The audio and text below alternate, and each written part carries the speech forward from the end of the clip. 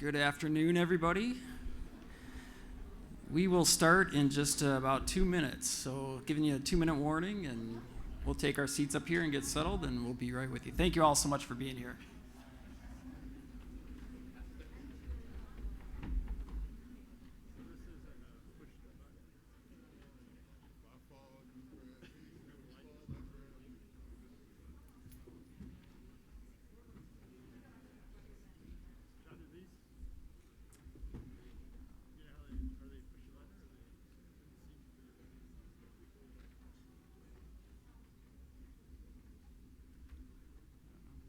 Figure it out.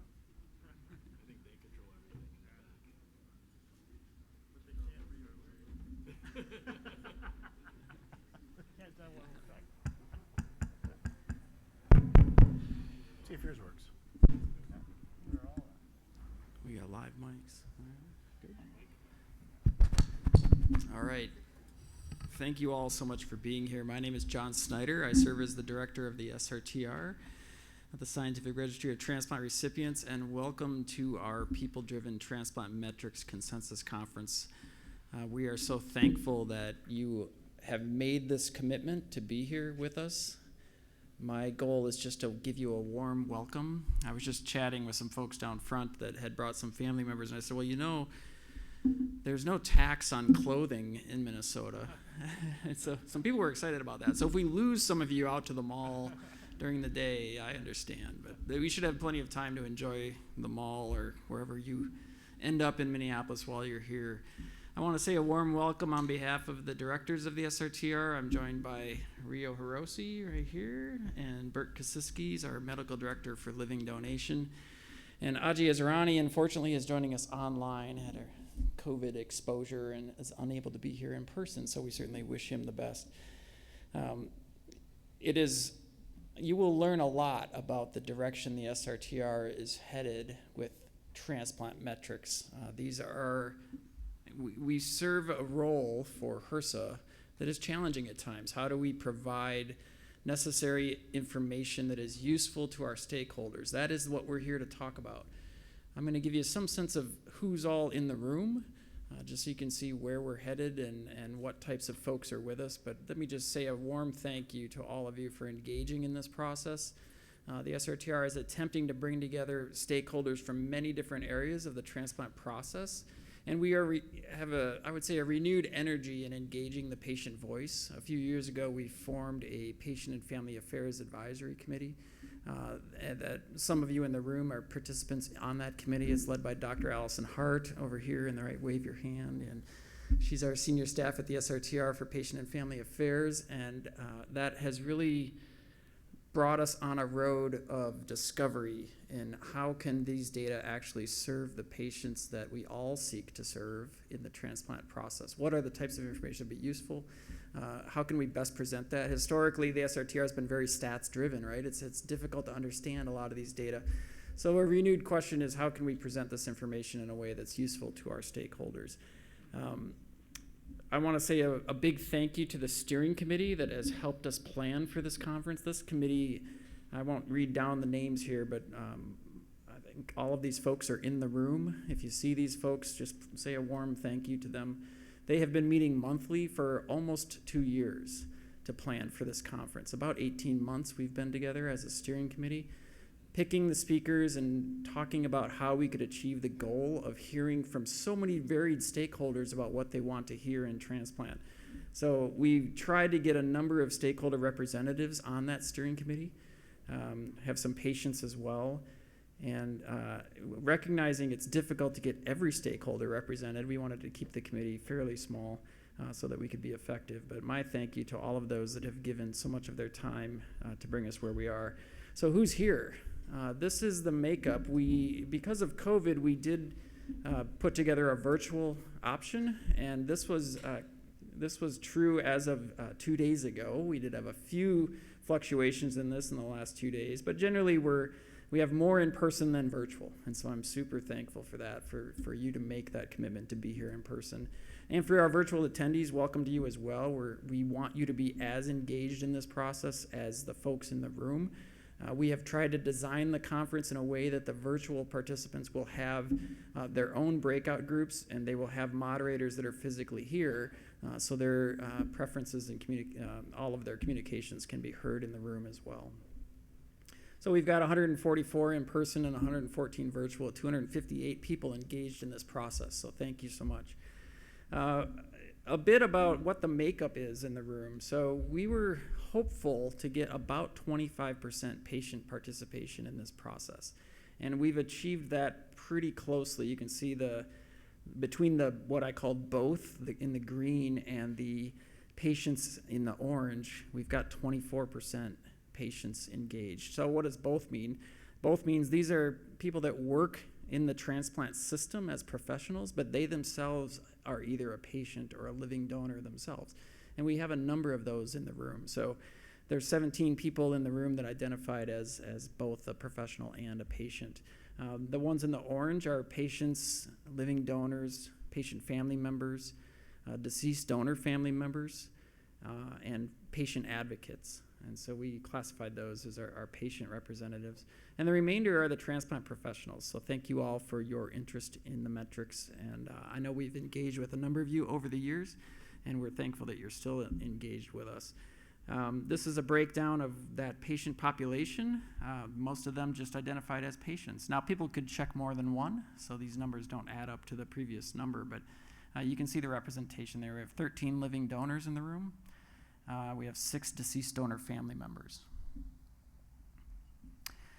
And with that, I would like to say a warm thank you to our sponsors. We did establish a patient travel scholarship fund so that our patients that don't have corporate support to come to the meeting could have their expenses covered.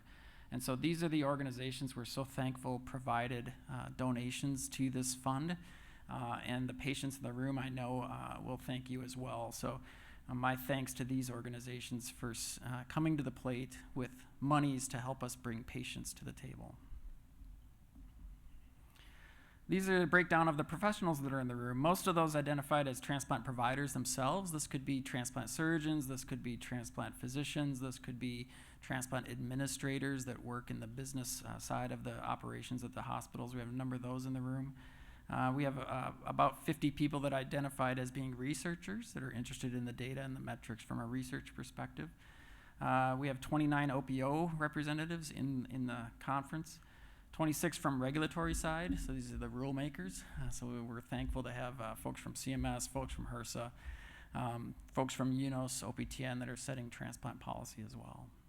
And you can see the remainder of the breakdown there. Thankfully, at the bottom there, you can see we have 7 from the payer community. Often we hear that these metrics have a big influence on insurance providers.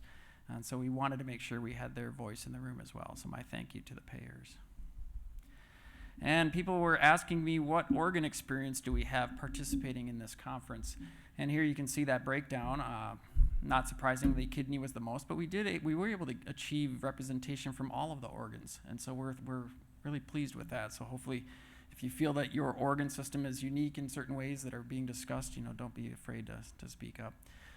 VCA there toward the bottom is vascularized composite allografts. These are things like face and hand transplants. You might have heard of these types of transplants. There's even a few in the room that have that expertise as well. People that checked all organs, these might be the research community that does research across all different types. They're not necessarily specialized in one or the other. So what does success look like? Why are we here? If we can get through these 4 questions by Wednesday, I will call that success. We're going to spend today talking about who and why. Who are our stakeholders in these transplant metrics, and why are they seeking information to help them in their journey or their professional careers? We're going to spend tomorrow talking about what information would be most helpful from your perspective, okay? And then Wednesday, we're really going to drill into that. How could the SRTR actually meet those goals? So that's going to be the setup. You're going to hear a lot about this framework coming up. We're calling this the framework of the conference. We're going to step through these 4 questions. It seems simple, but I think it will be effective. We've tried to design it in a way that will walk us through these steps. I will say that we worked hard to get our patient population here, many of which are immunocompromised. And so I just thank you for observing as best you can COVID precautions while you're here. We're going to try to be masked unless you're up here speaking. I think it's useful to keep that in mind. We're trying to protect our patients as best we can, so I thank you for that. And just thank you. I'm going to turn it over to Frank Holloman, who will introduce our next speaker. Thank you for this process.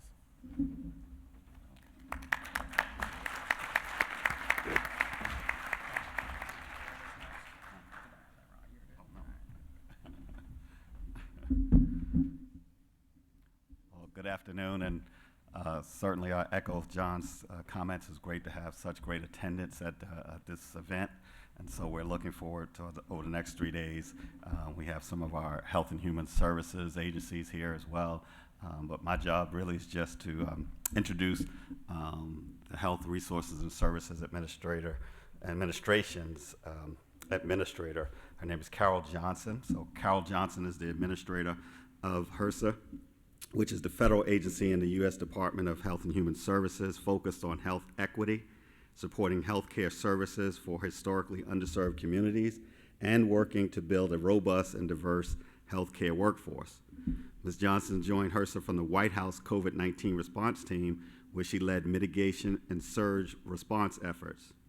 She previously served as the commissioner of the New Jersey Department of Human Services, leading the state's largest agency and providing health care and social services to 1 in 5 New Jerseyans. During her tenure, she expanded Medicaid coverage of mental health and substance use disorder services. She created a new Medicaid benefits to improve maternal health outcomes, which substantially increased child care rates for the first time in a decade, and expanded food assistance benefits. She also served for more than 5 years in the Obama White House, working on implementation of the Affordable Care Act, which combating the opioid epidemic, responding to public health challenges like Ebola and Zika, and advancing public health priorities. Ms. Johnson spent several years on Capitol Hill as health staff, and she previously was a program officer with the Pew Charitable Trust. Welcome, Carol Johnson. Oh, thank you, Frank. Thank you, Frank, and thank you to John and to everyone in the room for the opportunity to be here with you today. I'm a little concerned that my face may be that big, large screen that's in the room, but I'm hoping that, but I just appreciate the chance to join you today. I also appreciate how on brand it is for a data conference to lead with a breakdown of who's in the audience. That was incredibly helpful, incredibly useful to know about the robust participation from stakeholders across the community, but particular thanks to the donors in the audience who made such a tremendous sacrifice for our fellow Americans. So thank you for all that you have done, everyone in the room, over the last 2+ years during the pandemic. It's been incredibly hard across the healthcare system, and I know those challenges are not lost on the life-saving work that you do in the transplant community. I did want to say a word about how critically important this conference is, how we're so glad we were able to help support making this happen, and how timely it is. Again, we are the Health Resources and Services Administration. We are the federal entity that focuses on healthcare equity issues, although all of our colleagues across the Department of Health and Human Services do. But at HRSA, we uniquely focus on the needs of historically underserved communities, rural communities, vulnerable communities, hard to reach communities. And as part of that work, we also are the home of the Division of Transplantation, as you all know Frank's work. And there's just a huge convergence there in the work that we need to do on healthcare equity. And as I mentioned, the timing of this conference is particularly well aligned with the recent National Academy of Sciences, Engineering and Medicine report on increasing opportunities for ensuring healthcare equity in the transplantation system. And so I'm very interested in the work that you all will be able to do over these next several days to help us sort of unpack their report, which is called Realizing the Promise of Equity in the Organ Transplantation System. It has a host of recommendations specific to data collection, but I think probably the one to highlight most critically is their recommendations for overall performance metrics for the system. So what is it that we anticipate? What is it we expect out of the system, which is everyone in this room together and our colleagues across the country?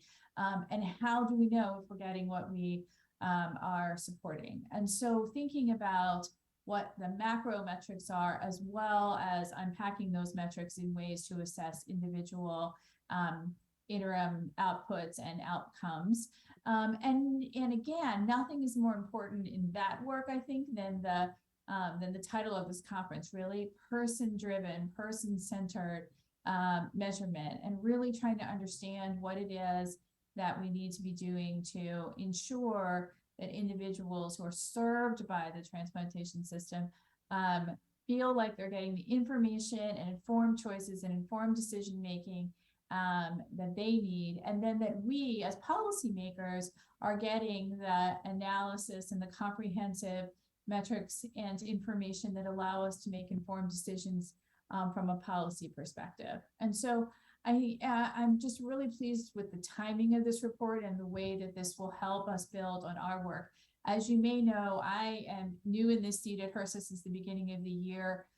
This work around organ procurement and transportation has been an important focus of my time here, really to be able to think through how we do our work going forward, how we can build more transparency into the system, how we can share more data with the field, so that as you all help inform us about what the best possible metrics are, we are taking advantage of all of the inputs and all of the brightest minds in the field to tell the story of what's happening, to identify areas of challenges or potential bottlenecks or issues, to ensure that we understand what's happening on wait lists, what's happening with discarded organs, what's happening in those instances where something where we might have an adverse outcome that isn't otherwise explainable by the data. Using all of the tools that we have available to us, and we are committed to more and more transparency here, more data transparency. And as I think Frank will share with you, we're working on more public transparency about data to improve not only the analytics, but also improve our oversight and accountability in the system. One of the things that's critical for us as the entity that manages the contracting under the federal statute, the federal organ statute, when it comes to ensuring that we actually have to recompete that contract with some frequency. And as we go into the next cycle to recompete that, we recently did a request for information to solicit from input from a broad range of stakeholders on critical issues like data collection activities, like how our IT systems function or need improvements to be able to support better data collection, better systems management, how what policy development issues there are, and importantly, how to better engage with stakeholders and better engage with the patient and donor community.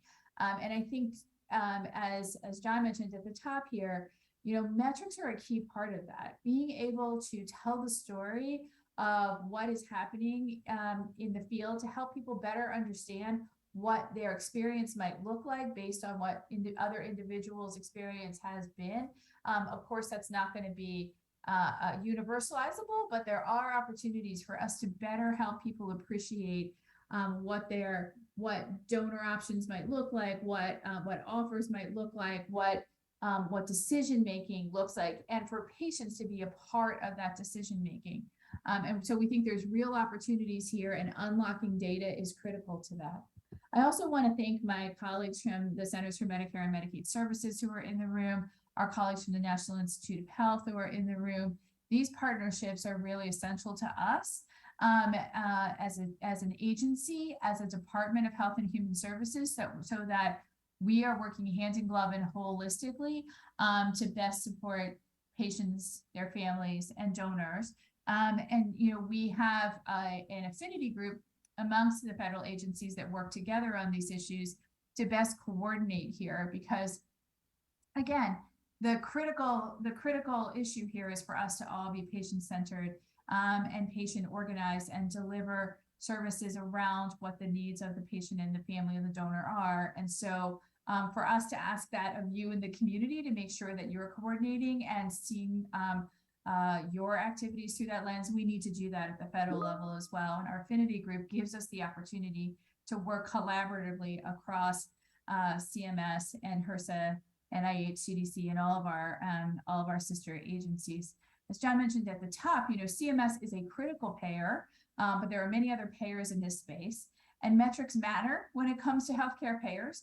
And so much of the work then that you all are doing here over the next couple of days will be the kind of work that helps us, but also helps payers across the country as we think about how what we value in the system and how we get the best possible outcomes. And so there's a lot for us to take away from this meeting. We're very anxious to hear your input, particularly as you look through those NASM recommendations, as you think about overall performance metrics, as you think about how we best inform and engage patients in their own decision-making here, opportunities here, and as we measure performance for the system, both at the individual, center level, as well as across the system. So I'm really looking forward to the conversation. I'm looking forward to the input and the output and the outcomes of this conference. And I think that there is much work to do, and know that we at HRSA are committed to greater data transparency, greater accountability in the system, and really, again, using an equity lens to build and support and sustain a patient-centered, patient-driven outcomes measures. Thank you.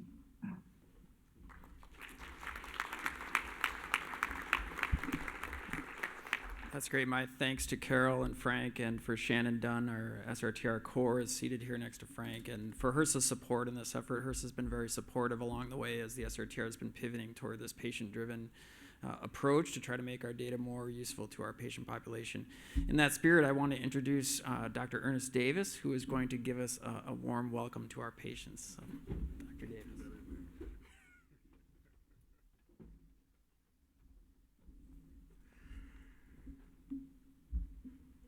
He threw that doctor in there. That's new, and I'm still not used to hearing that, so, okay. But if you're a patient here today, you must too feel the weight of contributing something, just anything, to the transplant system.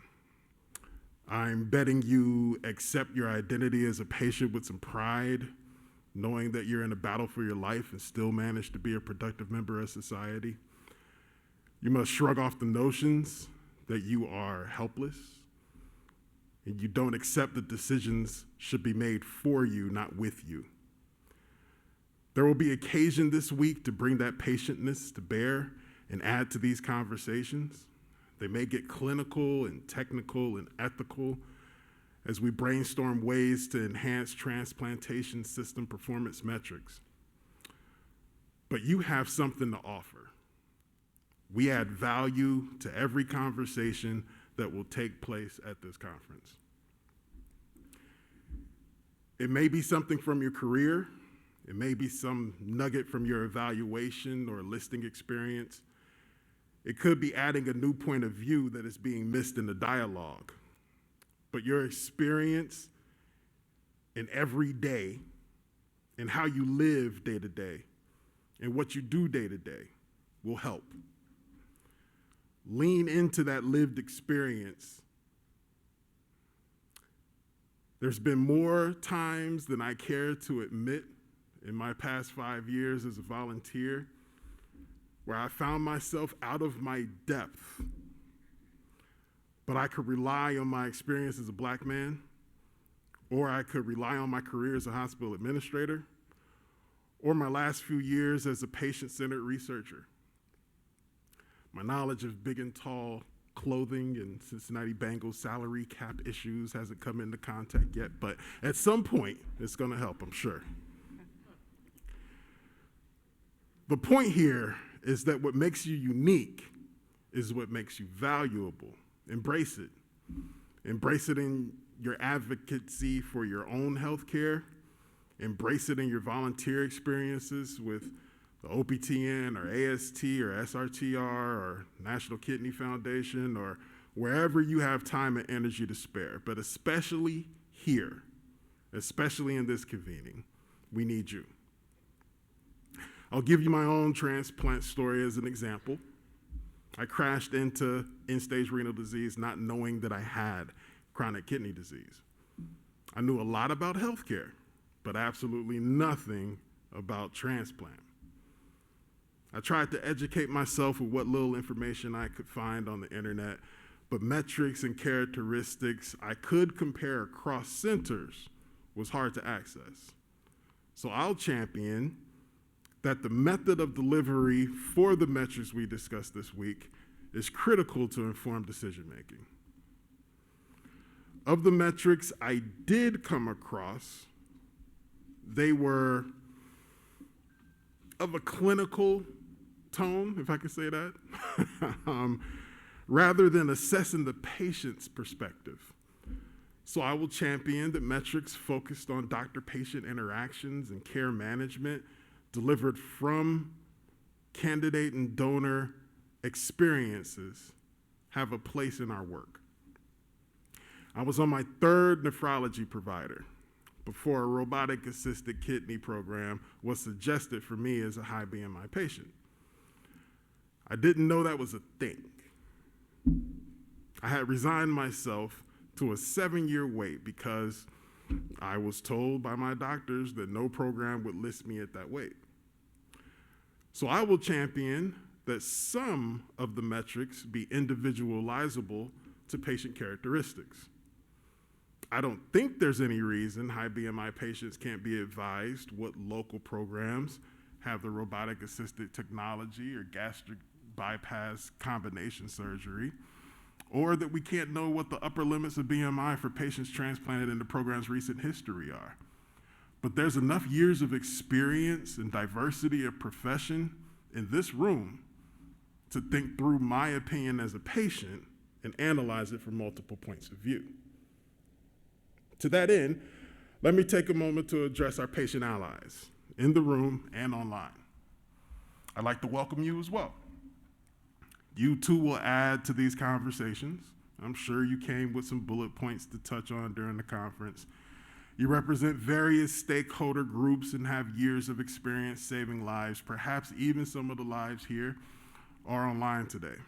But I implore you to remember these next couple of days that our goals here are twofold: to identify metrics to assess national transplant system performance and to support informed decision-making by critical audiences. In those two objectives, every person in this room is your peer.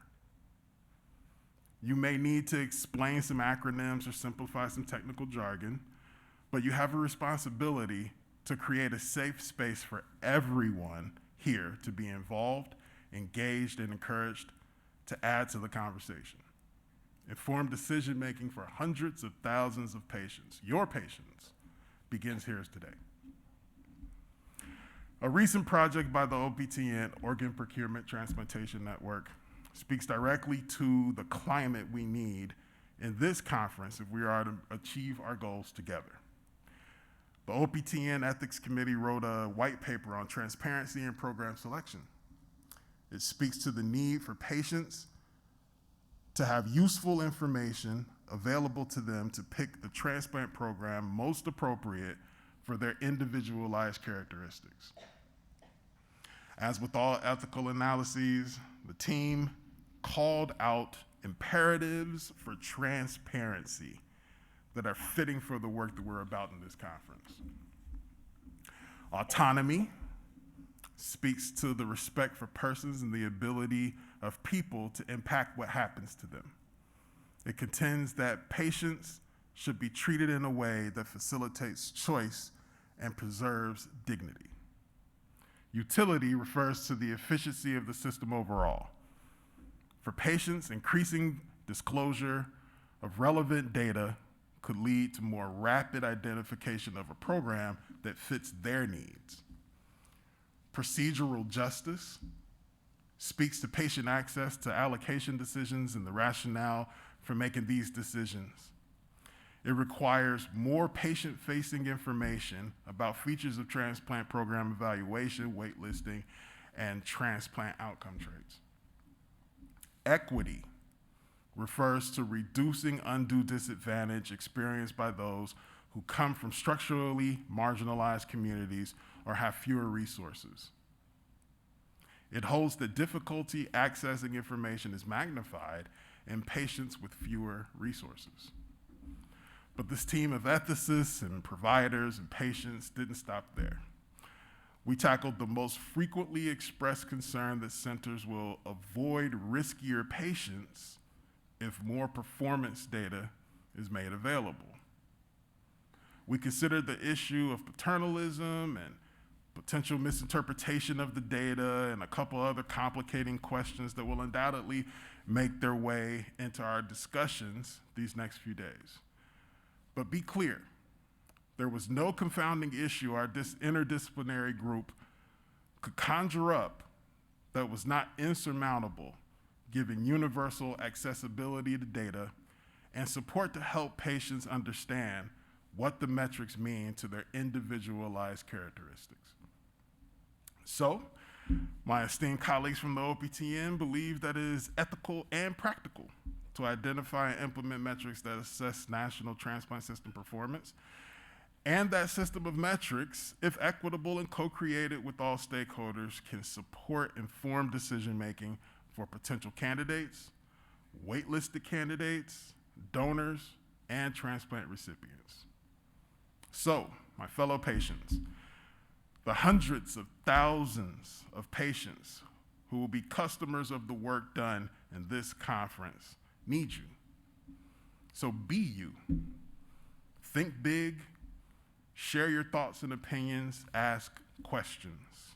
You are vital to the success of this conference. Thank you.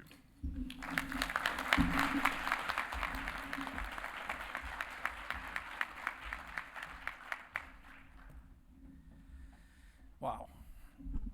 Well, just beautiful, Dr. Davis. It's just beautiful. I feel like I could go home now. I don't need to hear anybody. That's just eloquent.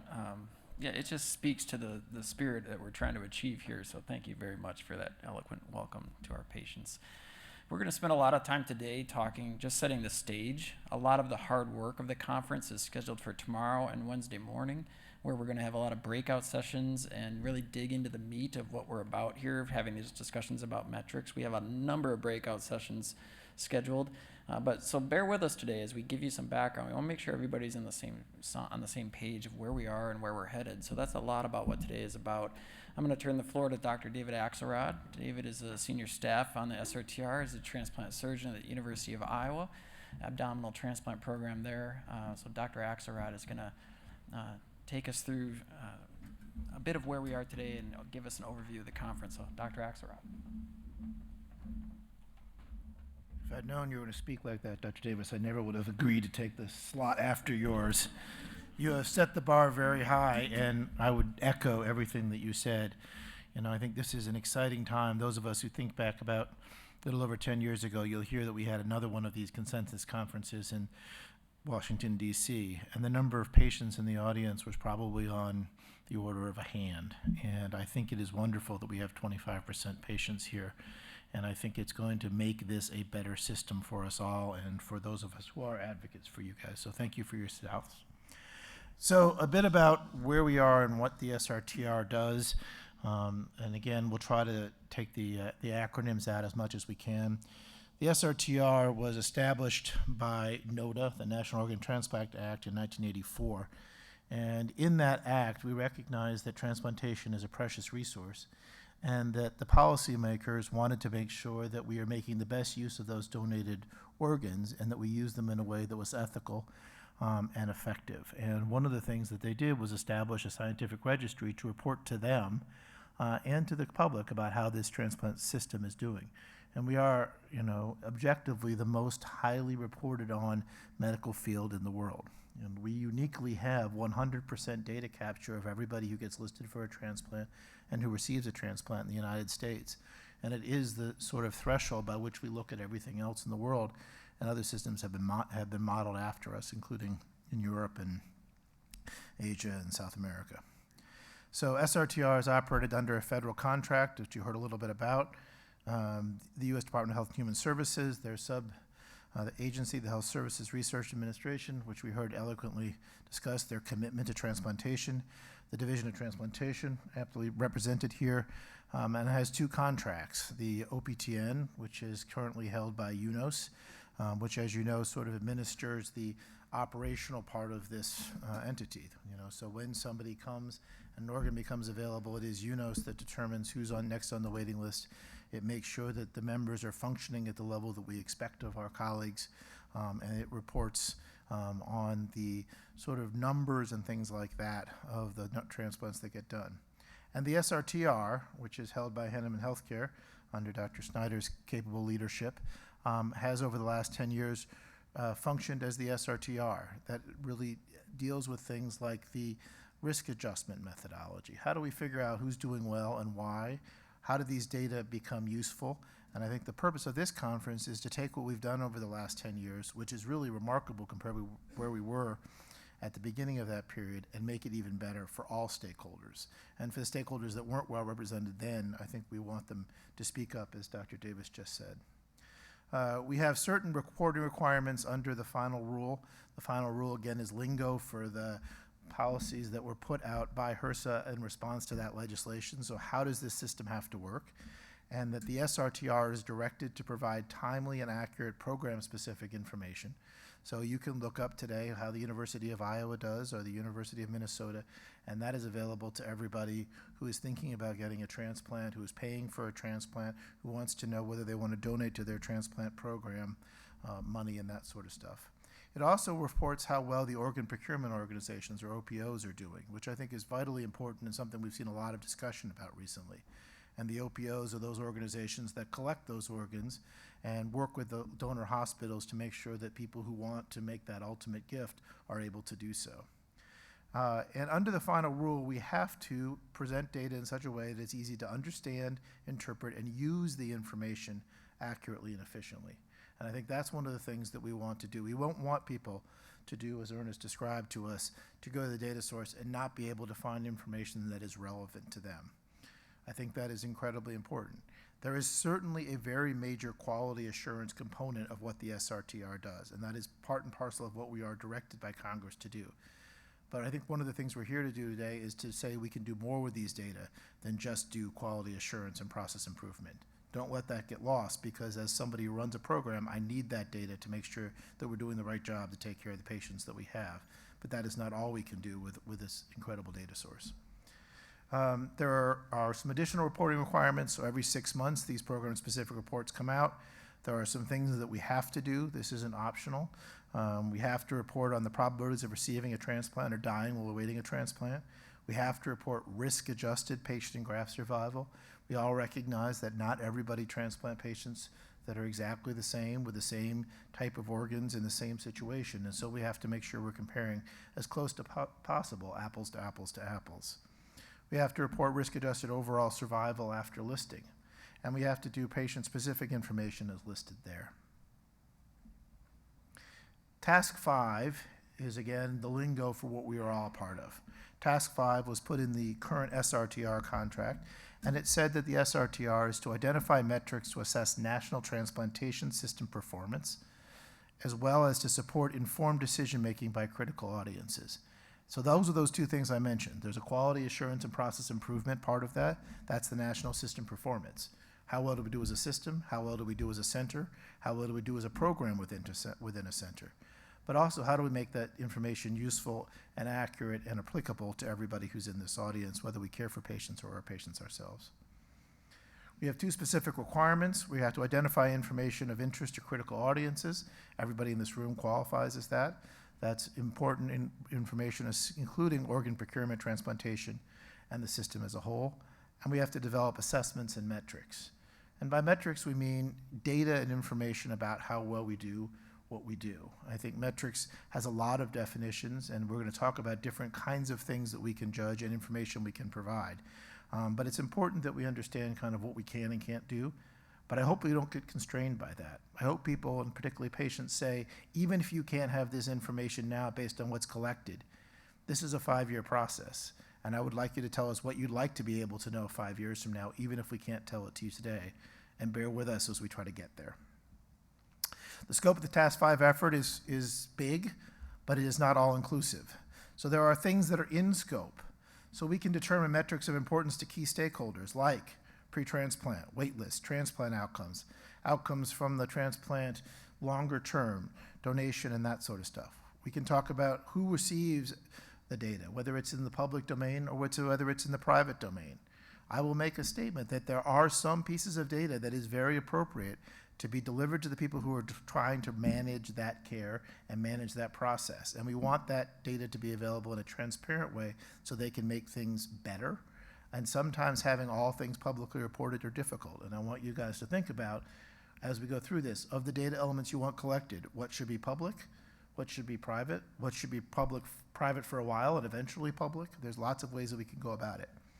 We should figure out how these data should be presented, how do we make it the most useful, and how should we modify the data collection, who's going to collect the data. How do we utilize new technology like the electronic medical record and what we call APIs, that way of electronically conveying data right into our registry as opposed to having people enter it. There are some things that are out of scope. So we are not here to talk about reimbursement policies or practices. Nobody is to take our payers and criticize them for what they do and don't pay for. Believe me, they hear it all the time anyway. They don't need it today. We are not here to renegotiate the final rule, NOTA, or the terms of the SRTR contract. Those are set, and things like we're going to publicly report every 6 months isn't a discussion here, and it is not on the table. And then finally, we're not going to debate UNOS policy regarding organ allocation or what's called the Membership and Professional Standards Committee, or the MPSC program assessment. The MPSC is part of the sister group, UNOS, administers the OPTN, that determines whether transplant centers and organ procurement organizations are meeting requirements. And the MPSC has just gone through a very extensive process of redoing how they're going to assess programs, and that is in their bailiwick. We certainly generate data that they use, and we can talk about what data we should have, but how the MPSC decides to evaluate programs is the purview of the MPSC. And if you don't like it, I would suggest very strongly that you talk to your representatives at UNOS and you talk to your representatives on the board and you discuss how they do it, but we're not going to have that discussion here today. We're going to talk about what information is useful for patients and other stakeholders and not how we're going to use that to judge programs. The Task 5 Steering Committee was shown to you, and I think it's been an incredible meeting over 18 months. And in addition to those steering committee people, we have had outside groups come and talk to us, everything from the professional societies to patients to regulators to payers, to give us their perspective to help inform this conference. I want to point out that we had patients and living donor representatives on those calls, and every single one of those calls, and I think that their contributions were invaluable. These are the senior leadership roles. You've seen some of us already. So what are the goals for today? We're going to learn from you guys. We want to know what information can help you make better decisions and feel more comfortable. Transplantation is scary, period. It is scary for the people that have to undergo it. It is scary for your family members who have to wait on what you wait on the list. It is actually scary for those of us who take patients to the operating room and know in our hands that the decisions that we've made about what organs we accept and don't accept influence you and your family for the rest of your lives. It is a high-stakes business, and we want to make all the information available that we can to make the best decisions for you. We want to know what works well and what doesn't work well. As Dr. Davis said to us, we want to know when you go and look for information what's not there and what you would like to be there. And we want to know what aspects of the transplantation system you think can be improved with better information.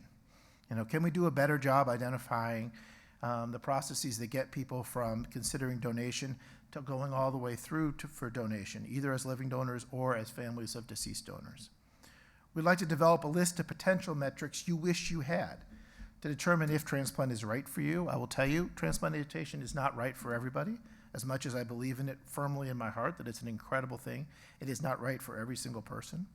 To help you choose the right transplant program for you, to help improve the outcomes of the patients at your own program, and to ensure that the access to and outcomes from transplantation are as equitable as possible. This is a national resource. Everybody who has got end-stage organ failure who's on the list should deserve an equal opportunity to get there, and we need to make sure that we do that and that we continue to increase equity across the system. Here's the agenda. So you've heard some opening remarks. As we talk about, we're going to spend most of today talking about the who and the why. The who is who's getting the information, who's using it, and the why are they using it. So some of it seems kind of obvious, patients and family members. Some of it may not be so obvious. Why do the referring providers need it? Why do the payers need it? How do they use this information? We're going to have 2 different panel discussions, first with patients and family members, and that's very purposeful. Patients come first in this conference. They're going to get the first chance to speak, and I would encourage all of you at the periods of discussions to let our patients speak first. And then a bit about transplant regulators and providers. And then finally, we're going to talk a little bit at the end of the day about how we got here, and particularly how this is informed by the meeting that happened 10 years, the National Academy of Sciences meeting and report, and a little bit of what we call a SOAR analysis, which we'll define for you. Day 2 is really a meat of it. So what do we want to collect?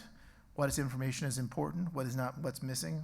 The morning is really for living donors, patients, and for their families. The afternoon is really focused on the professional side, from people who run OPOs and transplant programs. And we're going to close with a really unique presentation by Dr. Nancy Asher, who is a leader in our field and also a living donor herself, and to talk about her experience. And I think uniquely, she can talk about both sides of an equation that she's seen develop since her earliest days as a fellow in this city. Finally, day 3 is a little bit of the how. We'd like to start thinking about what that data looks like, how we actually collect it, and how we analyze it. This is the beginning, not the end of the process. We want you to recognize that this will be written up, and you'll ask for continual feedback. But we will, at the end of the day, begin to sort of delve into what we should really do to analyze those things we collect. So we hope that over the course of this discussion, we will learn from you. We want to hear from you and help us to give a better set of data and information and useful metrics for all of us. And I appreciate the opportunity to present.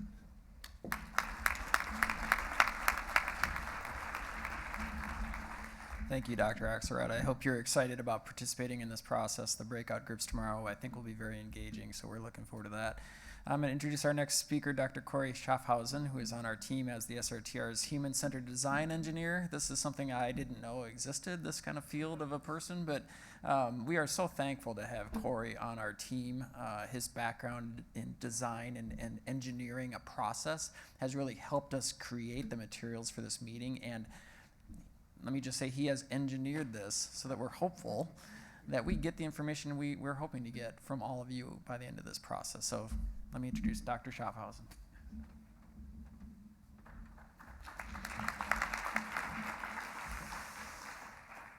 Thank you. Thank you all for joining. I'll just walk through what we are calling the conference framework. So much of the information that we'll present on the slides is also shown in what is the physical printed conference workbook that each of you should have received. There'll be some time to look at this on your own and see some of the details that we've omitted in the slides here. And then also, as we progress through the agenda, we'll do some deep dives into some of the specific areas in a little more detail. Just to kick things off for today, we're keeping this as a high level, just as an overview to kind of orient people to what this framework will be and how we'll use it to guide our discussions. So I'm starting with this statement: one size does not fit all. And I think we've heard this all mentioned in our speakers already. We do know that regulators will use some of the information. They'll use this to set policy. We know that patients and family members will use this information just to understand what their options are, where their loved one can get the best care. And those are different needs. And we would assume that the information that is valuable and important and useful may be different for each of those groups. And we want to recognize that and have an opportunity to discuss that. And so one of the ways that we are trying to facilitate having all of these diverse voices come together is to try and position this within the overall transplant journey. And I'll just kind of give a brief description of one way to think about this. So here's the transplant journey. We start at the top with the patient journey. This is also shown in the workbook. And we do keep this sort of front and center. The patient journey is at the top. And you'll see there are other stakeholder groups listed. This is not exhaustive, but you'll see some of the groups that have already spoken and who will speak in the forthcoming sessions to give their perspective. But I am guessing the individuals here might look at this and recognize there is something that's not quite right in this image. And that is, in the real world, what we hope is that these lines are working together, they're intersecting. In the real world, we're hoping that the patients and the providers and the regulators and all of these groups have a chance to communicate and hopefully to use some of the same information to all make decisions better together. So we've tried to find a way to express that type of a system in a way that can guide our conference here. And so this is what we've came up with. This is by necessity, maybe oversimplified, but it is still what, a lot to look at. And that speaks to the challenge of our task to come together and try and discuss all of the different elements of this entire system. It's such a complex system, and we want to see if there's a way to speak to all of these different parts. So again, this is printed in your workbook if you'd like to kind of look at this again later on and refer to this as we go. But what we hope is that this can be sort of a roadmap. It is drawn up to be like a map. Each of these milestones, the circles here, could be a place where information is used. In many of these, information may already exist at some of these circles. In some cases, SRTR or the groups that might create metrics may not have that data for that point yet, and that would be an opportunity to discuss how that can be improved. Once we settle on where we are on this map, what part you might want to be discussing, and each of our breakout sessions will be assigned certain portions of this system so that the discussion within a group can be a little more narrow. But once you're there, we want to still have a way for all of our diverse stakeholders to discuss this, what is a really high level of complexity in a step-by-step way so that we can all hopefully walk through this process together and create some meaningful recommendations at the end. And so the next image here is what we're calling our framework. This is the framework image itself, again, in the conference workbook. And so you've heard these steps before: who, why, what, and how. The who and the why we'll get to know a little bit more in the next few hours today. And then the what will be the focus for tomorrow as we get into the breakout sessions. And the how will be more the focus for day 3. And then I'll speak to the sort of remaining final stages in a few moments as well. So we've seen this list, and hopefully you can recognize that many of these groups are in the room. They're joining us virtually. They'll be part of the conversations. There's a detailed list in the workbook as well that goes into a lot of the specific examples that we heard as we were planning this conference and thinking about who should be in the room. The next step, the why. What are the needs that we're trying to address? There's some examples here and sort of restated just to focus in on that. And like others have said, and we started off this session, each stakeholder may have their own unique needs, and that's great. We want to know that, we want to understand that. I'm going to focus in, just for purposes of an example, on one of these top ones: informing patient and family decisions. So we did have an opportunity to meet with patients, families, donors, deceased donor families in the preparation for the meeting to start collecting feedback even in advance of our time today. And so we started to listen to some examples of information that might be important to these groups. And as we positioned that, or as we thought about the what, we mapped those comments to the patient journey. So this is an example of some of the preliminary feedback that we've already heard.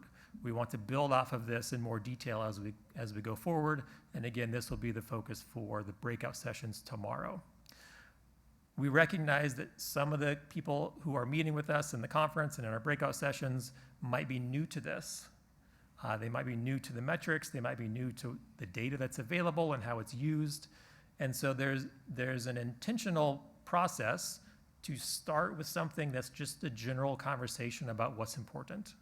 So in this case, these might be framed as questions that might come up just in everyday life as a patient, and we want to hear from your own perspective what those questions might be. If there are examples, if you're knowledgeable about what data is already available, and you can speak to that level of detail, that's also perfectly fine, just to explain what information described as data. But we don't want to leave people with an impression that we're just gonna go from 0 to 60 in the first 5 minutes and start throwing out lots of jargon and lots of complex statistics. We want to just meet people where they are, have a conversation about your own experience, your own journey, and you can all contribute to that conversation by describing what's important. So this is an example from the patient perspective. Each of the stakeholder groups can certainly kind of frame this based on their own backgrounds. So this is the focus for day 3. It's the how. And we are thinking about this in terms of how can the information that's important be presented as a metric. And so we're hopeful that over the next day and a half, before we get to this point on day 3, that everyone will become a little bit more familiar with what SRTR is, what data is available. And day 3 is potentially, or what we hope could be, a chance for the group, the broader group, patients included, to think like a statistician for just a little while, maybe for an hour or two before it gets too exhausting.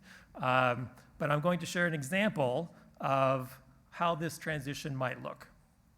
So this is an example of thinking about how a metric could be presented. And again, more detail is in the workbook. If you ask, what information is important, and someone says, well, I want to know what outcomes are at a center after surgery, that's exactly the information we want to know. That's a question that patients or other stakeholders might be asking. We want to hear that. We want to capture that. But if you're thinking like a statistician, that isn't going to get you to a metric. That doesn't necessarily reflect a metric. And there's a list here of the actual level of detail that might be needed to take that information of interest and create a calculation and have numbers to share on a website that hopefully will be really amazing and patient-centered. We need to know, are we talking about adults or pediatrics? What is the time frame? What types of donor organs? Living donors, deceased donors, both. And this is just for the outcomes. There could be waiting times. There could be all these other things that each have their own necessary level of detail to really capture that. So we're saving this towards the end. So this will be day 3. We'll sort of work through this progression, thinking about who and why. Tomorrow, thinking about what information is important, and finally thinking about how this can be presented in a metric. And then you may recall there are lots of steps that come later. And so again, we only have 3 days here. We have a very complex system. We have a really diverse group of stakeholders. So we're trying to build in a realistic outcome to capture this information that we've covered. But there's a lot that will be still needed after the conference is over. So there's still going to be a lot of important work going through the specifics of how these metrics are created. There will be some time necessary to try different things. And then in addition, there'll be a lot of important work to be done to actually create usable websites and usable reports that can share this information with everyone in a way that's easy to use. And so, again, there will be a lot of work after the conference, but we definitely look forward to working our way through this in our time here. So thank you.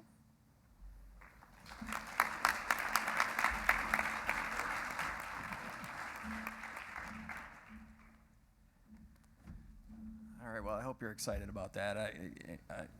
Corey, thank you for telling people that you want them to think like a statistician, if only for just a minute. I've never said something like that, so that was brave. Yeah, thank you. So I hope this gives you a sense of where we are, where we're headed, how we've designed this meeting so that we can engage with you. I am going to invite up our next panel. Well, first I'll thank our first panel here for their participation. For the next panel, we are going to start to bring up some of our key stakeholders. Remember, today we're talking about who are our stakeholders and why are they seeking information. And so I wanted to introduce, while this panel maybe takes their seats down, I'll bring up Dr. Allison Hart and Ms. Heather Hunt to moderate this session here. And our panelists, we have a panel 1 and 2. If they want to also make their way up to the front, we will bring them up as well. This first panel is our patient. We're going to hear some perspectives, right? This is just to get the juices flowing for tomorrow. So I'm hoping that these comments that we hear from our panelists are engaging, get your brain thinking a bit about discussions to be had tomorrow in our smaller groups. And this first panel is going to be focused on patients and referring providers. And then we're going to have a short break. And we will then hear from professionals this afternoon and some of their perspectives as well. So I will turn it over as our people get settled. Are you going to kick us off, Allison? Or? Can I sit? Do I have to stand? You can sit. Your mics should be live. Well, did we figure out the Q&A? We'll figure that out. Thank you so much. I'm Allison Hart. I'm a nephrologist, a kidney specialist at Hennepin Healthcare, and the senior staff for patient and family affairs at SRTR. And I just want to echo how grateful I am that all of you came here to do this with us. We know it's a lot of work, and I want to, again, extend my gratitude to the patients and family members who have really taken their own time to come here and be here with us. So thank you so much. I want to also emphasize, if you have any questions, please feel free to grab us. If we're using acronyms, I know we spit these out like rapid fire, like everyone knows what we're talking about. So we're all going to try really hard not to do that, but I know it will happen. And I'm going to let Heather Hunt introduce herself because she needs no introduction.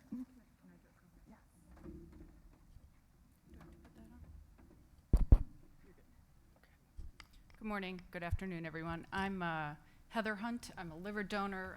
I'm really grateful to be here. Before noting the stakeholders that the steering committee identified as critical to the effort and introducing our panelists, I wanted just to take the liberty of taking a minute to share with you why I'm grateful to be here and why transplant data and metrics matter so much to me. So when you learn someone in your family needs a transplant, you need to learn, and you need to learn really fast, and it's not easy. So when I stumbled across SRTR data and metrics back in 2014, I felt like I hit information gold. At that time, you know, you feel that everything is completely out of control, and information, data, and metrics from a reliable source helped bring order and confidence to my family's decision-making. Data and metrics helped us create a plan A, B, and C to get my sister to transplant. I'll share that my mother had already buried my father at a very young age, and one of her, my brother. And my perspective at that moment was she will not bury another child. And so we were really determined to get to and through transplant by whatever means. So our plans A, B, and C were for different kinds of transplant, both living and not, and in different parts of the country, again, from our point of view, based on sort of the whatever it takes perspective. So the SRTR data and metrics helped me figure out where my sister's best shot at continuing life might be, and it led me to conversations with transplant professionals at different centers to inform our best way forward. All of them had my sister's best interest at the heart of their counsel. So that experience is really why I'm happy to be actually spending my summer vacation here with you all talking about metrics. I believe that all patients from every walk of life, every education level, and every demographic should have the same access to comparative data presented in an understandable way. So I'm especially grateful to SRTR at this point in time for having such emphasis on patients. Can I have the patients who are here in the room just raise your hands for us? Terrific. Welcome. And if others are here,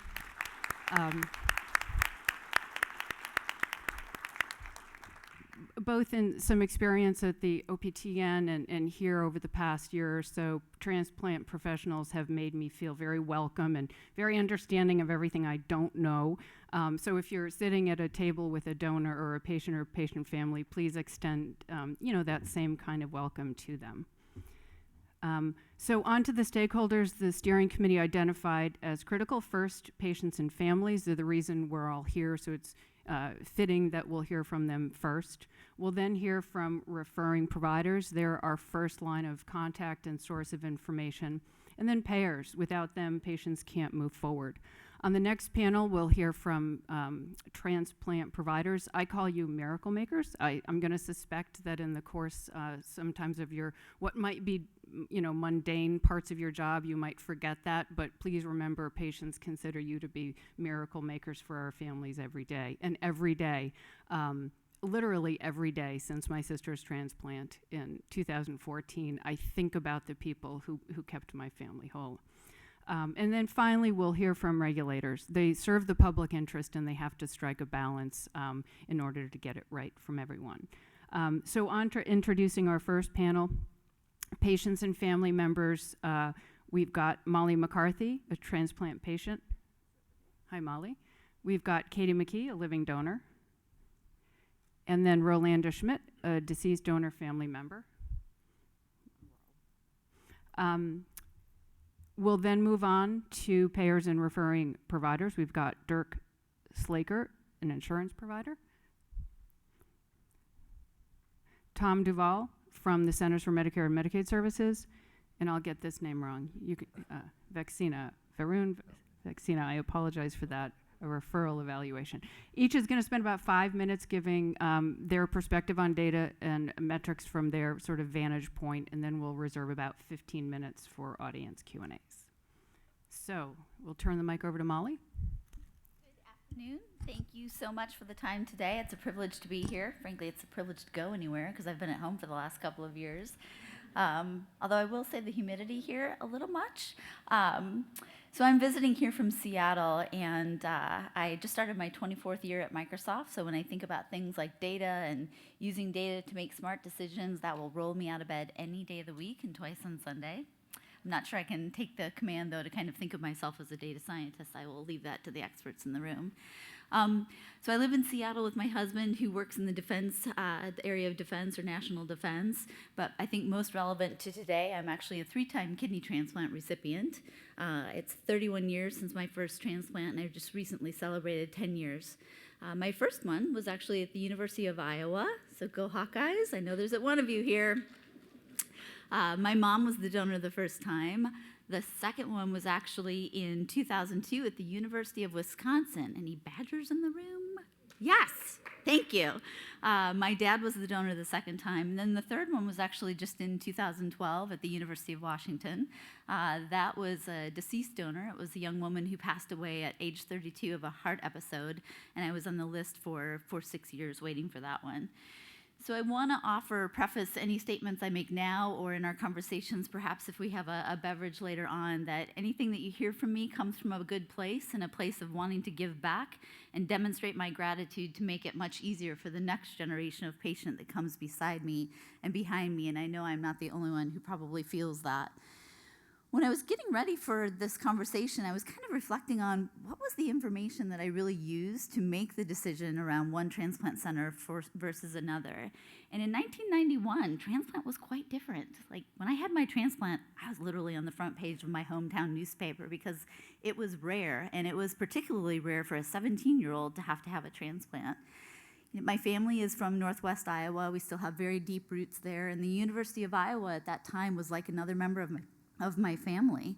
I knew my doctors. That was the place you go when you have, a need for critical care. I trusted my doctors, and I knew I was going to have a fantastic outcome.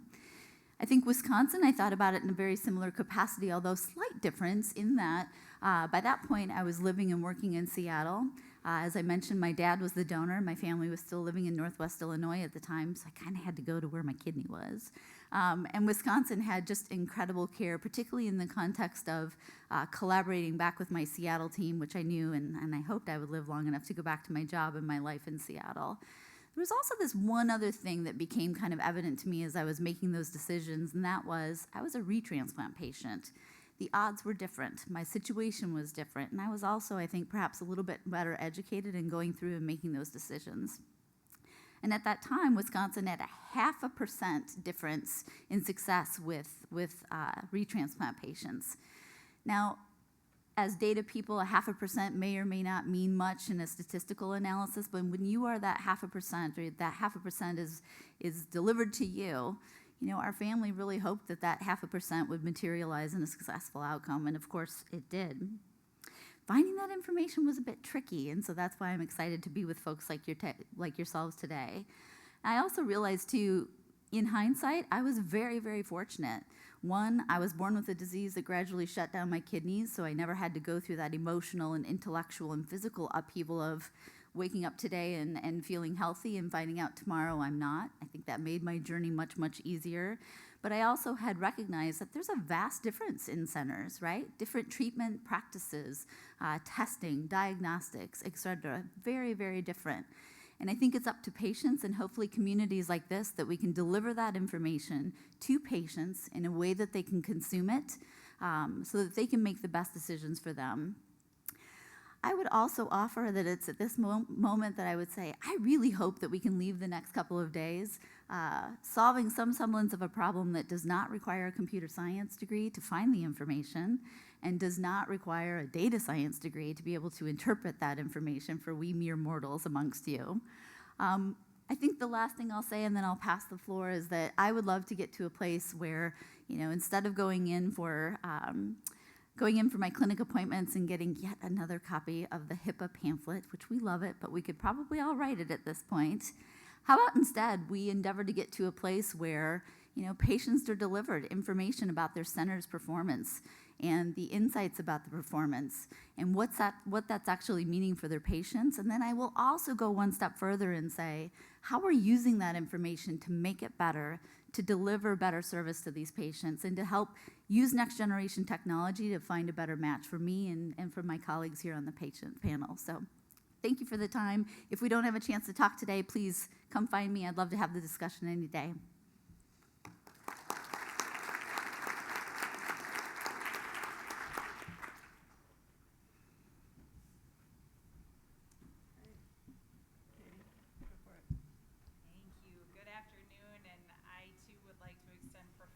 Gratitude to be with this community this afternoon.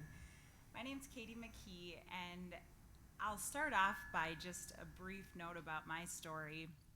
I love, Heather, how you described the miracle makers. I had the privilege of working with those miracle makers toward the beginning of my career in administration at the Mayo Clinic, and getting to not only have a glimpse of the life-honoring power of transplant, but also having the privilege of, in that role, sitting in waiting rooms and getting to know individuals both before and after transplant and really seeing the transformative, life-saving effect of such gifts.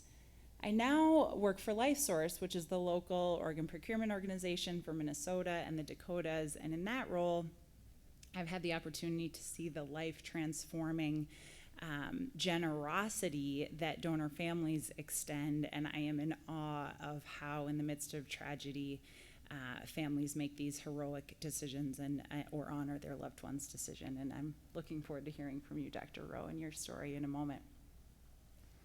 In the course of getting to know this community, it seemed natural to me that I would want to give the gift of donation someday. And in fact, my dad and I talked about that several times, and how at some point in our lives, no timeline particularly defined, we would donate together. My dad died suddenly a couple of years ago, and when that happened, he was, and we celebrate, able to be a tissue and an eye donor. But at that time, I felt this conviction that one way that I would honor him was right away start researching living kidney donation and move forward with that gift that we had discussed making together. There's 3 points that I'll cover in terms of the living donor perspective today. And the first is, because I had a bit of a background in this incredible community, there were some pretty specific things that I was looking for when I researched programs. Things like patients being listed early. So these are sort of things that I was familiar with because of my work, but time spent on the wait list, and then the longest possible graft survival reported, I was interested in that. I also was interested in programs both having a presence of and their approach to paired donation, and just kind of maximizing the outcome or the reach of a non-directed donation. So that was my focus when I was looking. The second perspective I'll share is, independently of that, my father-in-law, his name is Mark, decided to donate a kidney about 2 years after I did. Since my donation and to his, the SRTR had developed the Living Donor Collective. And I have to tell you, Mark, my father-in-law, clicked every single link on the Living Donor Collective. He's sort of a researcher himself and an information guy, and so the opportunity to really delve into every related resource that is so beautifully compiled was really helpful to him. He was interested in centers that were part of the National Kidney Registry. That was a big important thing to him. And then he was also interested in patient-reported outcomes and donor experience data. And to that end, I must share with you how energized I've been. I think that patient experience, especially from the donor perspective, that data is of course growing, but I've been so energized by my observation mostly of Dr. Hart's leadership of the Patient and Family Advisory Council at the SRTR. Dr. Kim Watt at Mayo has also pulled a group together of living donors who are able to advocate and share their experience of living donation wherever they are in the country. And I think that body of sort of patient-reported experience information is really growing and is really important. And that, I would say, probably was number one for my father-in-law. The third point that I'll make about living donation is, I actually, one other point. I was very empowered by Dr. Davis's comments to also share that one thing that I did look at when I was considering living donation is what criteria for donors different centers would accept. And I was like, am I close to the maximum BMI? So I was very glad that he shared that. That's important when you're looking at programs, and so was encouraged to find that information also available. The third perspective that I want to share is I want to hold up this transplant system visual that I love. I've never seen the information compiled quite in this way before.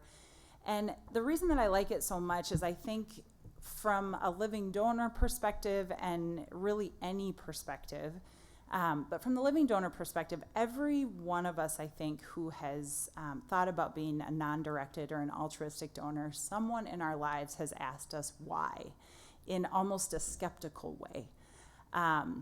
Why would you do that? And the context for how we view these metrics, I think, is perhaps most important of all. So when looking at, a specific metric like how long people are on the wait list, every chance there is to link to the greater need and to link to the greater sort of power of the gift of life that this community really extends through donation and transplantation, and to make it personal, I think, is what has been most important to me as a living donor, and really is what I think gives metrics the power in the stories that they can tell, is when that context is always linked back, the why and the what does this mean in the context of honoring the gift of life in this community. Thank you.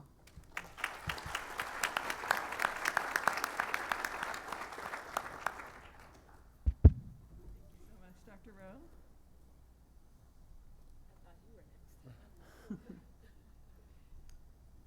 Thank you. It's such an honor to be here, and thank you, Dr. Amy, for all that you have done for me and LifeSource. I'm forever indebted to their organization.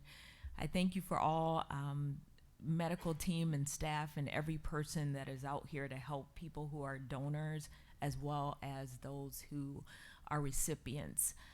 I did not plan to be here. I'm a professor by trade of business and enjoy being in the business world, but unfortunately, my youngest son left this earth by his own hands 2.5 years ago. So my family got unexpectedly thrust into a situation where you're in shock, and then 5 minutes later you're hearing, he's not going to make it, and his organs are going to be donated. And I'm so thankful to LifeSource because they were on site. My husband, who had a very clear frame of mind, knew that when they said, here are the people that are going to get your son's organs, he thought at that moment, wow, our attorney needs a kidney.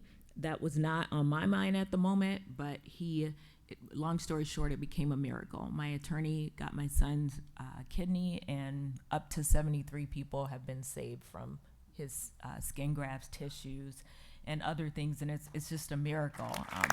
Yeah.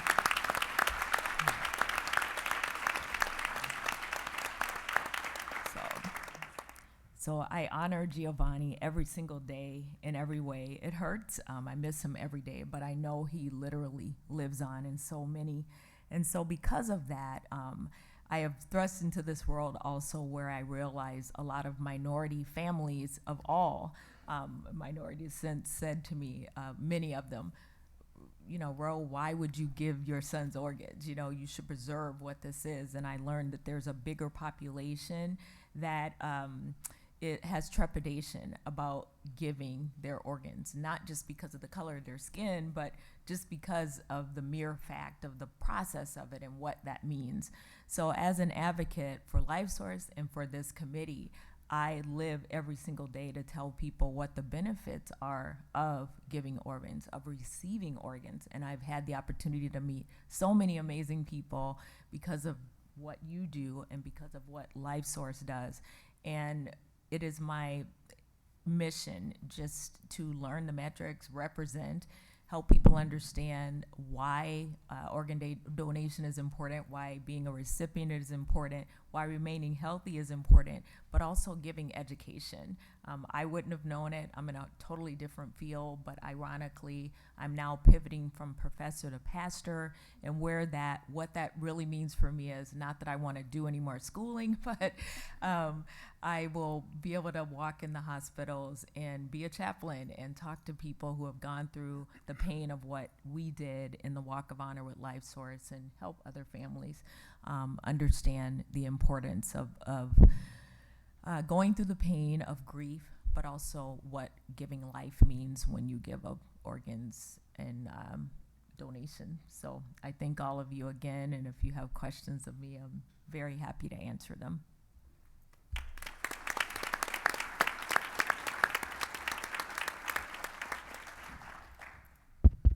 We're going to go on with our second panel and then do questions at the very end for all of our amazing panelists. So, Dr. Slaker?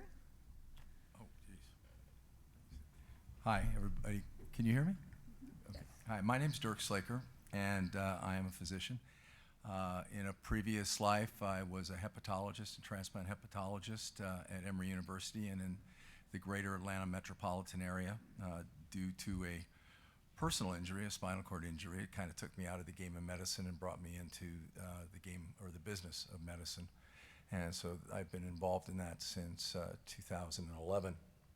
I currently serve as a national medical director for Optum United Health Group in the Division of Transplantation. I am pleased to be here with my friend, colleague, and transplant supporter, John Friedman, Dr. Friedman, who is a well-known entity for SRTR and in the transplant world.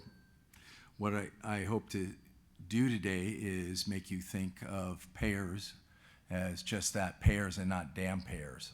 So I hope to remove part of that stigma. I'm not sure I can accomplish that because I think that probably payers are the second most boring group next to statisticians, but we'll see. Again, we'll allow ourselves to the meet and greet and see how that transpires. When I speak to you today, I want to speak about in insurance terms, not necessarily medical terms, about what the payers are interested in. The first thing is to understand that what the payer's role is to administer benefits for their membership. As far as my role and and as far as UHC and things like Blue Cross Anthem, we manage benefits across all lines of business, whether that be Medicaid, Medicare, or private payers. A benefit is any form of basically a covered healthcare service that's involved in either prevention, evaluation, diagnosis, or treatment. And as we all know here, the benefit is a transplant. One of the most important things about a benefit for a payer is it has to have medical necessity.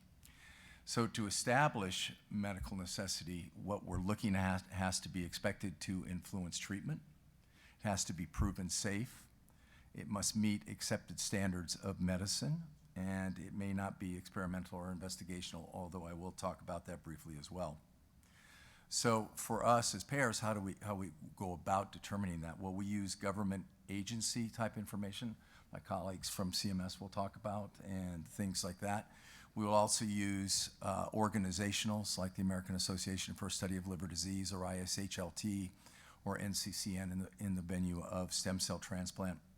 And we will also turn to current peer-reviewed, specialty specific scientific literature. And in our organization, we also use expert panels of specialty specific providers to review whatever information we set as medical necessity and to give their input to make sure it's correct. Within this room, I can at least tell you there are 10 expert panelists for Optum that help guide our policy. I want to talk about experimental investigational for a minute. There are things that are not considered experimental investigational. For a payer, those things include life-threatening conditions. I think that if a situation is brought forth to us, even though it may not hit all the check marks for what we would call medical necessity, we will consider these things and will approve them. So we're not necessarily a bad guy in that regard. We are very cognizant of our perception in the community, and so we have something called the CNN principle. So we will review cases and give them special consideration, hopefully not end up on CNN. It's similar along the lines of life-threatening conditions. But in the context of that, reviewing these kind of unique cases is actually starting to drive acceptance or medical necessity for new types of transplants. For instance, I would speak to you about metastatic colon cancer to the liver. In days gone by, I see heads raising and people shaking their heads, and they would say, no, we can't do that. But now there are ongoing studies looking at metastatic colon cancer that is contained within the liver, in which successful transplantation or hepatic transplantation is occurring. So again, it's an ever-evolving, and the payer is always willing to look at new situations in that regard. So when we create all this information, what do we do with it? Outside of Medicare, which has their own specific documents for transplantation in their national coverage determinations and such, we will create our own policies. And we will do this to review. Basically, what we do is we are submitted authorizations from facilities from everyone in this room for the most part. And we will review them in the context of our guidelines and see if they meet medical necessity. It provides, in a sense, you would say to me, well, don't these people know what they're doing? And I would say to you emphatically, yes. But there is a time for checks and balances. And I think that the unique part of the payer in what I'm talking about today is that transplant is very unique for payers. People are always going, damn insurance companies, in the sense that, they're getting their MRI denied. They're getting their TENS stimulator denied. They're getting their new Ozempic prescription denied. I'm not talking about something like that. We're talking about something that has a significant impact on an individual's life. So transplant really works in a virtually different kind of framework than other type of things that you would think for an insurance payer.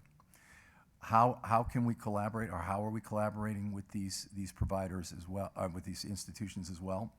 Well, COVID has changed a lot of things, and in one sense, it's made medicine become remote. And one of the things that we find is a lot of times we have difficulties assimilating information from facilities because they have a lot of remote employees. Significant number of these employees are possibly not made to be meant to work remote. And it also leads to increased staffing shortages with individuals who aren't returning. So our ability to serve in concert with the facility advocating for the patient actually can lead to a very meaningful collaboration that people probably would not even think about. In addition to policies, how else do we serve the membership? Well, the next thing we would consider, and this is the point, and this foundation is all leading up to the metrics. And we use these metrics created by SRTR and other organizations to help us create what we call our network of centers of excellence. And these are facilities, again, where we would like to administer the benefit of patients, that transplant benefit, to get them the highest quality care that they can find. So as I heard my panelists talk about, it's like, where do you find care, right? And so in that regard, we're actually helping our membership, our patients, find the best possible care. Now, mind you, it's not all that humanitarian. I mean, it is humanitarian, but also finding the best centers also is useful to the payer, because usually these are the most cost-efficient facilities, right? So we're looking at things that provide the best care for the patient and also cost effectiveness. Ultimately, there are objectives that the payer has, and I think in terms of transplant, we are trying as a payer to deliver right care in the right time, at the right place, and with the right providers. In the sense of savings, it's not savings that's driving what we do, it's the science. Science actually drives it. And if you find the people who perform the right science, then the savings will follow. And it's to consider the payer in the transplant space as an advocate and not an adversary. And in that regards, I'm hoping that after a few drinks and a few breakout sessions, you'll just see me as the payer and not the damn payer. So thank you very much.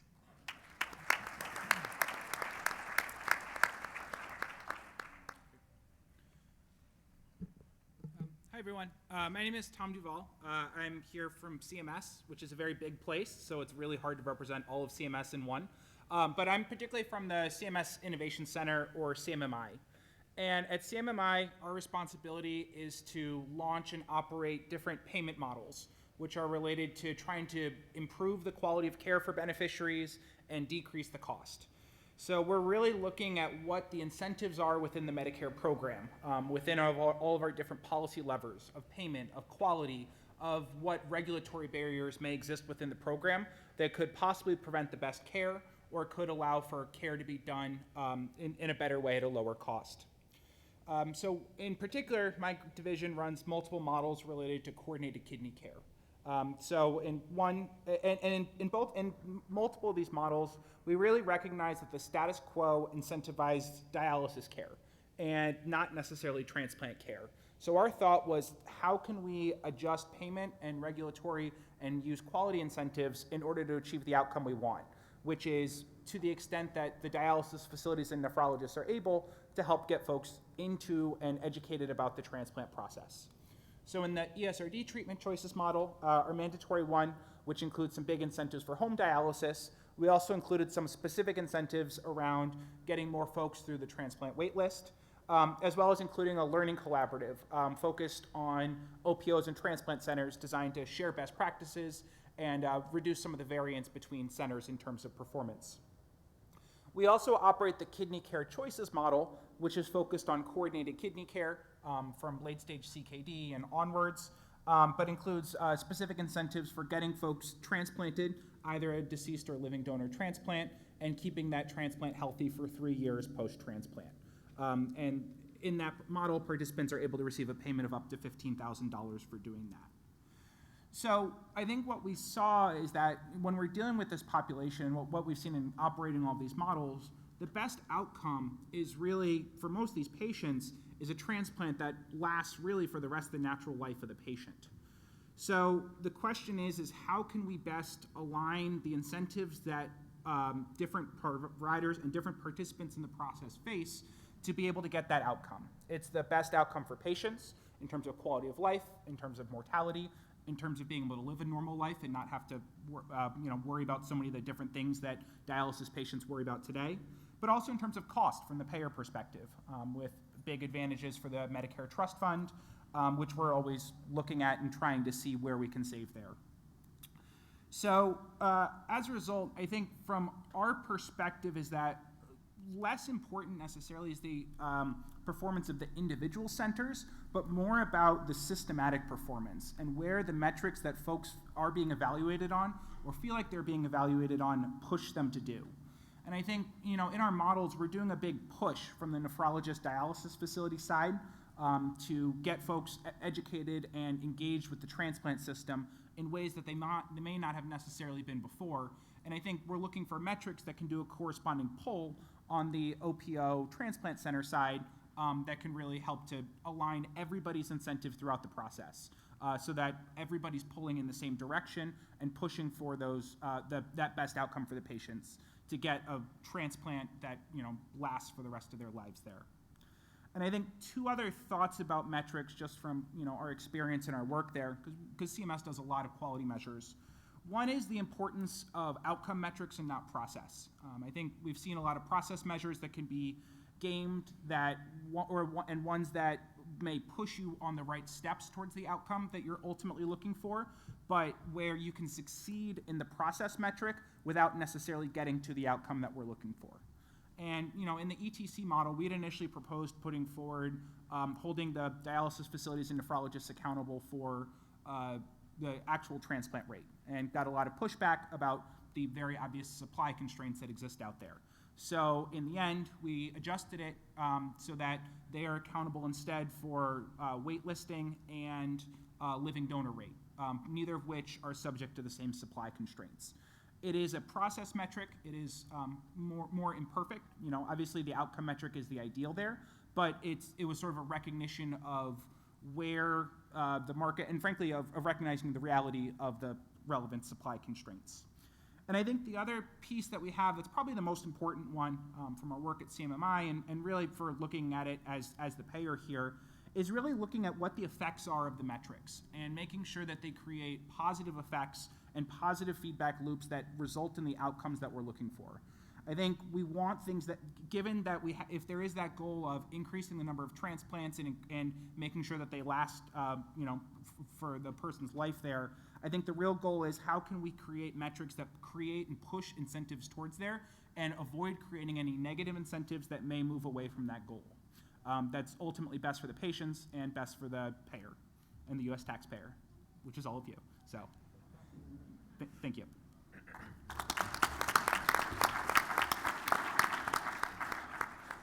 So I just wanted to start by thanking the organizers for including me on this panel, and thank you Dr. Hart and Heather for moderating this session. By way of introduction, I'm Dr. Varun Saxena. I'm a transplant hepatologist, a liver specialist. I hold an adjunct clinical professorship at the University of California in San Francisco, but my clinical work is largely in Kaiser Northern California as the director of the Liver Transplant Advisory Board, as well as the chair of the, I've got to get this right, chair of the Liver Clinical Management Subcommittee for Kaiser Permanente National Transplant Services. So just a quick rundown of our structure at Kaiser Permanente. So on a national level, we represent Kaiser Northern California, Southern California, Hawaii, Northwest, Washington, Colorado, and Mid-Atlantic. We care for over 12.5 million adult patients through that network. And just in 2021, we referred over 4,000 transplant patients. And In 2021, 1,800 patients were transplanted within our system. So the key stakeholder group that I represent for this panel is actually the referring provider. So there are two aspects where data and metrics in the field of transplantation really impact what we do on a day-to-day basis. Number one is somewhat similar to what's been discussed, but we use these metrics to select centers that we will be referring our patients for transplantation.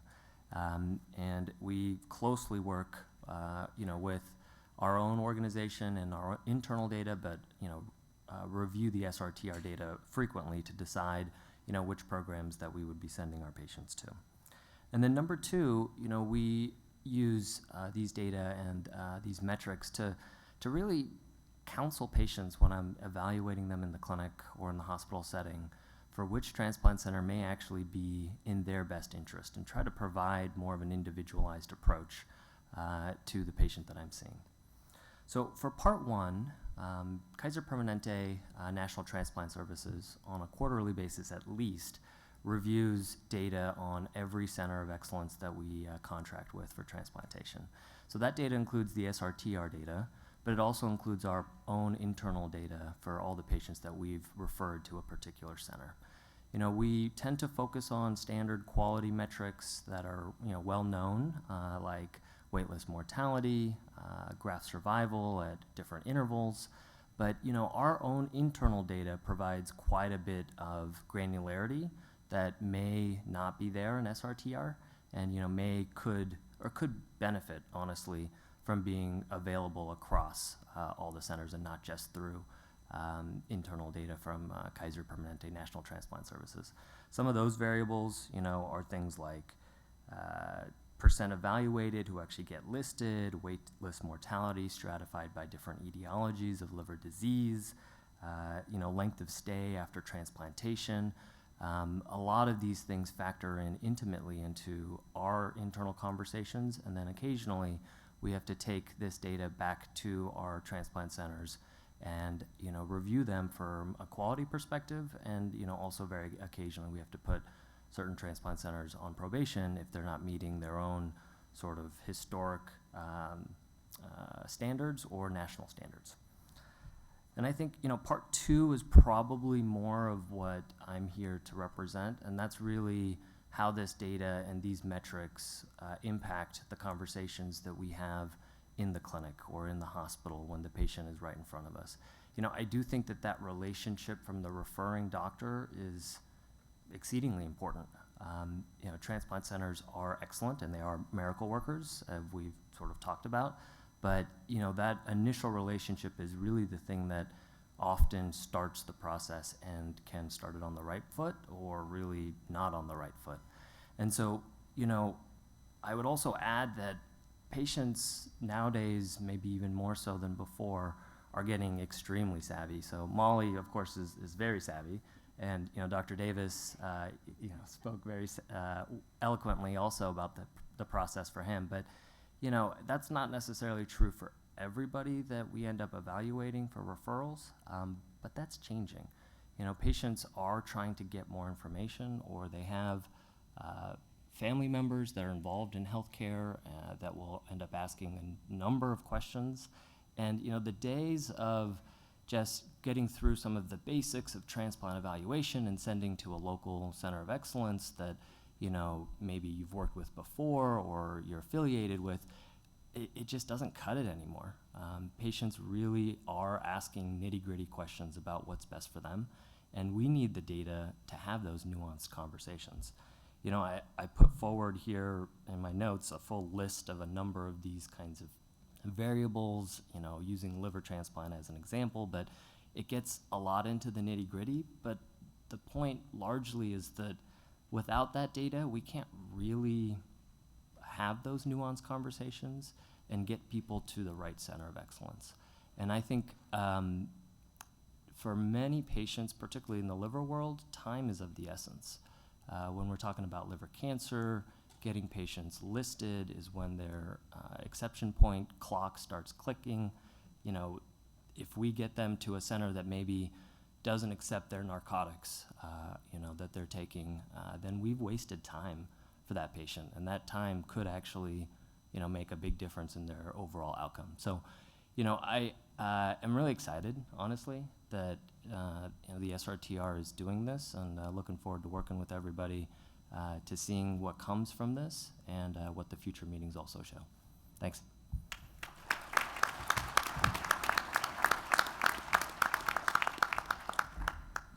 Thank you so much, everybody. We're going to open it up for questions. For those of you that are participating online, if you can use the Q&A, you can put in a question. Please say what stakeholder group or groups you represent. And also, of course, here in person, feel free to come up to the mic. Same thing, so that we can all know. Some of us know each other, but a lot of us don't. So introduce yourself and what stakeholder groups you are here embodying.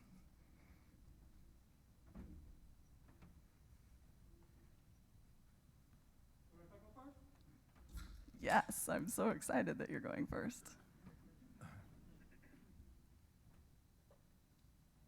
Can you hear me? Can everyone hear me? My name is Milton Mitchell, and I'm from Fort Washington, Maryland. And I'm a heart and liver recipient and a living liver donor. So I feel full circle.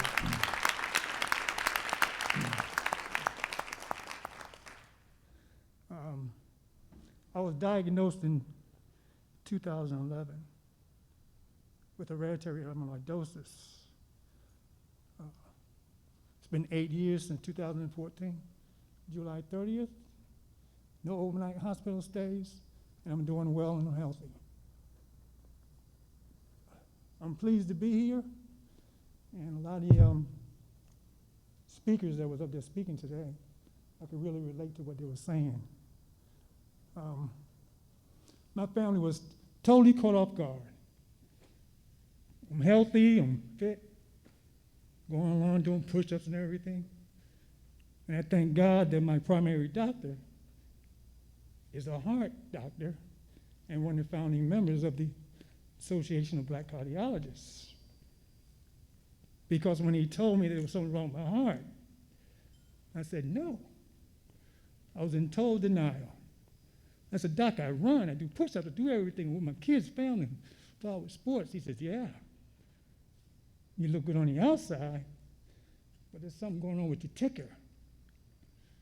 And I said, no, Doc, can't be. He said, oh, yeah. I said, no, Doc, not me. I do push-ups, I run, I tell him. He said, oh, yeah, you do all that. But there's something wrong with your ticker. So after my little episode of going around about with him, he's standing there with his white jacket on, runs a battery of tests, told me my heart was enlarged and the back was stiff. That was all within 1 hour. Had to call my family, told my wife, all my friends, and it changed my life. Short story, I'm a passionate advocate for organ, eye, and tissue donation. I belong to one of the probably most productive support groups, and all the guys and girls, they wanted to come, but they couldn't come because there was only so many that could come. They couldn't even get online. But they're all hyped up about this. They want to get involved with it, and they have a lot of questions. They'll be talking to me. I'll be talking at the focus groups and all the other groups. And I'm blessed to be here, and I'm happy to hear what was said on the panel, particularly by a couple of he was here earlier, but he left. I think it was Davis Jr. It really touched my heart. There he is right there. I know he's a doctor and I'm just a patient, but sound like I was speaking. He made a lot of critical points there, and I want to thank you for saying that. It really touched me. But I'm doing well. I'm healthy. My transplant teams, the heart team and the liver team, they do have their way of doing things. Their clinics and their doctor and all that and research. But sometimes I don't think they're listening to me. But what I try to do is make sure that I don't give them nothing where they can say you're not doing anything right. So I take my meds, I exercise, I do everything I can to not only talk the talk, but walk the walk. So that all of those that I do advocate and speak with, that I know that may need a kidney or a liver or a heart or whatever when I'm tabling and I'm speaking out there and talking, that they understand that when you look for information like we're talking about today, it's good that it's there. But we must be able to find it, because back there when 2011, 2012, I was thrown into the abyss. I had to learn everything on the run.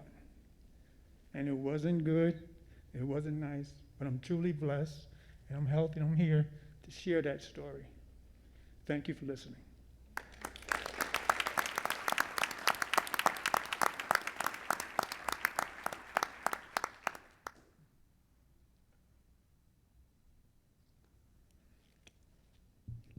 Hello, my name is Lloyd Ratner. I am a transplant surgeon at Columbia University in the city of New York. I'm here as a representative of the American Society of Transplant Surgeons, of which I am a former president.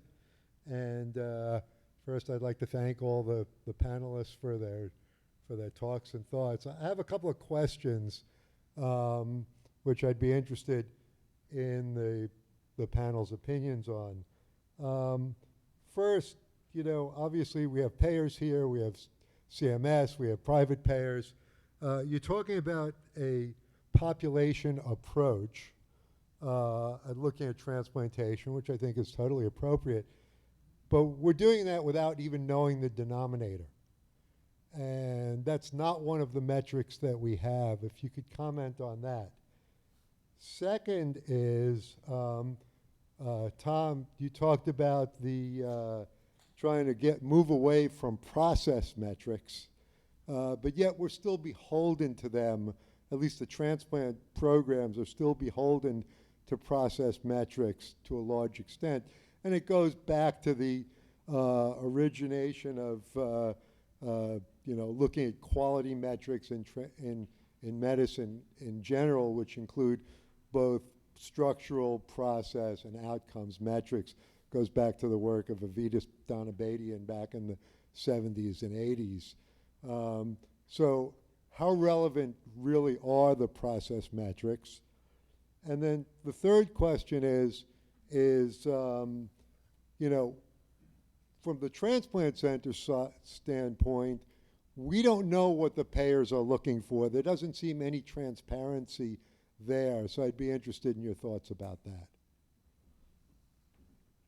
I'm just going to address the first question for the patients in the room when we talk about not knowing the denominator. I'm guessing you're talking about the fact that the SRTR database currently has data on patients who are waitlisted, but not the folks before that. So for those of you who, that's what that question was talking about. So I would just say that that's part of what we're here to talk about, what information is relevant to patients and all of our other stakeholders that we don't yet have. But I'll defer to my esteemed panelists for the other questions.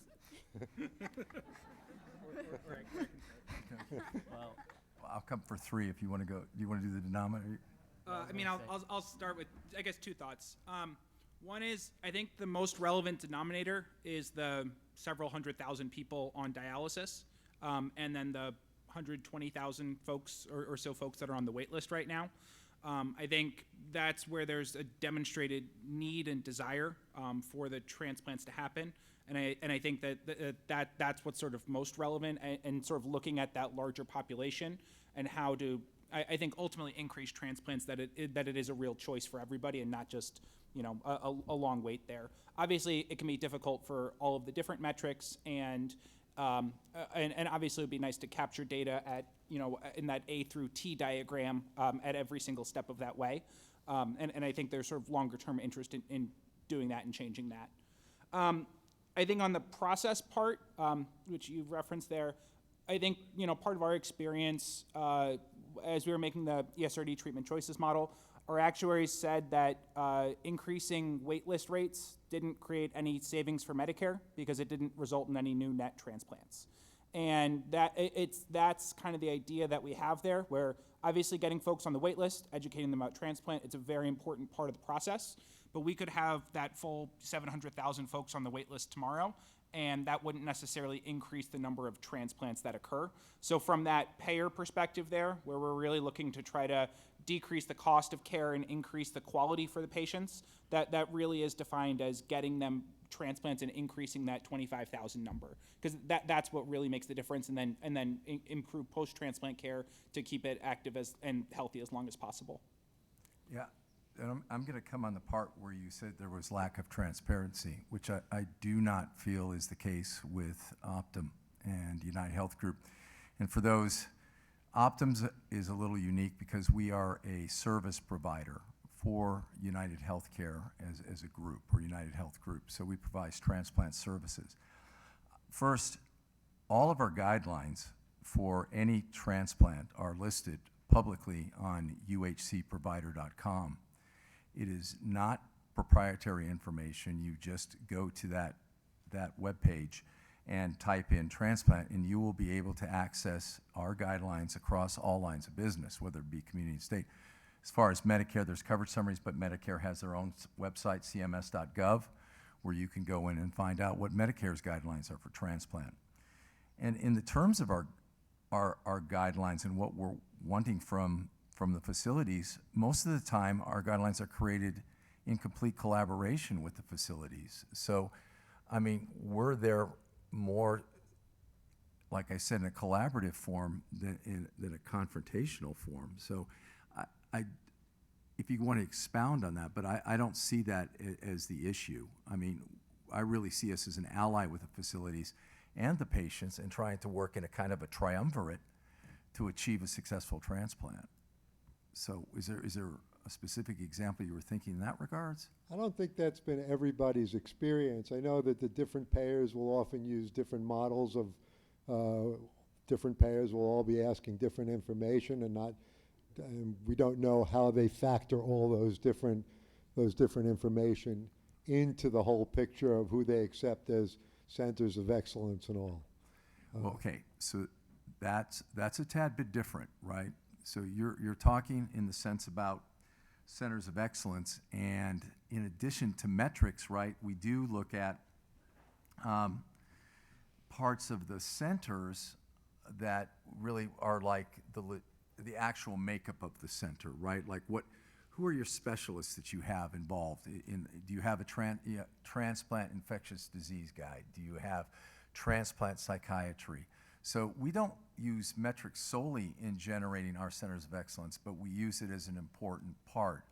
I know, having discussed with you, we are in disagreement about some of the metrics they use, but as far as the center of excellence, we look at globally, holistically. It's got to be all the pieces. You can't just have a metric, but you have to have the personnel, and you have to have those other disciplines that make a very successful transplant program. Well, those are some of those structural metrics that form process structure and outcomes. Right. So. Yeah, I wanted to comment on two pieces. I think it's been well said, but for the denominator, I think it goes a little bit even farther. It would be nice to liaison with, specialists in the field that do look at it on a population base. It's not just about the patients that get referred.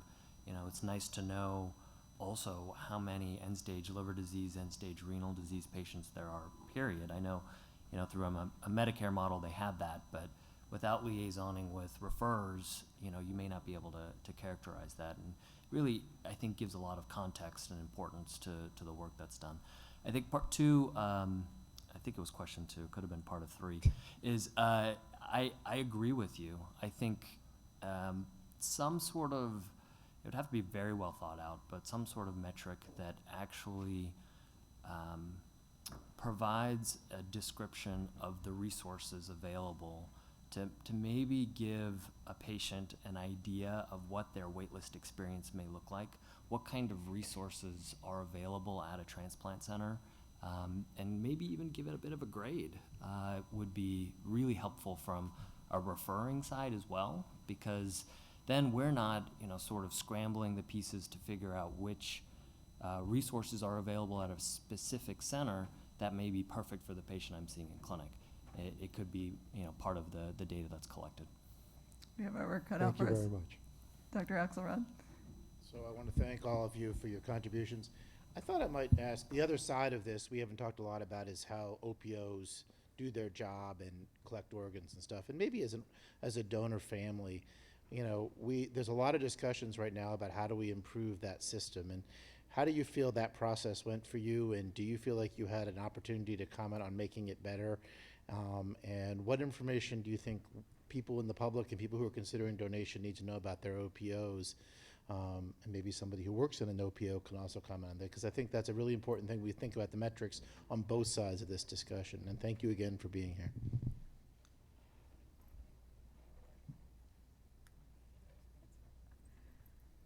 Sure. Thank you for that question, and thank you for what you said. As I think back to the process, the only two things that I can think of off the bat, and I think I've mentioned it to you guys, is how a donor family or a recipient is approached, but the donor family is approached from the beginning. My husband was there with me, so he was able to subside the shock that I was feeling. But sometimes when the doctor comes out and says, your family member is not going to make it, and then a few minutes later someone comes in and says, let's talk about organs, you're like, initially, get out of here, don't talk to me. So I think it's important to how would I put that? Have a advocate, or maybe let me take that back. Not like have Life Source be the first source. Have the doctor say it, because there's a respect when you hear the MD come in and say, your family member's not going to make it, and here's some options. If the doctor says it, they can maybe absorb it better than having Life Source be the next one. And it's no offense saying that. So I'll keep it at that for now, and then let you talk. Oh, that's great. And I know we'll have an opportunity to hear from some of our OPO colleagues this afternoon. I think the only thing I would add is I love what you said, that integration and collaboration with the teams at the hospitals is critical. And I think all that is going on in terms of how processes are measured and outcomes are measured, I think the OPO community is taking a really excellent approach, which is to say, how can we let all of those things help us further integrate and collaborate with those involved in the care of the patient and the patient's family. And the more we can say, we're going to provide the infrastructure, the policy, and the tools you need to know when to engage the OPO so that we together can guide you through the process and it's a true collaboration. I think that it is leading to more lives saved through transplantation, but it's also, and I think this drives our work, leading to a compassionate, supportive care for the heroes that drive our work. So, well said. I realize we're running out of time here, so I just want to make a couple quick points. I'm a heart recipient. I'm 15 years post-transplant. And when I had my transplant, I was on Medicare due to long-term disability with heart failure. And I was fortunate enough because of that the long-term cost of the transplant was covered under Medicare Part B. And I find it interesting, all the discussion and interest in the comment about the 36 months. When you said the 36 months made me trigger of the kidney coverage. It's such a hot button issue for the 36 months coverage for the medication. And I would just want to make the point that I think that the long-term cost of the transplant, much like in my case, it should be considered to be a long-term cost of the transplant and not put the burden on the patient as a ongoing medication cost. That medication is synonymous with the transplant. You don't get the transplant unless you take that medication pretty much for life until we come up with a better solution. So to have an arbitrary line in the sand that says, nope, we stop here, I think would be more important to just that is a long-term cost of the process that we approved when we approved them for transplant. And the other point I wanted to make was about the Centers for Excellence. I think it's good to be mindful of cost and performance, but I think sometimes if you have a geographical area, if you're in San Francisco, for example, you may have a center of excellence right there in the city, but other places you may, like I'm from Kansas City, so they may say, oh, well, you have to go to St. Louis because we've determined they're a center for excellence. So what you've done is shifted the economic burden and strain onto the family directly in a measure to save costs and or seek better performance. But I think there's also improved performance if you're better able to follow up with your direct transplant team and have the family and local support. So I just want to make those 2 points in response to your comments. Thank you. Thank you so much. I'm actually going to turn it to Molly McCarthy really quickly to close this up, and then hopefully we'll have a chance for your question in our next session, okay? Because we need to cut to a break. I know everybody's I can't speak then? Okay. Next time. Thanks. So this is fantastic conversation. And on behalf of the recipients in the room, I want to urge and remind everyone that transplant is so much more about than the surgery, right? We go in, we get our organs, of course we are grateful, and hopefully relatively quickly return to a state of health. But with that mantle, we also pick up all the risks of long-term immunosuppression. I'm 7 skin cancers in. Thank God I have a fantastic plastic surgery, or I probably wouldn't leave home. And so as we're talking about a lot of this and the importance of using the data, sharing the data, let's also remember that data can also tell us how do we deliver or develop better immunosuppression? How do we make it so that I don't have to have 3 transplants before the age of 40? And how do we make it so that the quality of life is really there, not just that gift of life, and of course we are so grateful for it, but that gratitude is not permission for the status quo. My drugs are relatively the same, my side effects, my long-term implications are relatively the same. With that, I just want to close by saying it is about the surgery, but there is a hopefully long and rich life that also needs attention too.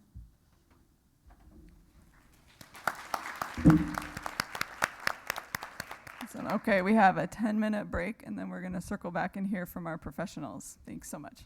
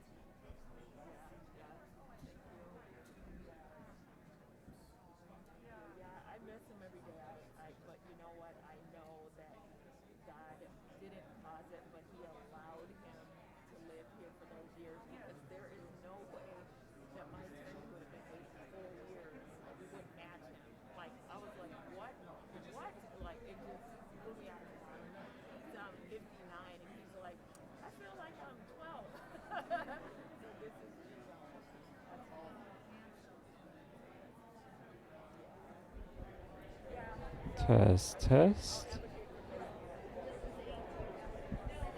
Hello, I'm looking to speak with Jean Moody Williams. This is Bo. I'm at the tech table. I'm listening in. Could you solo up her so that I can hear her? I can't hear her now. It's got to be on page 2. Hello, can you hear me? One second, I have to work on being able to hear you.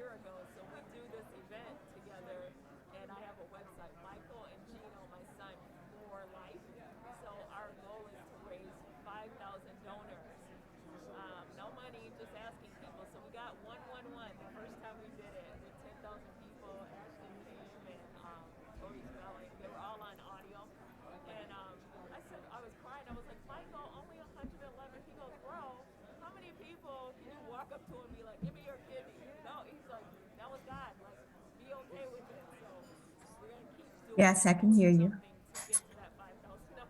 Okay, no problem.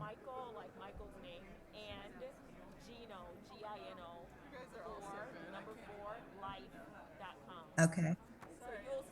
No, uh, I think I have a little while yet before it's my turn, right?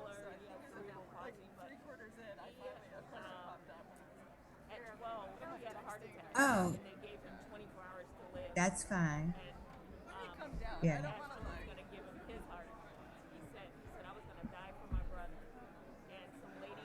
Okay.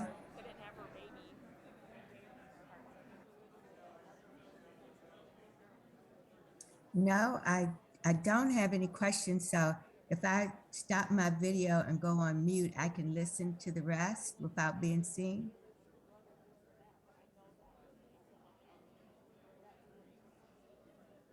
Uh-huh.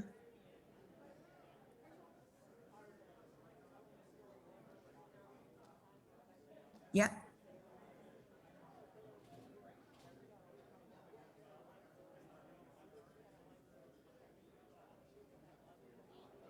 Yeah, I see the back, looking toward the back of the room.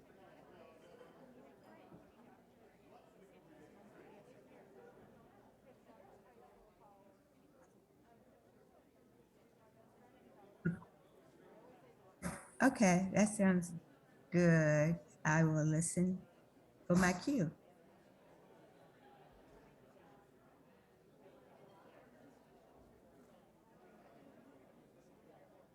Mm-hmm.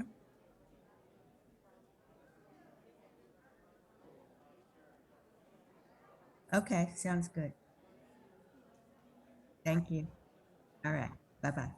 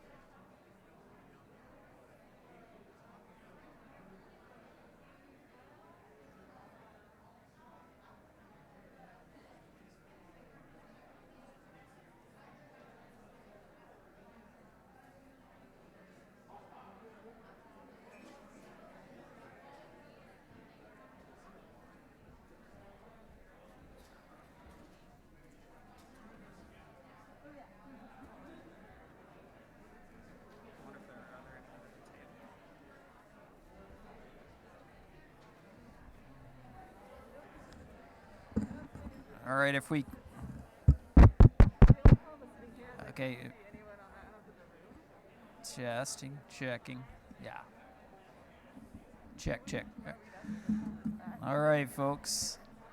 We have such a packed agenda. I know it's a short break, but we want to kick off the next session soon. So if the panelists for the next session could make their way to the front, that would be fantastic. We will start in just a few minutes. Oh, perfect. Okay.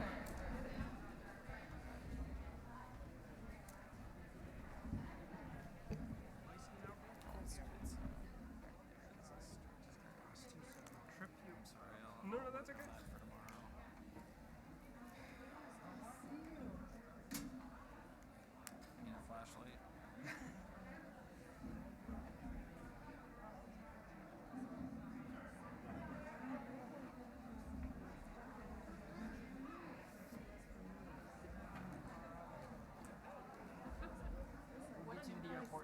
Oh yeah, I'm not.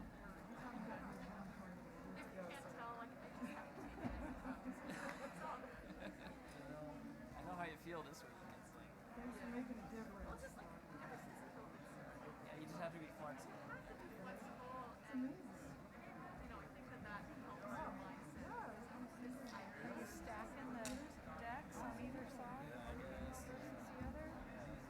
Where it doesn't matter.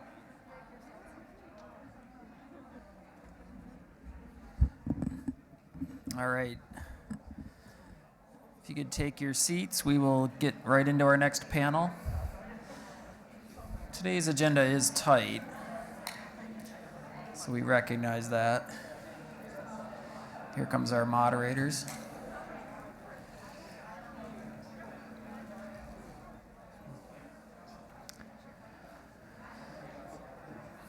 Okay, this session is dedicated to hearing some thoughts and conversation starters from our professional panel. I'm happy to introduce our two moderators for the session, Dr. David Axelrod, whom you've already met, and then Dr. Sumit Mohan from Columbia University, transplant nephrologist. And Sumit as well has been a member of our steering committee for the conference and helped plan, and is a member of our SRTR review committee as well. So he's been greatly involved, so we're thankful for his commitment. So I will turn it over to Sumit and David to introduce our panel.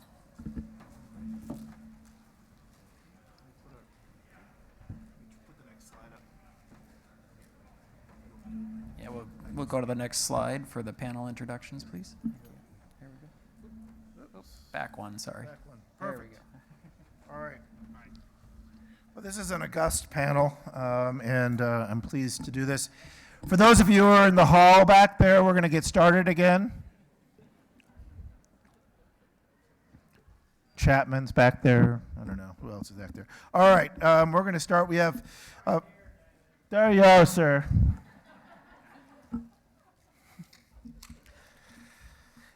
All righty. Perfect. I think everybody's up here. So we have representatives from a variety of different providers of transplant care, including the OPO community and the transplant center community. Jennifer Prinz, who's the president and CEO of Donor Alliance. Yes. Jean from CMS is virtual, so she'll be piped in. Perfect. Dr. Gaber, who is the past president of the American Society of Transplant Surgeons. Jennifer Milton, Transplant Administrator of the Year and Chief Administrative Officer of the University Transplant Institute in San Antonio.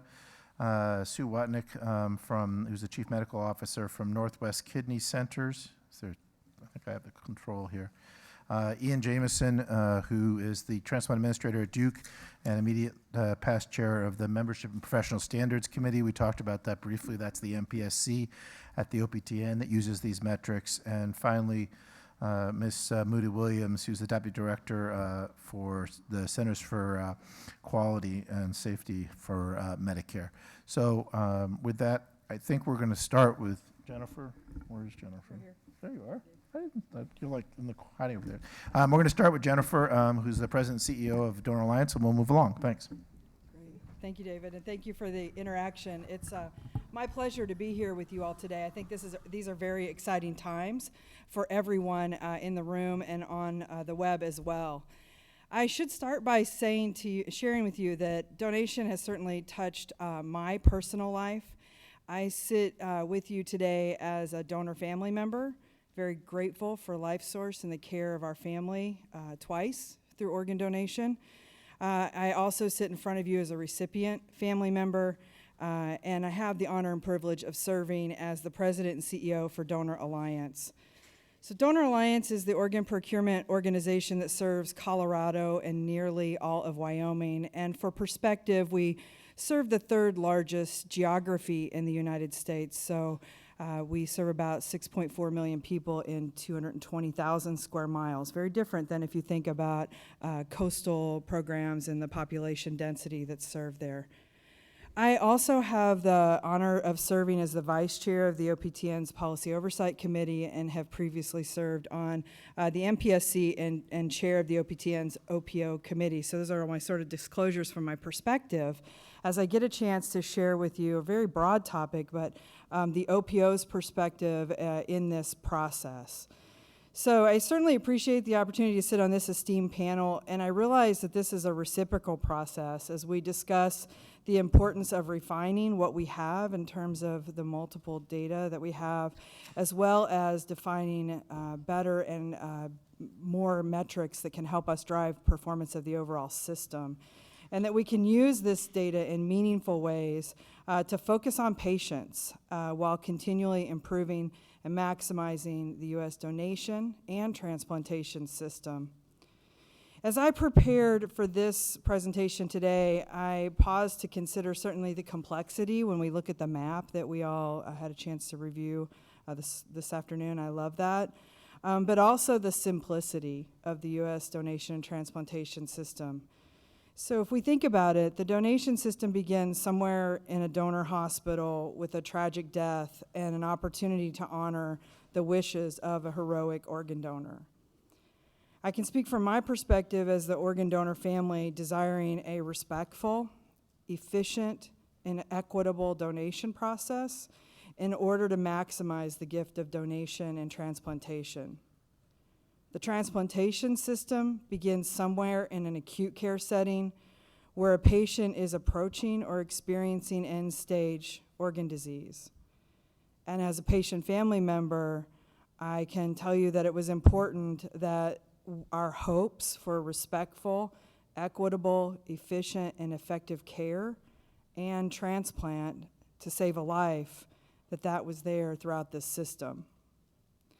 While I certainly sit before you today recognizing that this is an oversimplification of the work that we collectively do to serve the people who are represented in this room, I do think it serves as an important grounding for our discussion in the donor family, and recipient perspectives as we strive for national equity, efficiency, and effectiveness while allowing for risk adjustment and innovation practices that can continue to further donation and transplantation. So from the OPO perspective, an efficient donation and transplantation system can create challenge if it's inefficient. It can create challenges for donor families and donor hospitals and OPOs. And that inefficiency just gets magnified throughout the entire process. So I believe that by example of measuring and improving efficiency and effectiveness in donor management, waitlist management, allocation practices and acceptance practices, and transportation efforts can provide the opportunity to study and improve these key components of the system.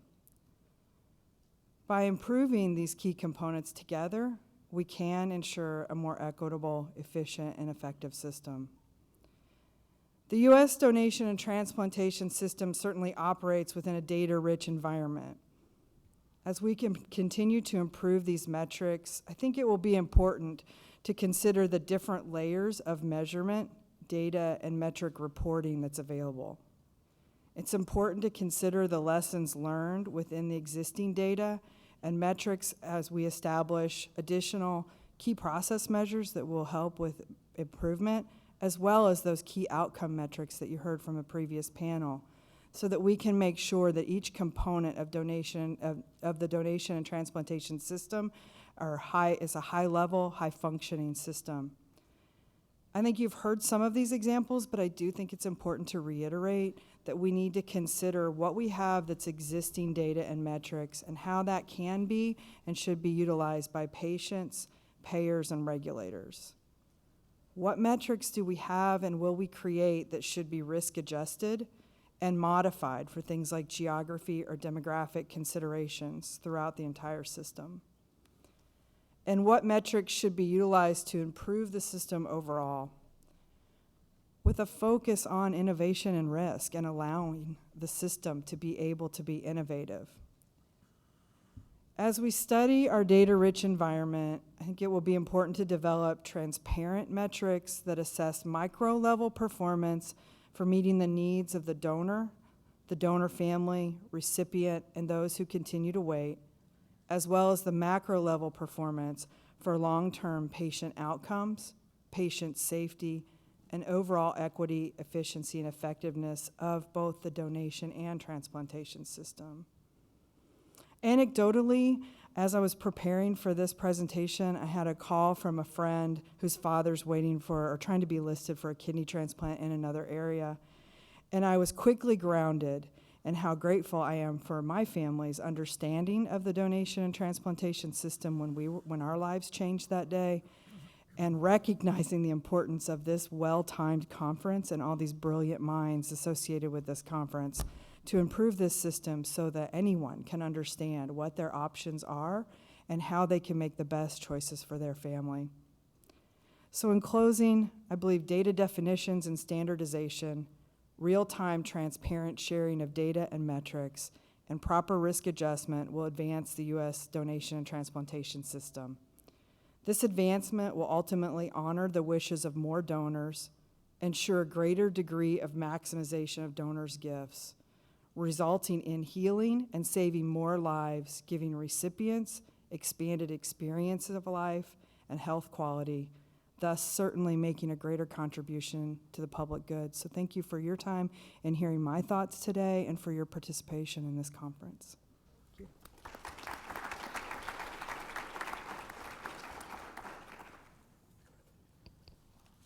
Dr. Gaber. Well, thank you very much. I'm Dr. Osama Gaber. I'm a transplant surgeon in Houston, Texas. And I am the immediate past president of the American Society of Transplant Surgeons. And I'm here to represent the American Society of Transplant Surgeons in this very important meeting. I'd like to say that I'm honored to be here, to be amongst all of the patients and beneficiaries of the great work that happens in American transplantation, because this is what I spent my whole life doing. And it's really important for me to hear your stories and see what you think about and so forth, and I think it's very, very gratifying. I'm also, would like to disclose that I'm also a donor family member. My daughter had been an organ donor herself, and I want to tell the donor mother that spoke about how hard it is, that even after 15 years or 16 years of being a transplant surgeon, it was hard. It's really hard. Because knowing that something is right and then accepting the fact that you want to be a donor family member is really hard. So I think I'm privileged to represent the ASTS. Transplant surgeons have been sort of the glue that keeps the system together. We started transplantation as surgeons. We've developed just about every innovation in transplantation. Of course, we work in a huge team. Dr. Tom Starzo was the first president in our society. I think I'm number 46 or 47, but what Tom said in his first presidential address, which is transplantation is a team effort, is true. But the surgeons are the glue that hold it. The system is the best system in the world. We've done more transplants this past year than has ever been done anywhere. We have more organ donors than there ever been organ donors anywhere. And we have better results just about every single year that we do. So there's nothing to be ashamed of our system. Our system is fantastic and it works well. The question is, how do we want to make it better? And I think that this is the issue that we all have to consider. I think what I'm really concerned about is mixing metrics with information, because they do have different connotations and they're used differently. The American Society of Transplant Surgeons supports unquestionably that every piece of information that any transplant surgeon or transplant center has should be available for the patients. It's their data. It's their information. Whatever we do in the transplant center is patient-centric. And so they should have access to the data. However, what we want to make sure that we don't mix that up with is allowing or using all of this information for regulatory purposes, because regulation has consequences. And the biggest consequences of regulation is basically really, in some respects, either helping transplantation tremendously through quality improvement efforts, and in some other respects, in hindering transplantation. I'll give you a great story. When I moved to Texas, my kids went to public school. We had just passed something called the TAX. It's the Texas Education, whatever. It's an exam. You give every school, and the budget of the school gets determined based on how much they score in the exam. And I was stunned that my kids from January till March did nothing but study for the TAX. That's what they did. The teachers, there were no more teaching. Every day they studied for the exam. And that's what regulatory metrics do. They make you study for the exam. They promote risk-aversion behavior. We all want to have the best success rates in the world. We all do. And some centers actually may have some results that need to be reformed. We all know that. But if you look at our system, all of our results are great.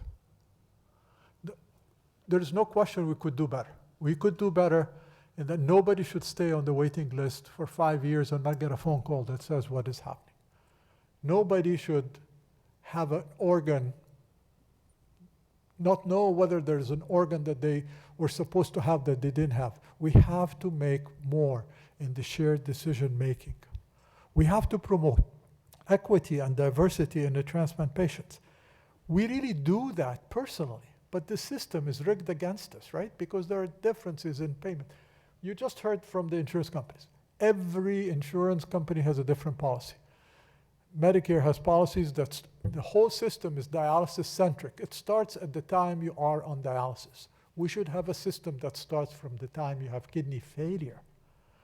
The goal shouldn't be to control how many people get transplant. The goal should be to control how many people make it to dialysis. We should decrease the number of patients that make it to dialysis. We should promote preemptive transplantation.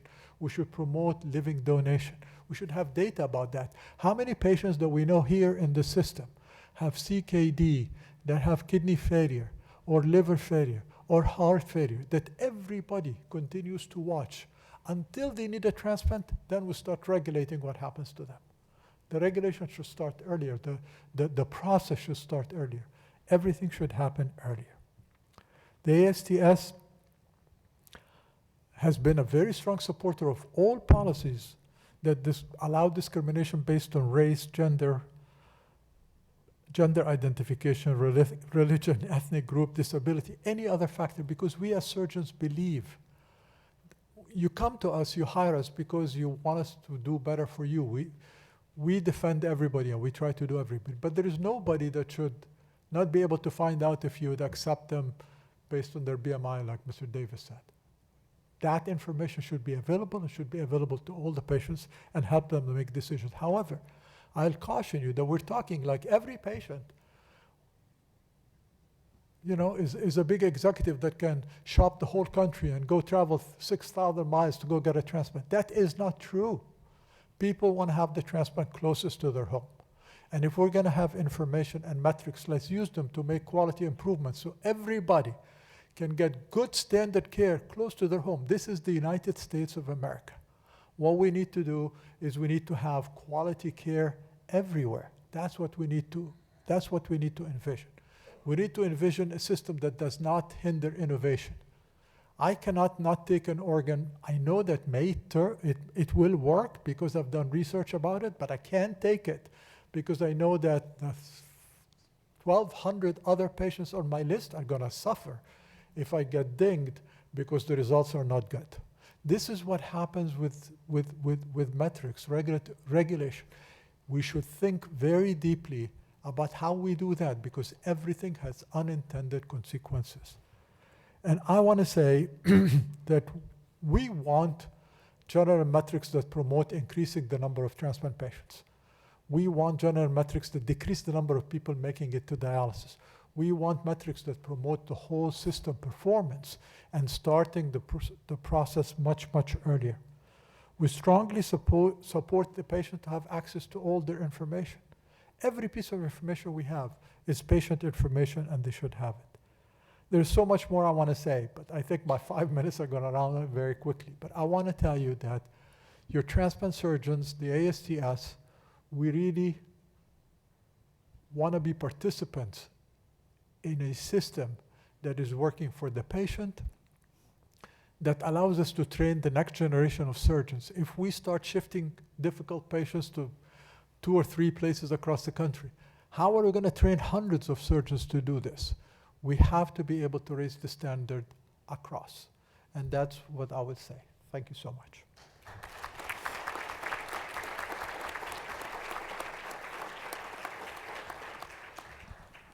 Ian?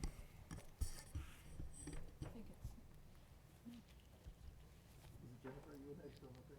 Oh, sorry. Jennifer, sorry. I was just going down that way. Thank you so much. I particularly loved earlier when Allison Hart called the group of professionals in the room miracle makers. I'm a big hit at Career Day. A lot of you probably are. And my daughter often introduced me as a fake nurse. So I think it's a good setting to tell you a little bit about who transplant administrators are. And I wanted you to know that prior to coming here, I phoned a friend, which was every transplant administrator and quality professional in America. I was tasked with 3 questions, like most of my phenomenal panelists. And those were, who are we? What do we do with this information? And what are our goals in accessing this information? So the thing I really want you to know about all of us fake nurses or fake healthcare providers, miracle makers, is we're so much more than a single title. We're all of the leadership in the hospitals who want to save lives every day or offered a renewed chance at transplantation. That might be a transplant administrator or a quality manager, the director of pathology, the chief information officer, the chief nursing officer, every single leader in the hospital who is in charge of funding the mission. We also have to find the resources, and the two can be really disparate when you're talking about organ transplantation, centers of excellence, access to transplantation, and a very competitive environment that we work in. It's also our department leaders, interventional radiology, HLA, laboratory services, emergency room services, where we might be a minority of patients who are cared for in the system, but everyone is really hell-bent on making sure every patient, every time, has the ability to keep their organ transplant as long as possible. And even though everyone is trying to fund the mission and often with struggles. We may oversee transplantation in hospitals that have 2,000 beds that span across 6 campuses in 3 cities. Some of us, I know a couple here, they have the mission of offering transplantation in a community hospital with a total of 200 beds. Very different when it comes to that. We might be for-profit. We might be a public, either county or state-based hospital. Some of our transplant programs represented here today also represent their stakeholders. They're publicly traded. and their mission.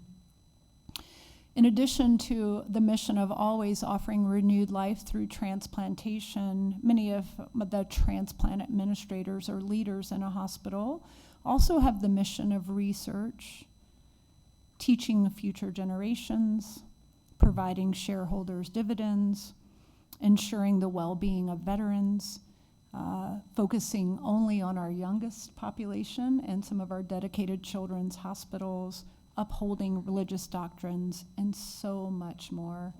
We always say in this field, and I'm sure the patients have lived it that are here talking today, if you've seen one transplant center, you've seen one transplant center.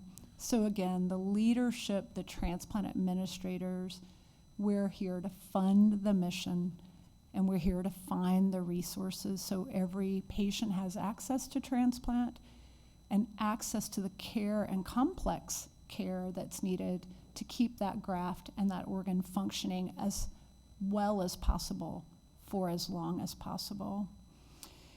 That also falls on our laps to negotiate and advocate for better insurance contracts to really make sure, again, those patients have the right tools to preemptive early transplants, as Dr. Gaber references, and long-term care.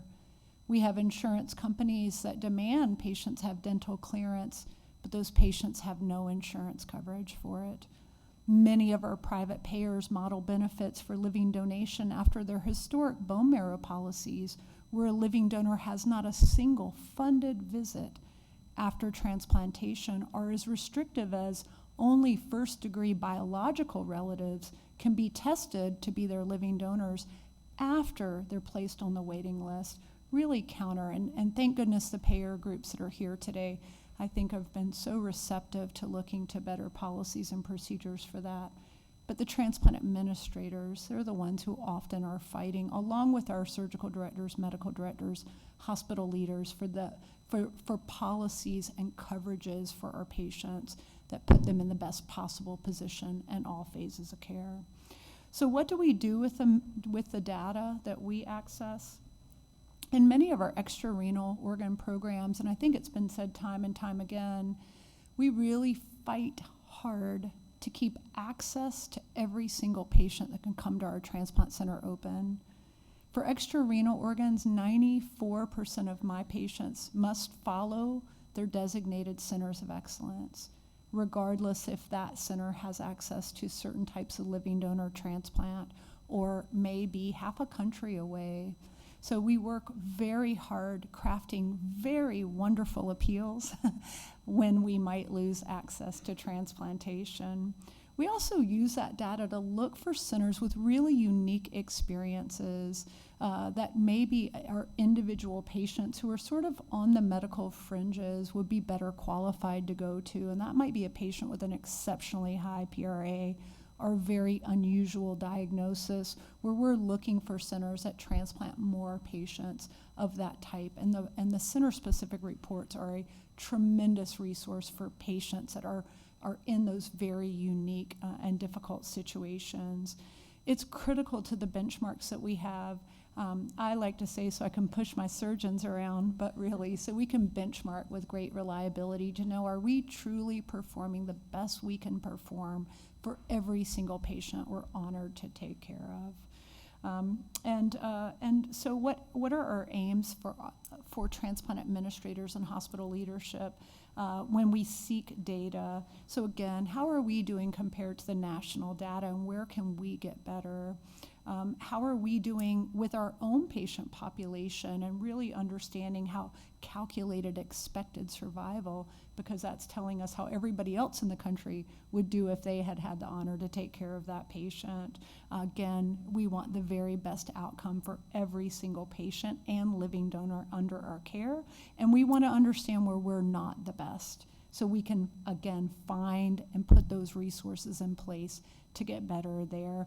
And absolutely, I would tell you, anyone who's heard me talk will know, fiercely, we want to exceed and meet in every circumstance the Centers of Excellence definition, so we can preserve patients' access to our transplant center. So that's a little bit about transplant administrators. There's a whole lot of us in the audience. What an honor to be here with all of you. Thank you.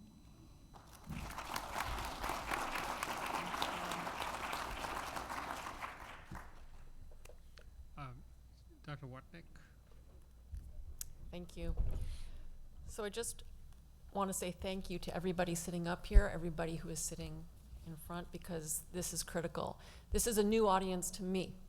Thank you for inviting referring providers who don't always come to have input on metrics that are relevant for patients on the transplant wait list and who are getting transplanted. So, you know, I'm here. I'm a nephrologist in the VA system. I've been one for a number of decades. I'm on faculty at the University of Washington, and I'm the chief medical officer at Northwest Kidney Centers, and speak on a biweekly basis to chief medical officers that provide care to over 95% of all of the dialysis patients on maintenance dialysis in this country. And so I want to speak to the denominator that we spoke about a little bit earlier.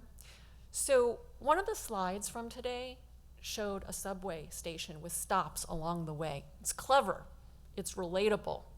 So let's continue with this analogy around improving measures and metrics for our patients that we are thinking about as referring providers. And I want to focus on 3 areas to consider for measures and for improvement. So first of all, okay, so we have A through V on our stops, but how do our patients even access the subway train?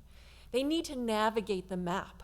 Dr. Axelrod earlier commented about the work of SRTR, founded almost 40 years ago. And you know, really we need to use this information accurately and efficiently. We have over 2,000 patients, 17 social workers.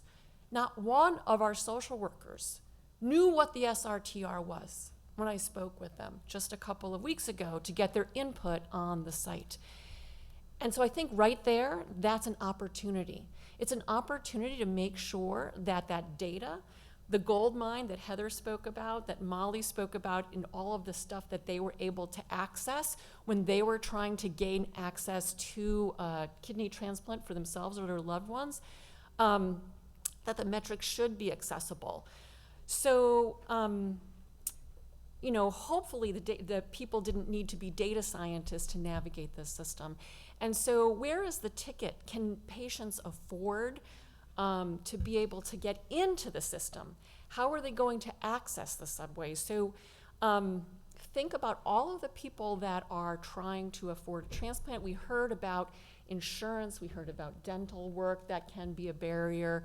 We heard about, we didn't hear yet about mental health, but I can tell you in our system right now, if it's identified that a patient has symptoms, for example, of depression or anxiety, they are encouraged to go and seek resources that may not be available in the system. And I think this gets back to what the facilities can do to get patients on a pathway so that that platform is lower so that they can enter the train. So a story that's not unusual for us, a 36-year-old gentleman who is covered by Medicare but has under $6,000 in his bank account. He works. He was told before he could be considered for transplant that he needed to raise money on social media. He's extremely shy. He said he could never do that and told the social worker that he's not really going to bother pursuing transplant because it's too much of a burden. This is an opportunity for us. These are places where we can make a difference. What are the educational materials and what can we do in terms of metrics to actually measure who is eligible as they're getting as part of that denominator, and we can bridge those gaps to refer. So that's the first of the 3 areas I wanted to mention. The second of the 3 that I wanted to mention is just how crowded and long is the line to get entry into that subway. So we heard Tom Duvall earlier talk about the ETC program, the ESRD Treatment Choices program, that 30% of all dialysis facilities have been randomized to. It's a mandatory program. Also, 30% of all nephrologists have been randomized to this mandatory program, where transplant metrics are measured. The more that patients are on the wait list, the more that they're transplanted, the better both the nephrologists and the dialysis facilities performed. And what our 3 programs in the Seattle area have said is that the floodgates have opened, and they have so many referrals for people who had not been referred in the past that the transplant nephrologists are overwhelmed right now. So how can we make sure that we as referring nephrologists have the right patients that we're referring at the right time so that the programs can make sure that they are getting patients listed? We want, again, it's a resource that we have to be cognizant about. And so then the third of the three areas I wanted to mention are about patients who don't even know where the subway stations are. So there was a 44-year-old woman that I spoke to recently who started dialysis about a year ago, told me that her doctor talked about transplantation with her within a few months, but she was so overwhelmed that she didn't want to know any additional details at that time. And it was such a trigger for her that now every time somebody mentions transplant to her, it promotes a reaction where she does not want to hear anymore. How can we provide that person resources? Patients in this audience today are people who have resources, who really have known the system, are educated on these issues.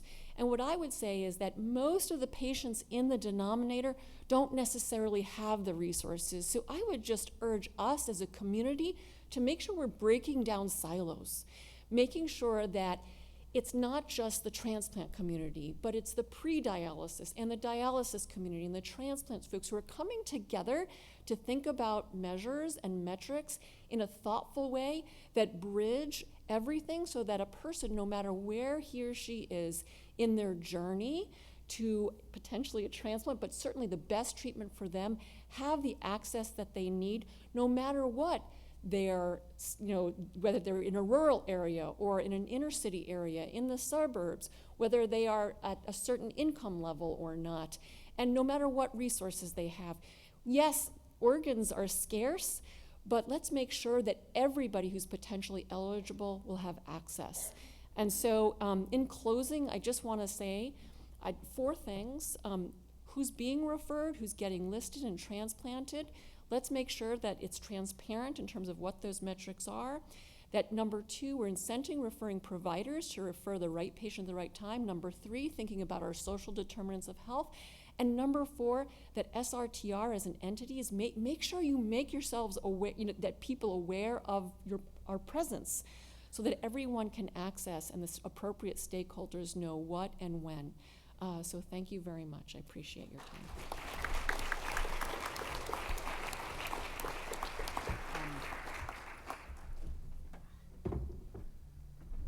Since Dr. Watnick's got to leave, what we're going to do is we're going to split the Q&A, and if you have questions for Dr. Watnick, we'll take them now. And that way she can still catch her flight. And we'll go on to the second half of our talks and then have a second Q&A. So anybody who has questions for Dr. Watnick, come on up.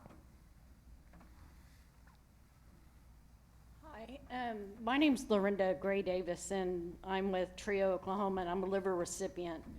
And I knew nothing about transplant until they told me I had inoperable liver cancer. And then all of a sudden I had to jump on the subway.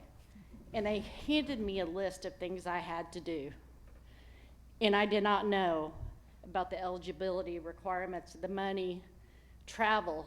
As Dr. Gaber said, no, I mean, there's people in the state of Oklahoma that don't even travel to Oklahoma City because it's too far. They can't pay for it. And patients want to know what is the direct impacts that they can control to have a better outcome. So my primary care was he was my guide. So thank you for what you do.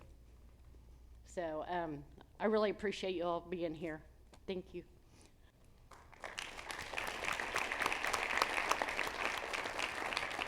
Thank you for that comment, and we certainly hope that we can help navigate for people who may or may not have the resources. Dr. Formica? I got a question for you, Suzanne. You spoke of the floodgates, and you spoke of the denominator. And as a transplant nephrologist, it's something that I'm dealing with now. And this gets to, I think, Osama's comments about unintended consequences. The idea that if we refer everybody, that's a good thing, and yet you're referring them to centers that are overtaxed, and they can't get to the folks that they need to get to take care of. So what have you guys done at the Northwest Kidney Center to sort of modify that sort of phenomenon that's going on? I love that question. So first of all, we made sure that everybody understood at baseline what the changes were. We have over 127 nephrologists on our medical staff, so we provide dialysis to 80% of the entire Seattle metro area, as well as other areas around Western Washington. So we invited a forum of all of the transplant nephrologists, the surgeons, as well as all of the area nephrologists to come and hear, first of all, what the new metrics were, such as the waitlist metric, the ETC, which did open the floodgates, as you mentioned. So after that baseline, what can we do to make sure that the right person at the right time is being referred?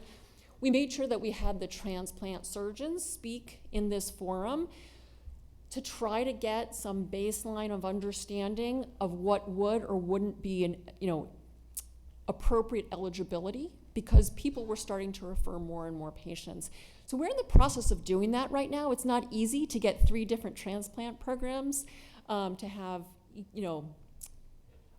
a list that's relatable to all 3 of them. Sometimes you get 3 transplant programs in a room and you have 5 different answers to a question. But it's actually really helped to bring the community together. So we're still in the beginning stages, and what I would say is if anybody else has thoughts about how we can get uniform lists of how to refer, I think that would be very helpful. And then the follow-up, so yes, I agree with you. So if we had more standardized listing criteria that could be applied across the board, or at least within your region, that would help. But then my follow-up question to you is, of those nephrologists who you mentioned, do they make the referrals, or do the referrals come from somebody who's nested within the dialysis unit and perhaps is responding to a different set of incentives? So that's a great question. For us, we are a nonprofit organization. We actually wish we could be put out of business with everybody getting a transplant or having some form of new therapies. We do a lot of research. So for us, all of our nephrologists refer. There's nobody nested within the organization. Our social workers are the people that are in charge of facilitating that. And that may be different from other groups, but that's what we do. And we share those thoughts with other nonprofit organizations throughout the country, and that's at least our practice. So thank you for that question.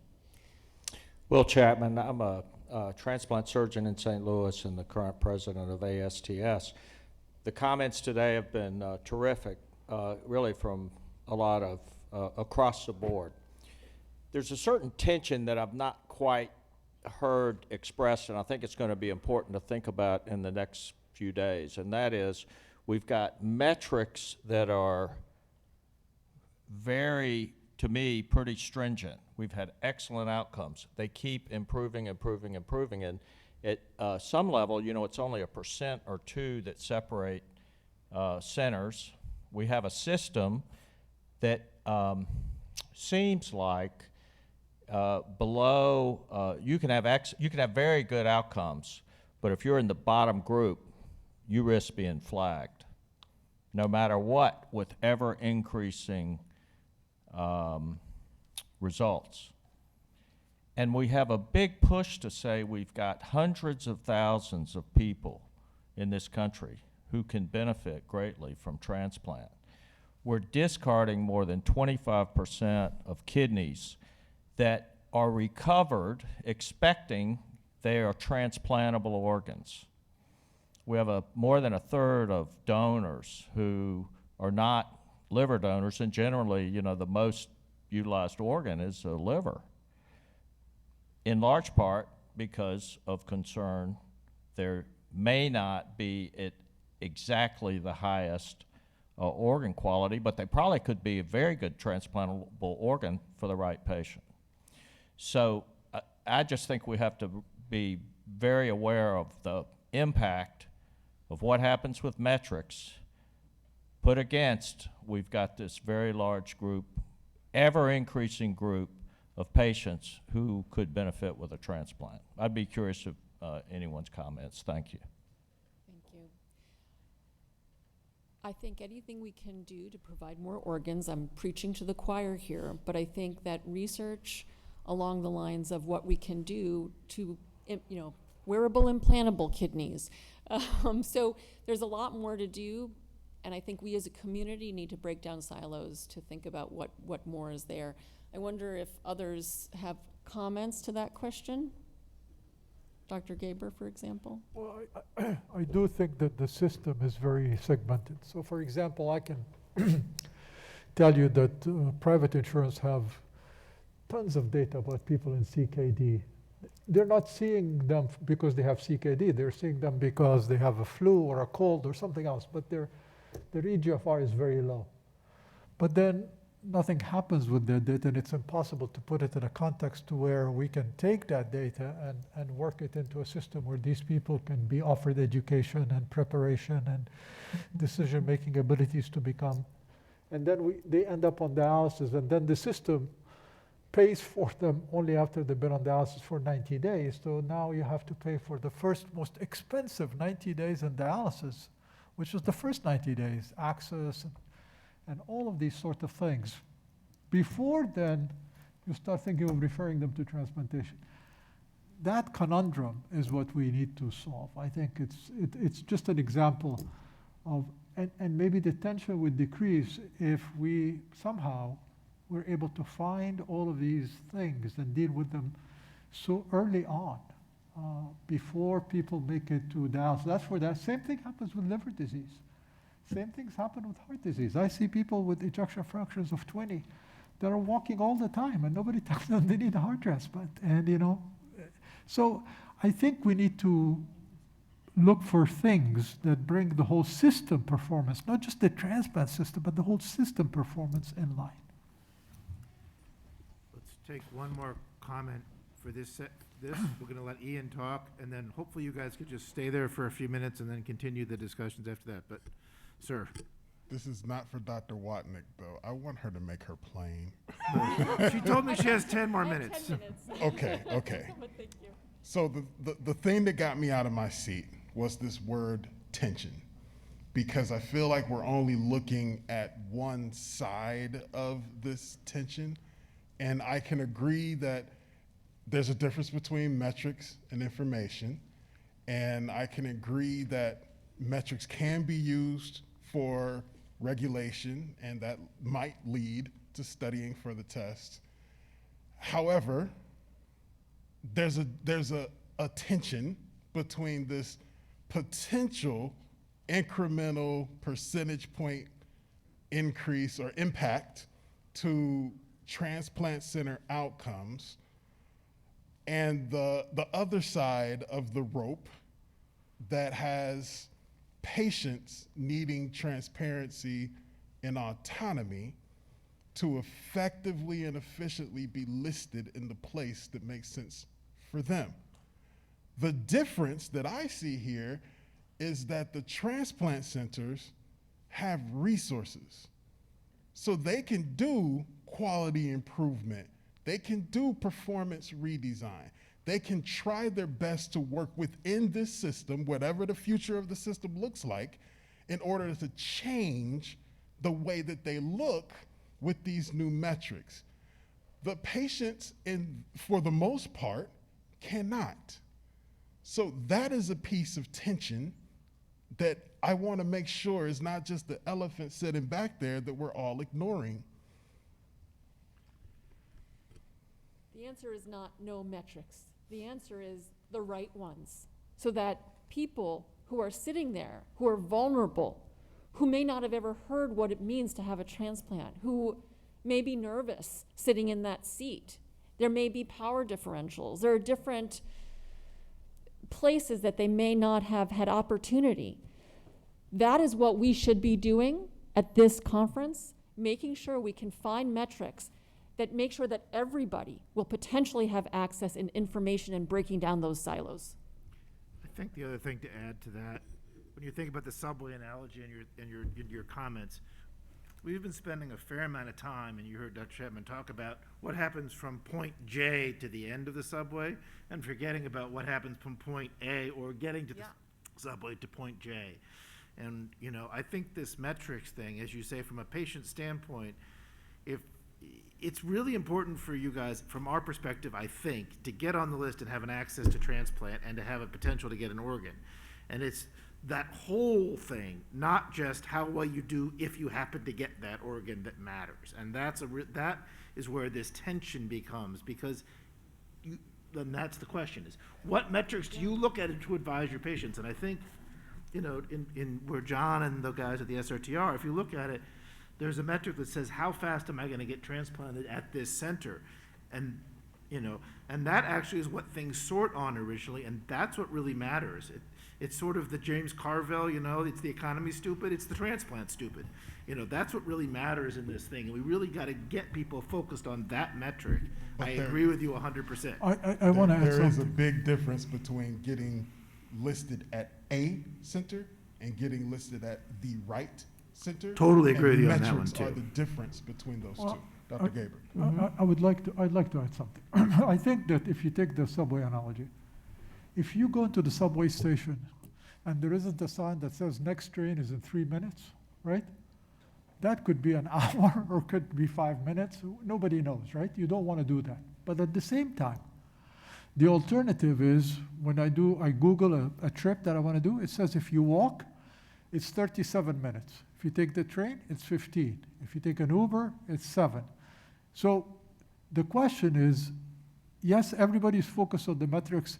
There's a 1% difference between this center and that, and then we label this center as 5 stars and this center as 3 stars. How about staying on dialysis? 98% of my patients do not know what the survival is if they stay on dialysis.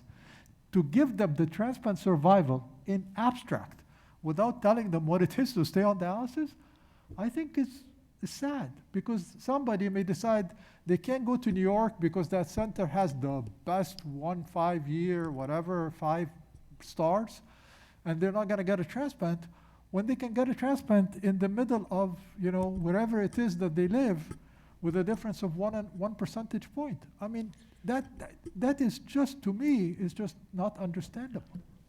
A star system is not as helpful to a patient. I don't mean the star system. I'm just saying that the differences that we talk about has to be in the context of how else would you go on that trip. Just think of that Google example. If you're going to walk, if you're going to take a bus, if you're going to take a cab, this is what the patient needs to know. If I stay on dialysis, nobody knows what their 5-year survival in dialysis is compared to the 5-year survival in transplantation. That's the number that we need to show. So let me take executive privilege for a second and let Ian go and say thank you to Dr. Watkins for her comments.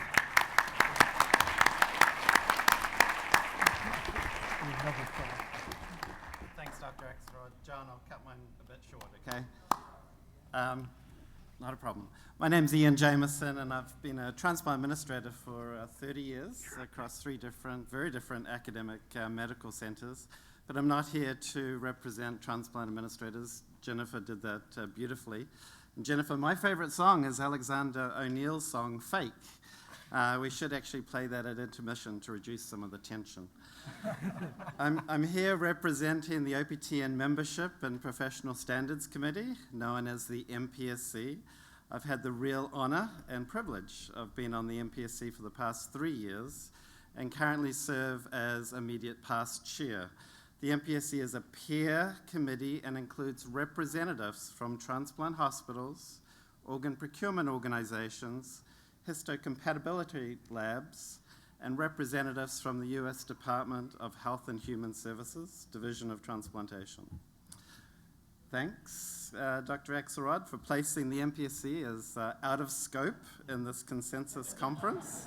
Appreciate that, believe you me.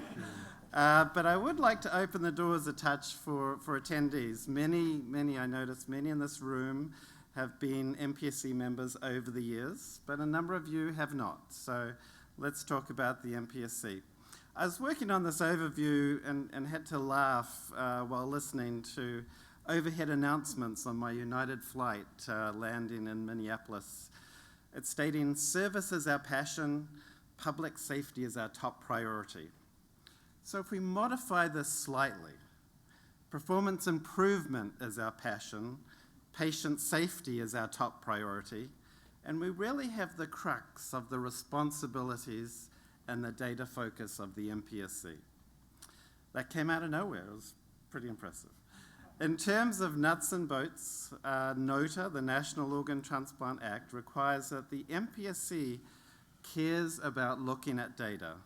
NOTA created the framework for our transplant system with a major emphasis, as you have heard today, on maintaining public trust in organ transplantation. That's the key here that we always have to focus on. NOTA created the Public-Private Organ Procurement Transplantation Network, OPTN, and UNOS serves as the OPTN under contract with the Department of Health and Human Services. The OPTN bylaws and policies reside within the framework. Now, the MPSC is an operating committee of the OPTN. The MPSC maintains membership criteria and monitors OPTN member compliance with OPTN membership criteria, bylaws and policies, and the OPTN final rule. The MPSC is tasked to ensure OPTN policies and bylaws are carried out. When there is non-compliance, the MPSC can either take action or make recommendations for further action to the OPTN Board of Directors. So the first thing is the MPSC is a peer organization amongst all of us that is here to assist transplant programs improve their processes, and we've been doing that since the inception of UNOS. But we do have an oversight responsibility to ensure patient and living donor safety and to make sure that the transplant community, and frankly the public at large, has confidence in the system that manages these precious societal resources. So there is this dual role, and as you know, we cannot ignore this role. We exist, the MPSC exists in this dual space. In terms of a legal perspective, by a member accepting membership to the OPTN, each member agrees to comply with all OPTN obligations. The MPSC considers performance metrics for transplant programs as well as OPOs, and indeed for transplant programs earlier this month, there are now 90-day post-transplant survival metric and a 1-year conditional survival metric. This is new. Next summer, for the first time, we will review pre-transplant metrics, offer acceptance criteria, slated to be in place again next summer, and waitlist mortality for the summer of 2024. It's important to note that these metrics meet certain criteria. They measure aspects of care that are clearly within the authority of the OPTN. They measure aspects of care that the transplant center can somewhat control, but more importantly impact, and that they all have a desired outcome. These were the principles when the MPSC undertook these changes to performance metric criteria. The MPSC also has performance metrics for our OPOs. These are risk-adjusted donor yield performance metrics. As an MPSC member, we welcome future performance metrics. Clearly, there is an intent to focus on longer-term outcomes beyond 3 years. But again, it needs to be balanced with the ability of the program to be able to influence these metrics. Beyond this, we need to think about how metrics can relate to disparities, health equity, and findings from the recent NASM report. Very important key metrics that have come out of that report. The MPSC also has the ability to change flagging criteria. And just as an aside, no one on the MPSC likes the term flagging criteria, but we have never been able to come up with a better or less emotive term. I will buy drinks to somebody who comes up with a better metric than flagging criteria. And I think Dr. Formica would agree with that. If our transplant community feels that there are too many false positives in flagging programs, or even false negatives in flagging programs, then these criteria can certainly be modified with due process. Thank you.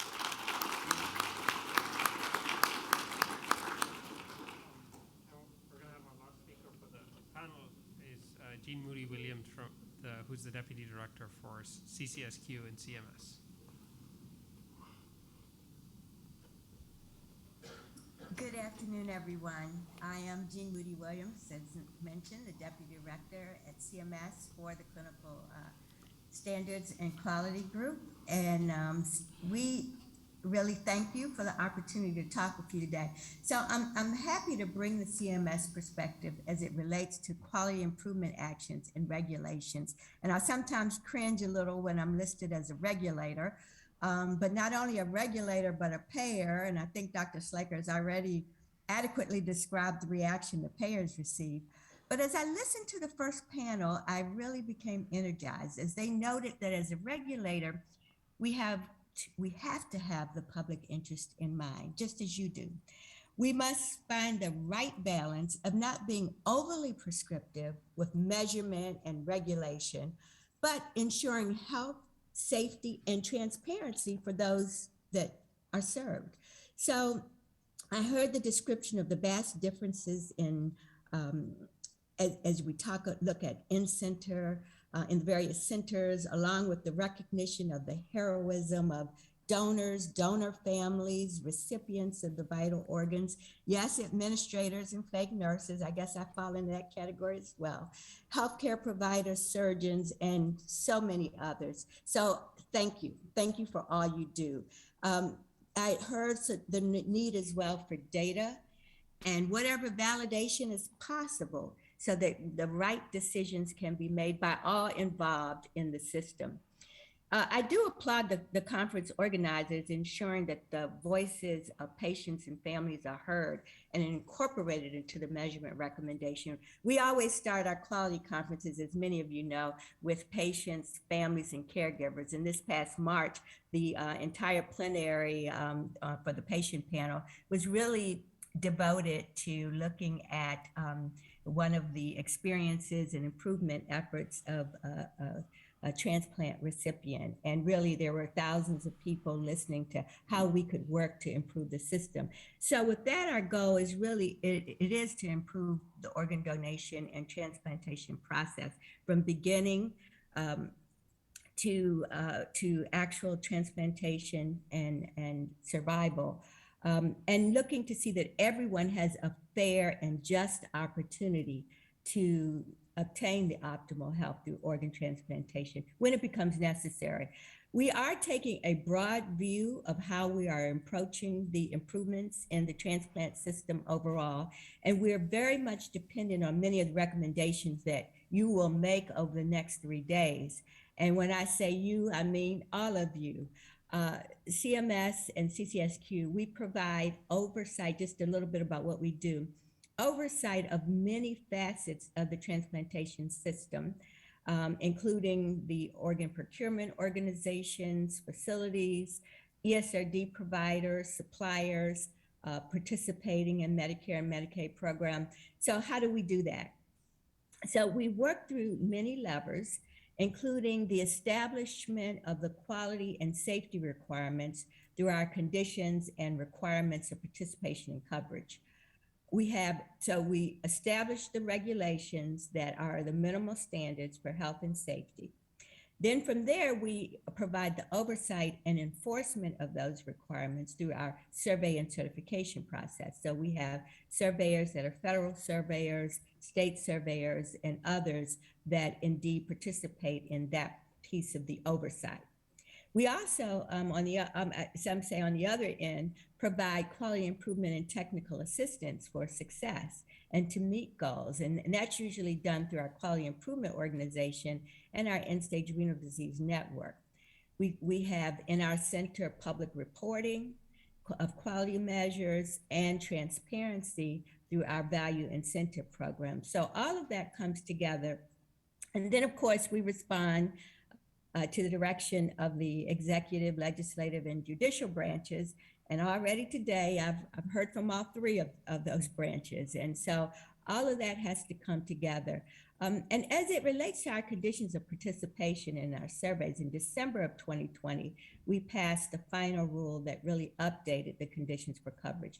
And in that rule, we had 2 new outcome measures to evaluate, in particular, the organ procurement organization performance, and that is the donation rate and the organ transplantation rate. The donation rate is defined as deceased individuals from whom at least one vascularized organ, heart, liver, lung, kidney, pancreas, or intestine, is transplanted. This proposal was a change from the previous measure, which included donors even if no organs were actually transplanted. And by shifting to a volumetric measure, we're attempting to incentivize the adoption of best practices, minimize discarding organs that could be used, and supporting the primary role of the OPOs, which is providing for those organs to be transplanted. The second measure is the organ transplantation rate, which is based on organs procured and transplanted as a percentage of donor potential. And this also looks at the organ transplantation rate. Now, these outcome measures were established in a final rule where we received lots of public comment. Those were deliberated. A final rule was passed. Now, that was about a year or so ago, but the measures don't actually come into effect until now. So starting August 1st of 2022, we will begin using those measures, looking over the next 4 years for enforcement in 2026. We are in a current recertification cycle, which will end the end of this month, July 2022. We will do our surveys based on the current outcome measures. Now, doing a survey, surveyors, they look at the data before they go on site. They look at complaints that may have been received, any of those kinds of things. They go on site on unannounced visits. They review medical records. They conduct interviews. Again, they will get the medical records of any complaints, and they can go do complaint reviews at any time. And then they make their recommendations. And so enforcement could include requests for plans of correction, quality improvement, all the way to decertification of an organ procurement organization or termination of Medicare and Medicaid payment for facilities. And as it relates to quality improvement, we just released in April at the Quality Conference our new the CMS National Quality Strategy. And it really is doing a reset after we're still in the era of pandemic, but we want to learn from what happened during the pandemic so that we can come out in a much more resilient factor. We saw some declines in areas that are concerning, and also concerned about equitable care. I did so appreciate the human-centered design discussion, as we use human-centered design as well, particularly in our person-centered approach to safety. We're currently seeking comments on the National Quality Strategy, and we welcome those. We're also tackling it was mentioned that transplantation is a system. It's not just one component. All components are very important. And to that point, Carol Johnson mentioned that we've formed an agency-wide collaborative group with our partners at HRSA and others at HHS. It's known as the Organ Transplantation Affinity Group, and we're really looking to ensure a strategic and comprehensive approach to the overall system improvement. I mentioned the patient and family journey map, but we also did a map for those that must work with us directly, providers, the facilities, to better, so that we can understand how to better help make our rules understandable, looking at the measures, the pain points in payment, and we want to align. We've heard from others that, HRSA may say something, CMS may say something, someone else may say something. We are working together to ensure alignment. And as a group, we're going through the NASEM recommendations. We're going through all those comments we received from you, from the request for information. And I really look forward to working with you, because the work that we do depends on sound measurement, a sound measurement strategy, no way around it, in order to determine the quality improvement efforts, what's reported, oversight, how we deploy enforcement when necessary. And I know that the information that will come out of this conference will really add to the field for all that we all need to do. So thank you again for the invite.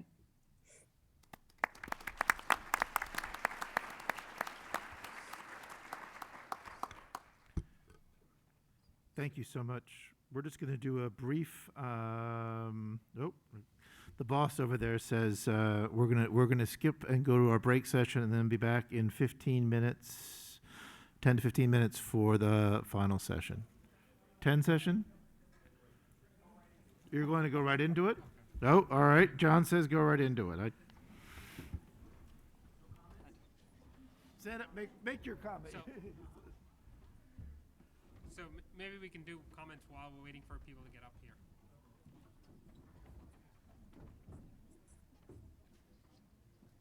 Go ahead.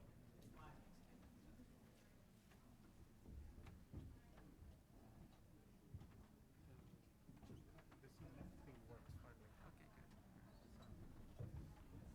Guess I don't need to put that on. John, am I leaving this up here for you?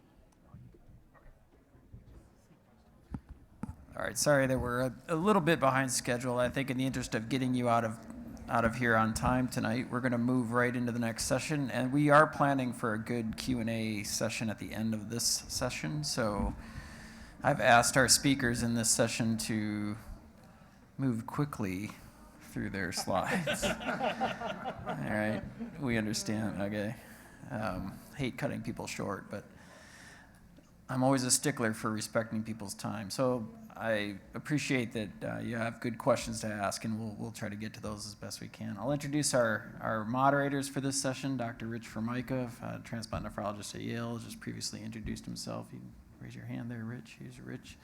And we've got Ernest Davis here, who you met earlier already. So with that said, I'll turn it over to this group for this session. And the purpose of this session is to really bring us right to the present. Okay, there's a lot that's happened over the years, and I want us all to have a good understanding of where are we today. I'll also note that Dr. Kosiski is going to stand in for Dr. Israni's presentation, since Dr. Israni is not able to be with us today. So I'll turn it to you guys. Thank you. So as John stated,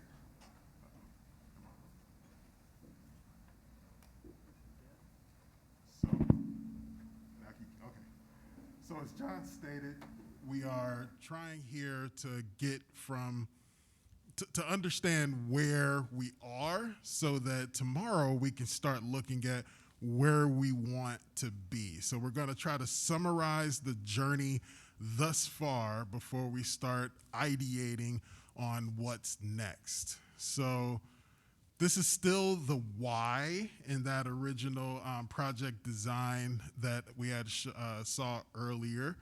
And specifically for the patients, we want to hear you ask questions.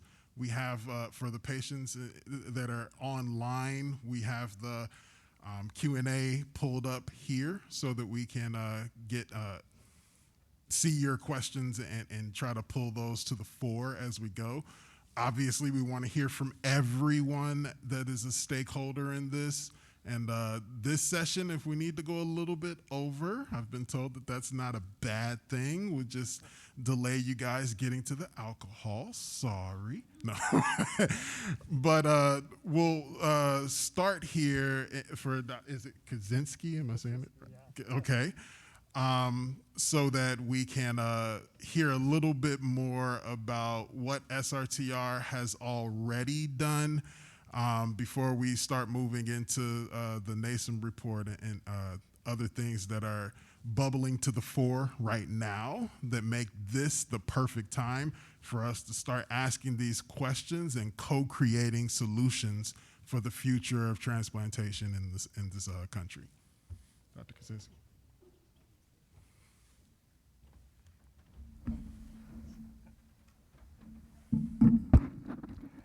Well, thanks a lot. I think I can speak for the group that this so far has been a very excellent meeting. I also wish Ajay a speedy recovery. It's unfortunate. However, it's every academician's nightmare to show up to a meeting And having dreamed many times, that what's the worst thing in your nightmare is that you show up to a meeting and somebody tells you, oh, didn't you know you're speaking in a few minutes?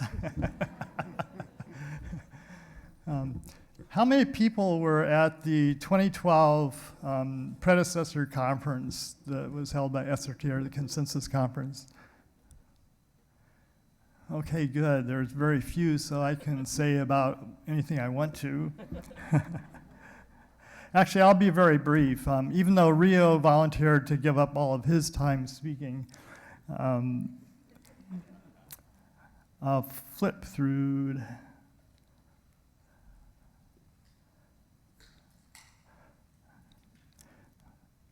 Maybe this will be shorter than any of us thought.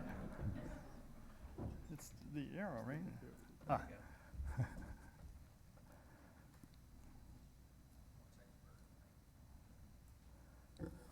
It's the big arrow on the top there that worked before.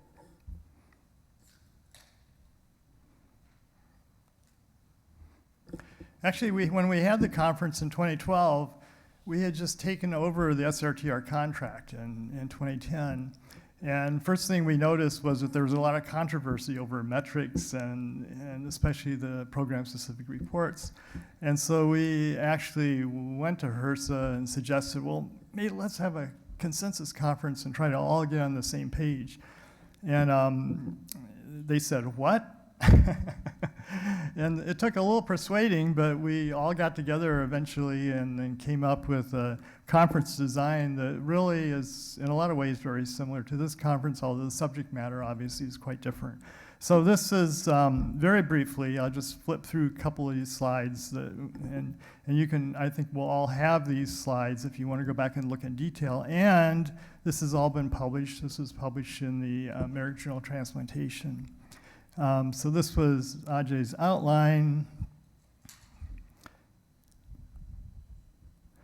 And again, this is the publication that came out of that conference. It was a more narrowly focused conference, but a number of recommendations came out of there. And importantly, many, if not most of those recommendations came to fruition. And it really became a roadmap for the SRTR over the past decade. And so hopefully this new consensus conference will really yield similar results. So it was divided up into these major breakout groups, okay, these topics, including the first one, the statistical methods, which we didn't spend that much time on there, and we won't spend that much time here. But we did look at it, and one of the recommendations was that PSRs should be better suited to the needs of all users, and particularly patients, okay? And as a result of that, we did make a major revamp of how we report and visually express the results of the outcomes at transplant centers. We also got a grant from the AHRQ to look at, well, how should we really be reporting results that are pertinent to patients? And they provided a number of recommendations that came through focus groups, talking to patient groups, surveys, and whatnot. And all of them are shown here to really make it more easily communicable to patients, to reduce the cognitive burden, to do things like rank ordering performance as opposed to alphabetical ordering that had been done before, avoid the use of numbers, use symbols, provide overall summary measures, include fewer reporting categories when we're reporting on outcomes and whatnot. PSR should better be suited to the needs of users, particularly patients, and then the corollary question that we can still talk about here is, should there be separate sections of public website patient reporting versus clinicians?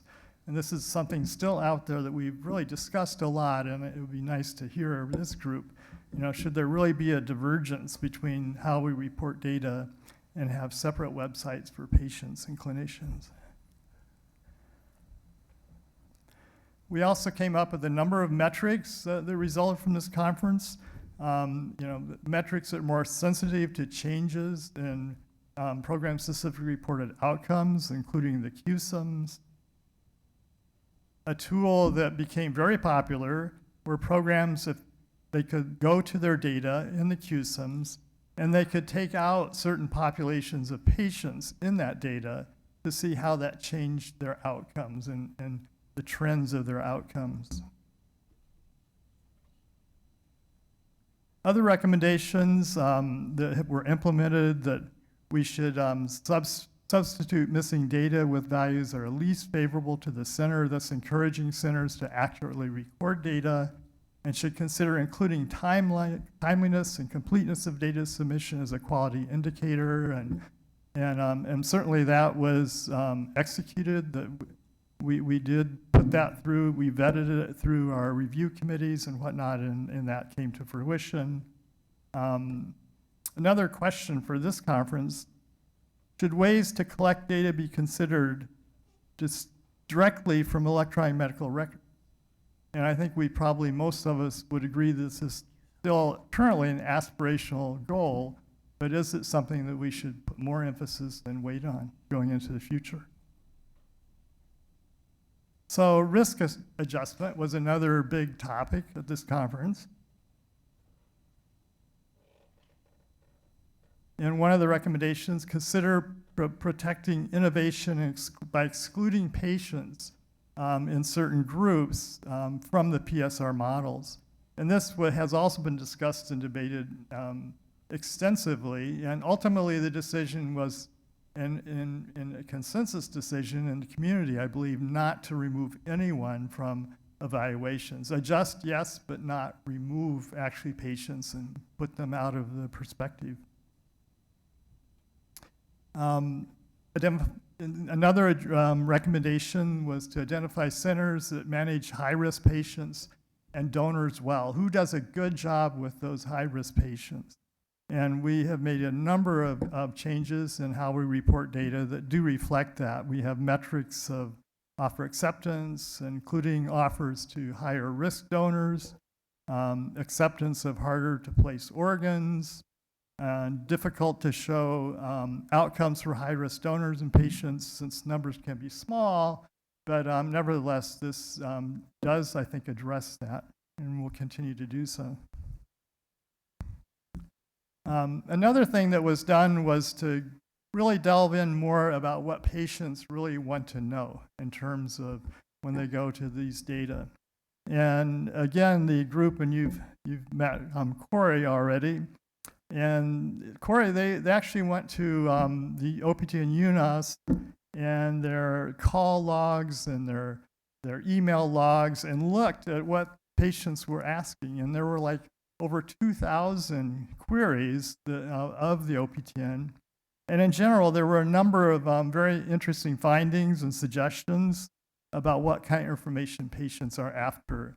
And this has been an emphasis on the SRTR's efforts and will continue to be so. One of the, I think, innovations that the group has come up with is to come up with a tool whereby patients can go onto the website and try to find programs that transplant people like themselves, okay? And so this tool, you can see the web address there. You can go on it and experiment with it. And I'll just show it very briefly. You fill in, if I had a pointer, I'd show you fill into these blanks, information about yourself, demographics and age and whatnot. You'll see importantly in this example, the height and weight, 5 feet, 180 pounds. So this is an example has already come up in the meeting, somebody with a high body mass index looking for a kidney transplant.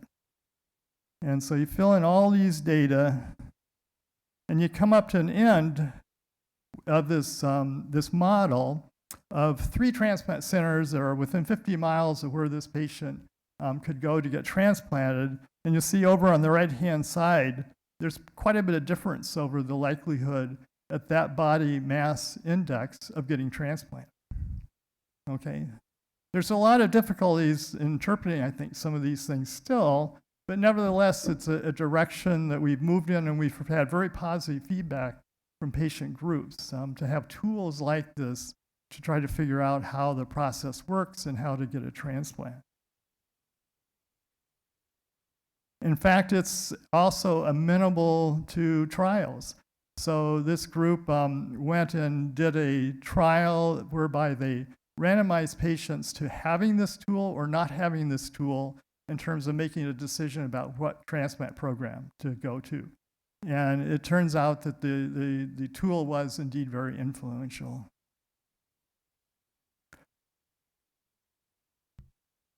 Okay, risk adjustment, identifying centers that manage high-risk patients and donors well. Should there be tools like this? Should we continue to move in this direction? Should there be help for patients to actually navigate these tools, because they can be a little bit challenging. The other recommendation that came out of that consensus conference was to collect more data, okay? Data that helped adjust for risk. And this actually has been done. In fact, we went out and got an AHRQ Evidence Practice Center to do systematic reviews of the literature and whatnot, and to try to find additional, especially cardiovascular risk variables that might predict outcomes. Of course, it's up to the OPTN whether these data should or should not be collected, and many other things go into those decisions. Provide more data on waiting list risk and outcomes. We've heard too that in a way is a two-edged sword, but indeed we have gone further and have given adjusted outcomes or survival after listing. Is this important? Is this important to patients and family members?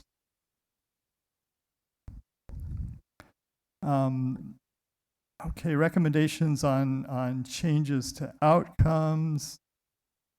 There's a lot, this is like drinking from a fire hose, right? And there's a lot of information here. Reporting on access to pre-transplant, to transplant and pre-transplant outcomes. And this already has come up as a theme of this conference as well. Should we go upstream and collect data, or somehow find data on are the right people being reported or being referred for transplant? Is that even a feasible thing to do? Okay. Living donor is a topic dear to my heart. And so one of the recommendations was more data on outcomes for living donors. And there's consensus, I think, the short-term outcomes, like what happens perioperatively and everything is pretty clear, but long-term outcome data is still lacking. And we certainly need more effort, through the Living Donor Collective of SRTR and other sources of getting better information on long-term outcomes after living donation. And indeed, providing more information on longer-term outcomes after kidney or other organ transplants. And then I'm going to skip through this really quickly because these were recommendations over changes in the data collection, which really is not so much an SRTR prerogative as we've heard, but is more of an OPTN prerogative, unless there are other existing data sources that we can go out and get. But there were a number of recommendations looking for improving the quality and trying to get data that really helps in the process. And I'm sure some of these will also come up for discussion in this meeting.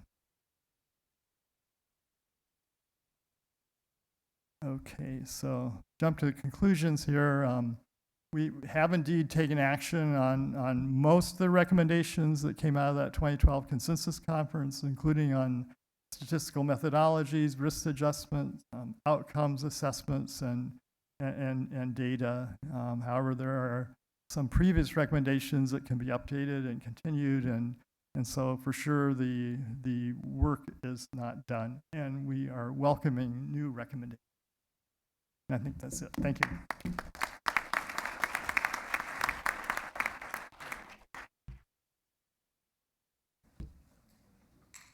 Next up, David Axelrod is going to tell us a little bit more about where we are before we talk about where we want to go. So I apologize for you guys having to suffer through me twice now, and I'm going to go very quickly because I think that we all want to have the discussion. So I'm going to talk very quickly about the NASEM report and why it's important. Congress directed the NIH to commission the report. It was addressed to do key issues to address included challenges to inequity and access to the wait list, the lack of transparency, which we've talked about, issues around the various components of ethical evaluation of practice, variation in inefficiency, and underuse of donated organs, which resulted in the report on the right. They had some specific recommendations that I'm going to highlight very quickly that are relevant to this conference and the SRTR. It says that HHS should expend its regulatory oversight of the organ transplant system beginning at least at the time a patient reaches end-stage organ failure and expanding beyond it. So you've heard a lot about that. I think the issue from the SRTR is where you get this data. We've talked about what the denominator is and what data sources we need to use. I think we've heard from lots of people that that's important, and we should continue to think about that during this meeting. That we should develop and implement rigorous approaches to communicate routinely with potential transplant recipients about their status, waitlist candidates about organs offered to them, and waitlisted candidates about the number of organs offered and declined. And SRTR is developing organ decision aids under Dr. Schaffhausen's leadership, and we're developing metrics for the MPSC focused on organ acceptance rate that you heard about earlier from Ian. And so this is coming, and I think that it's really important for patients to know that they're getting offers or not. We obviously want to reduce organ discards. They set a significant goal for us to reduce kidney non-use rates. So SRTR is talking about donor kidney yield, and I think that's something that we can report on, but I think the other issue is acceptance rate ratios and other things like that. So how often are transplant programs actually accepting these organs and utilizing them? And if you're not utilizing them, that may be an opportunity for programmatic enhancement if you have appropriate patients and know how to do it. Increasing minority donation and transplant rates. I don't want to blow by this one quickly because I think this is incredibly important. We know that donation among minority populations and disadvantaged populations has been challenging. We need to increase transplant rates amongst all people and make sure that everybody who is needing a transplant has access to it. And so we focus a lot on disparities. I would say that in all the policy making, sometimes there's a perception that it doesn't happen, but the SRTR produces very significant reports for all of the allocation decisions that look at the particular impact for patients of various ethnicities, ages, races, genders, geographic issues, and that sort of stuff. That doesn't mean it always gets incorporated into policy. That isn't really our purview, but we do provide those data, and I think we have to continue to do so. Obviously, we want to transplant medically complex and DCD donors, and we've talked a little bit about that and to develop better tools for that. Increase organ acceptance to that achieved by the top 10%. I think we've seen, the data. One of the things we can use with this information is identify people who are doing it well and utilize our risk-adjusted outcomes to identify those centers and then hopefully learn from them. And finally, increase transparency in organ offers. The recommendation is clearly to give you more information about what organs were offered to patients and families in some sort of way, and that really is something that we can talk about, what information you need at this program. New performance metrics to go beyond 1 year patient and graft survival. Again, we already report on 3 years. I think a lot of people would like to see 5 years and later, recognizing that 5-year data is a little bit like, getting your kids 8th grade graduation, 8th grade grades when they're starting at their freshman year in high school or college, It's a little late to do anything about it. So, in order to get enough data, you're talking about people who've been transplanted at that center 8, 9, 10 years ago, which may not have been the same team, the same doctors, and that sort of stuff. I think that there are significant limitations beyond that, but we already are looking at various tools to do that, and we have to be cognizant of that. That is information patients want. We understand that. We also want to give it in ways that are accurately reflect the actual care provided at the center that you're going to then. Dashboards, this is clearly important, and we already provide a very comprehensive set of metrics. I think the real question is how to make those metrics and dashboards useful for the various communities that we address. So how to make it useful for patients, for referring providers, as we've heard earlier, and for the transplant programs and OPOs that have to make use of it.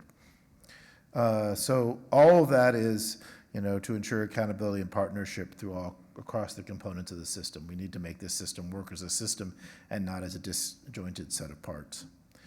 So that was a very, very quick run through the NASEM report. I would encourage anybody in transplantation to at least read the executive summary of it. It's a very well written, and I think will be a very influential report.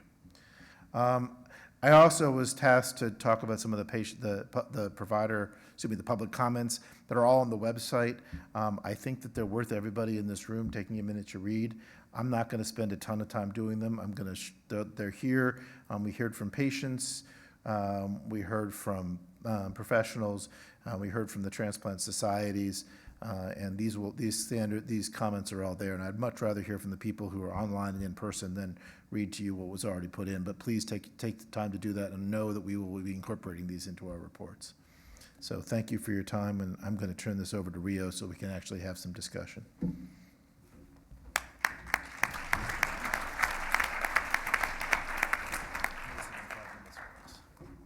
Hey, thanks. Thanks, David. Thanks for everyone for persisting. I know I am the obstacle between you and dinner. My first quote is, "One cannot think well, love well, or sleep well if one has not dined well." Virginia Woolf. And I live by that premise, so we'll get you to dinner, I promise you. Can I have the first slide? And I will go quick. I have too many slides and a lot to say, but this is where the meat of the meeting actually happens and starts. Oh, sorry about that. Just keep on going here. If this is working. I just want to get to my first slide, or it could be, again, pretty short.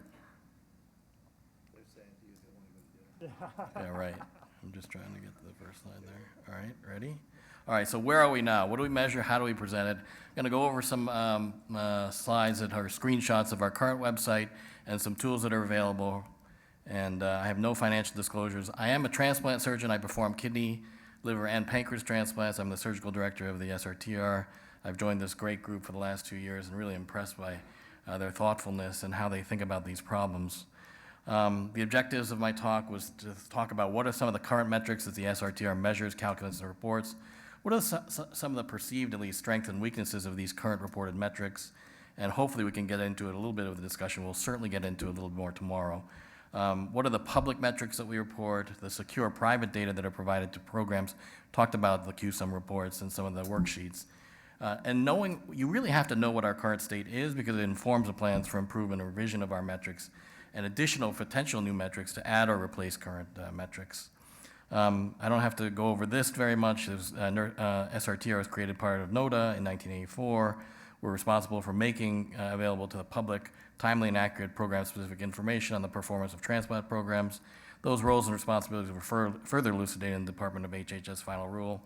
And the SRTR is actually currently a misnomer, right? So we don't just report, or we're not just a registry of transplant recipients, we're a registry for transplant candidates. We're a registry for organ donation. So we're even named wrong.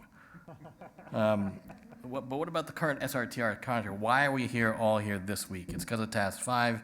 What is Task 5? We want to identify metrics to assess national transplantation system performance and support informed decision-making by critical audiences. That's everybody in this room plus more. So what is a metric? We talked a lot about metrics, and what's the difference between information, data, and metrics? I've stolen a lot of these slides from John Snyder and others. But to describe the current state of transplantation, we have to actually, to help stakeholders make decisions based on evidence and make data-driven decisions, not just based on anecdote, intuition, and emotion feelings, all of which actually do contribute to decisions, especially by patients and families. And it's not to negate those, but we do want to make, as much as possible, data-driven decisions. And one of the key things is that metrics can and should drive behavior and actions. So Lloyd has talked about this in other meetings, but the thing that we should start with is what are the goals? We need to define the ultimate goals and desired behaviors and actions because we can help define which performance metrics to create, to measure, and to report, to drive that behavior. I think that's where we need to start, and then we can go on for that. And so what is the difference between all these things? So you start out with information.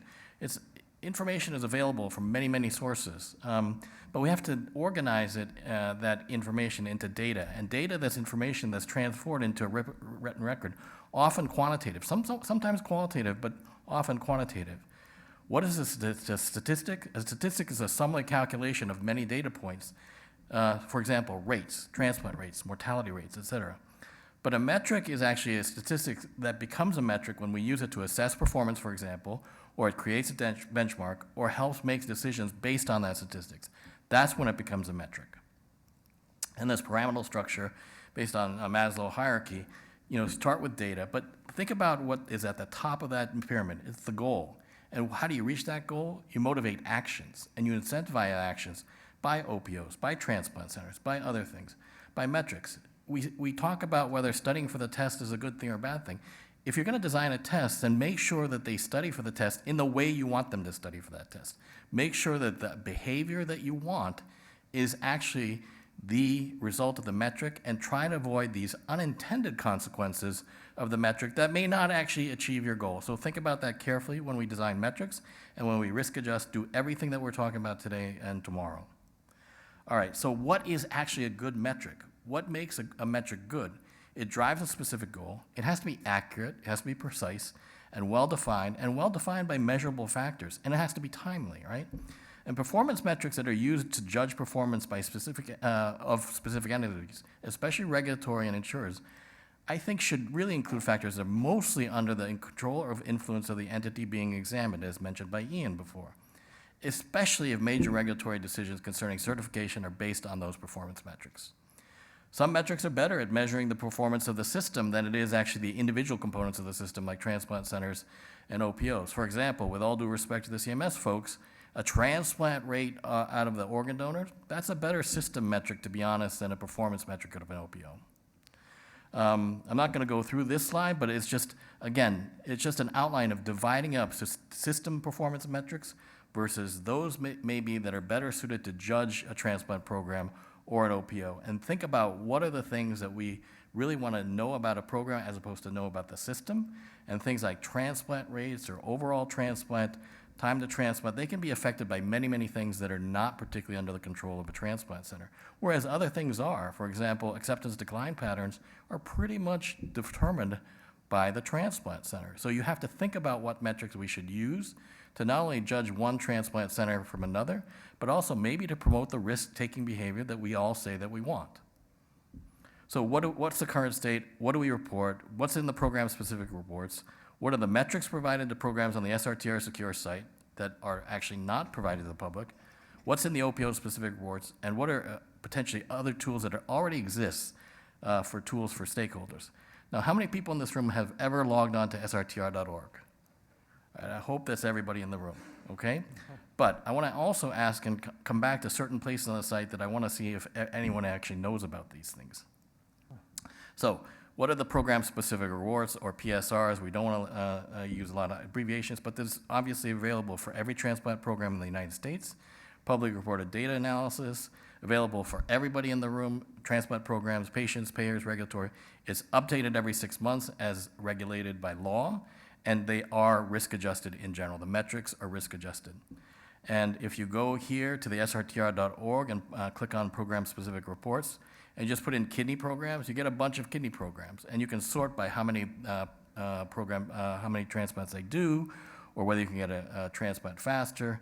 And we can argue whether this is a good expression, whether it's a 5-bar system or a three-tier system that other folks liked before, but didn't really distinguish a lot of programs for each other. There's no doubt that a 3-bar program may not be that much different from a 4-bar program when it comes to absolute outcomes. That's true. But is it still useful? You can argue whether it is or not. Program-specific metrics that are reported every 6 months include not only the waitlist mortality, the transplant rate, overall survival following listing, offer acceptance rates, and 1 month, 1 year, and 3-year post-transplant patient graft survival. You can get every single one of those from any individual PSR. You just have to know where to look. The metrics are, in general, risk-adjusted, so that means for folks in the audience, they account for significant characteristics, different characteristics of the patients and the donors that are accepted for the transplants that affect the outcomes being measured. And as David said, you want to try to compare apples to apples. Without risk adjustment, you don't do that. Without risk adjustment, you promote risk-averse behavior. Think about a metric that's not risk adjusted. If you want to achieve that studying for the test, what's the easiest way to pass that test? Don't take any high-risk organs, don't do any high-risk patients. That's the easiest way to comply with a non-risk adjusted metric. We want risk adjustment, it's a well-accepted methodology. You just have to do it adequately to the point where you're actually capturing the risks that people are taking. Again, non-risk adjusted metrics, probably not great because in general, they drive risk-averse behavior. All right, so many of the metrics that you'll read about are actually expressed as ratios. And what is the ratio that's being expressed? It's usually an observed to expected ratio. So the calculated rates you'll see, whether it's transplant rate ratios or mortality rate ratios or acceptance decline ratios, it's really important to understand what the expected rates are and how they're calculated. And they're calculated by the characteristics of either the patients that are being transplanted or the donor organs that they're being offered or the candidate that is being offered that organ. So for example, the transplant rate ratio is just a ratio between the transplant rate that's observed at that center over the expected transplant rate. And the waitlist mortality ratio is the observed mortality waitlist mortality rate over the expected mortality rate. So everyone's going to have potentially different mortality rates from center to center. But based on how sick the patients are, how old they are, what their BMI is, what their diagnosis is, what their comorbidity is, you're going to have a different expected mortality. And what's listed on the website is a waitlist mortality ratio, not necessarily just the absolute waitlist mortality. And again, I apologize for the experts in the room. I just want to make sure everybody in the room is on the same page when it comes to these things. So in the complete PSR, that if you click the PDF thing, you'll get a whole bunch of tables. And some of those tables are really hard to go through, especially for patients. But if you want to see it, you can see the characteristics of different centers' waitlist and their overall size and their demographics and what age, degree of illness, and race, ethnicity make up a transplant's waitlist. Also, you can figure out what the characteristics of the people who actually get the transplants. How many transplants do they do? How many living donors versus deceased donors? Who's actually receiving the transplants and what the demographics are. And also some of the description of the donors that are being accepted for transplant patients at the center. All this information's in there, but as other patients have said, maybe it's not being delivered in a fashion that's digestible or even understandable. And so just because the information is there doesn't mean it's actually usable for all the stakeholders. That's something for all of us to consider and to consider how we can better deliver some of the information that's already there in the current state. If you look at the interactive thing, and Amit's there, I'm going to pick on his center because they have some outstanding results in many aspects. So here's one thing that you can see. If you click on kidney transplant or Mayo Clinic Arizona, you can see how many deceased donor transplants they did, how many living donors transplant they did. In this thing, they did 455 kidney transplants. Amazing, right? Huge volumes. And they actually get their transplants to their deceased donor list faster. And they have very, as expected, 1-year graft survival. Now, people talk about people can cherry pick and do these things and, whether metrics are risk adjusted. We at our liver program take a lot of risk and we're a 5-bar program. And I think in our kidney program, we're not that risk taking. And we actually are a 3-bar program. There's nothing that will guarantee you almost to be a 3-bar program than to cherry pick both your donors and recipients because your expected outcomes are so good. And you're really going to have a tough time getting above a 3-bar program if you are so selective and are risk averse. In any event, we did what we call a SWOT analysis or SOAR analysis in our steering committee and really looked at both metrics in general that are reported by the SRTR and specific metrics that are being reported. And I just wanted to summarize some of the findings from our steering committee just as a jumping point to start the conversation. All right, what are some of the strengths of our reported metrics in general? It's a complete data set. It's a large data set. It's a fairly thorough set of metrics. The metrics are trended over time, which is helpful, and it's real-world data and allows for risk adjustment. What are some of the perceived weaknesses? Well, the metrics are pretty complex. The definitions are sometimes pretty weak in terms of the variables. Does some of the metrics cause or motivate risk adversement? It's certainly perceived in some cases to stifle innovation. one thing that we hear from transplant centers, there's a huge burden to the data collection, huge cost to the data collection. Is the risk adjustment adequate or inadequate? Punitive consequences from regulators and payers. For payers that don't put someone on the centers of excellence, that can really take a hit and give you a problem if the SRTR data is being used, for example, simply to judge whether a center belongs in a center of excellence. Folks say, oh yeah, we look at costs and other things, but the truth is that a valid use of some of the metrics that we're publishing? Opportunities, national benchmarking can be improved, make your definitions more robust, and that we can do this with the help of Stack. Longer term metrics, 5 years, yeah, it's a problem when we look at 5 years, but we can use period prevalent data to look at patients, for example, who have survived 4 years and how they, in this last period, did between years 4 and 5. There are other ways to get around data that's sort of older than others. More metrics specific to patients like me. In other words, okay, these are data that refers to all your patients. What about patients like me that are diabetic or overweight or black or have heart disease? What happens to patients like me? And I think that is a concern we've heard from a lot of patients. And I'll show you some tools that are actually already available, and hopefully some people have seen them. Develop metrics to capture more of the patient experience, and we talked about the subway map and what parts are actually ignored right now. And again, we need not only to measure the access and study the health disparities and inequities, but really come up with metrics, I think, that performance metrics that speak to the notion that all transplant centers have to serve all the populations in an equitable fashion as much as possible. So this whole journey of transplant that we've talked about, the subway map, you can see the arrows in which we actually do capture the data. So when you get listed, we capture a lot of data, whether you die on the list or get a transplant, and once you get a transplant, you have short-term outcomes. Those are the light blue lines. That's what we capture right now. We don't capture other things, long-term outcomes, quality of life, patient-reported outcomes. And up at the front end, I think there's a recurrent theme. We have to figure out how we're going to measure whether someone gets referred and then evaluated, and if those patients that are evaluated, do they actually make it onto the list? We don't capture that data in a systematic fashion right now. Varun Saxena said he has data for all his Kaiser patients. I think we should look at that. I think we should look for alternative sources of information, pilot it, show a need, proof of concept, before we tell all transplant centers, hey, by the way, you have to now collect every data piece on every patient that completed evaluation. I think we may actually get there, and we may take advantage of technological advances, so the burden of data collection as a mission is less. But we need to get there. There's no doubt about it. I know I'm preempting tomorrow, but we need to get to the point where we're capturing more data at the front end of this experience through subway stops A through E, at least. So specific things, waitlist mortality rate ratio. These are people who die after being listed for transplant, and measures the observed to expected mortality of candidates on the waitlist. What are some of the problems and strengths? It captures all waitlisted patients, both that are inactive and active on the list. It is risk adjusted, so that age, BMI, other diagnosis, presence of vascular disease, that all is used to calculate your expected waitlist mortality at a certain center.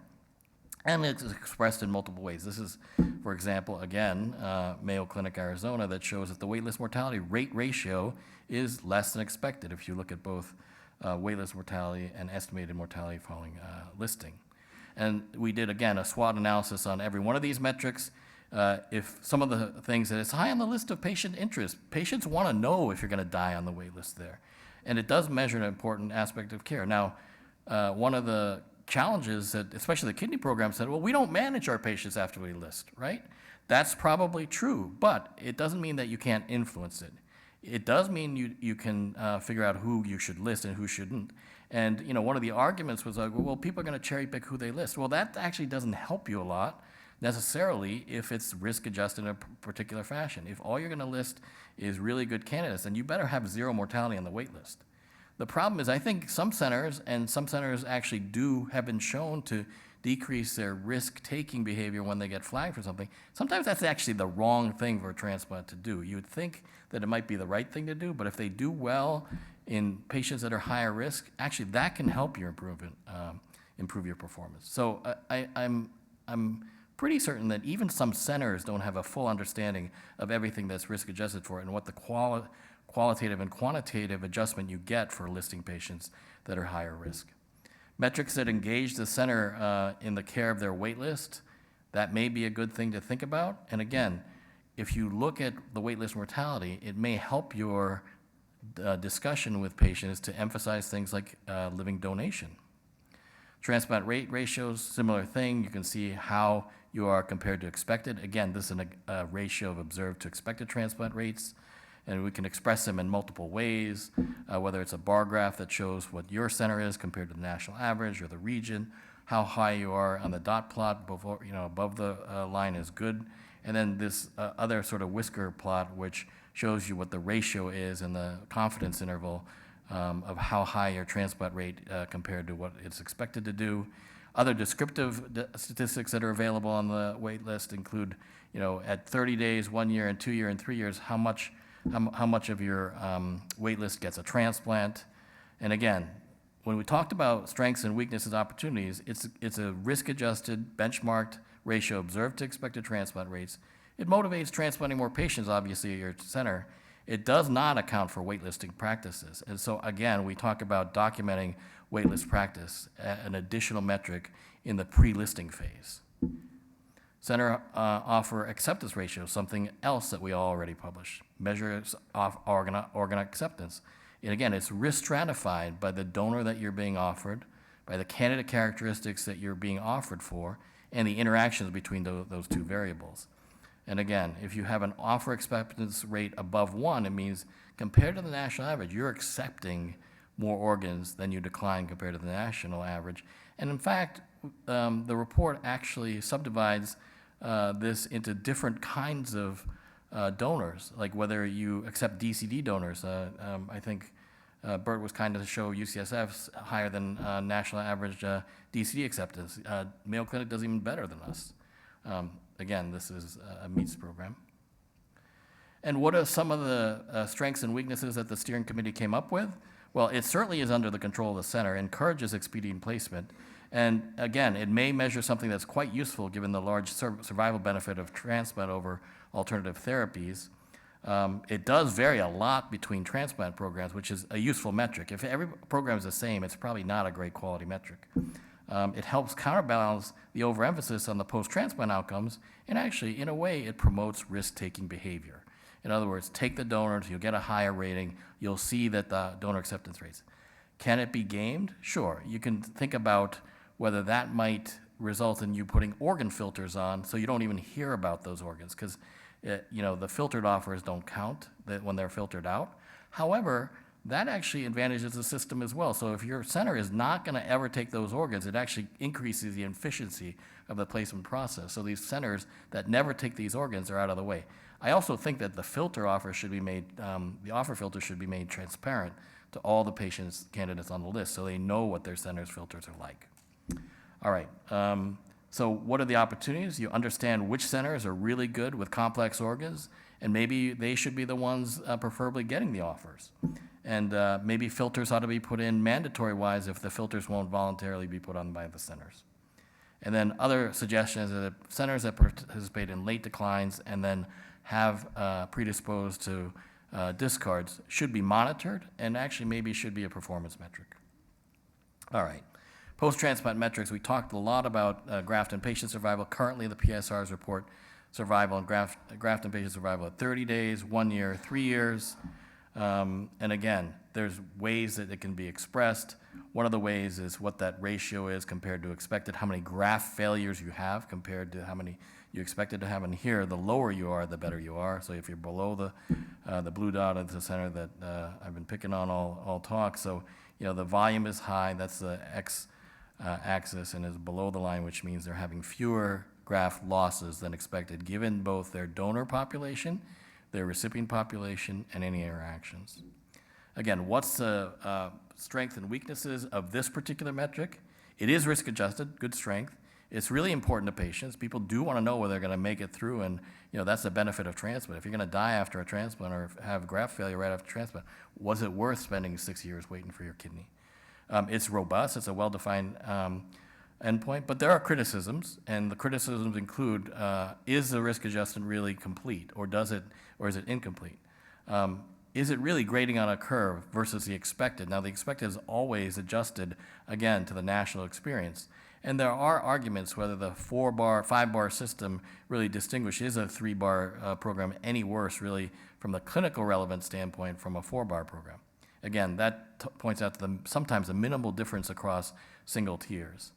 But the opportunities that everyone has basically told us, including both patients and other stakeholders, that they want longer-term data, that they want other things other than just survival. Just being alive is one thing, but being able to work, being able to participate in things. So there are quality of life tools that we could think about implementing, and specific things. How do patient programs do that transplant older patients, and outcomes for patients like me? Again, heard from the patients. All right, this is how they do for all their patients. I want to know how they do with patients like me. All right, so what are some of the currently available information that are available right now for outcomes of different patients like me? How many of you that have been involved in kidney transplant have ever gone and used a kidney transplant decision aid? All right, so much fewer hands being raised. And the liver transplant waitlist calculator, those involved in liver transplant, how many have logged onto that? Again, not so many, but these are available right now. I'm just going to walk through this. So if you pick on tools and look at kidney transplant decision aid by going to calculate your risk, what the website will ask you for is your state, your program that you want, then other things like how old you are, what your gender is, what your ethnicity is, what your weight, your BMI is, whether you have heart disease or, vascular disease, diabetes, et cetera. And then if you want to know what your outcome is in 5 years of that program, you'll get a graph like this. So again, these are the things on the left-hand side. If you know your PRA, you put your stuff in there. And then at 5 years, at this particular program, you'll have you'll have had a 45% chance that you've received a deceased donor transplant, and less so that you're waiting on the list, and some percentage are still waiting at 5 years post-listing. This is more specific. You can put your blood type in. This is for patients like you. You can put your height and weight in and see at each program that you are considering what your fate is on the transplant wait list. So this helps clinicians, this helps potentially referring physicians, and it may help the evaluating surgeon or physician at your center to say, hey, this is what your fate is at our center. You really need to get a living donor because chances are you're either still gonna be waiting or you're gonna be dead by the time you get to 5 years post-transplant. So this is a useful tool for a lot of folks. What about the liver transplant waitlist calculator? Similar thing where you put in the state that you're in, and you can talk about what your blood type is, what center you want to look at, and choose your age, your MELD score, where it fits in there, and then how many days that you want your outcome at, 30 days, 90 days, et cetera.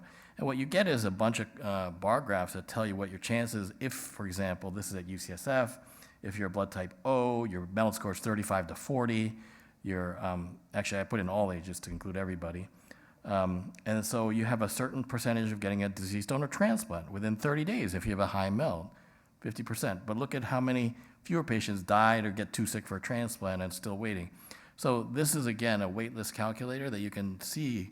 Put in your stuff if you know it and try to get it if you don't.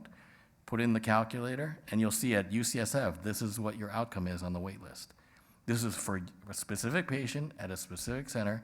And these are tools that are currently available on the SRTR website.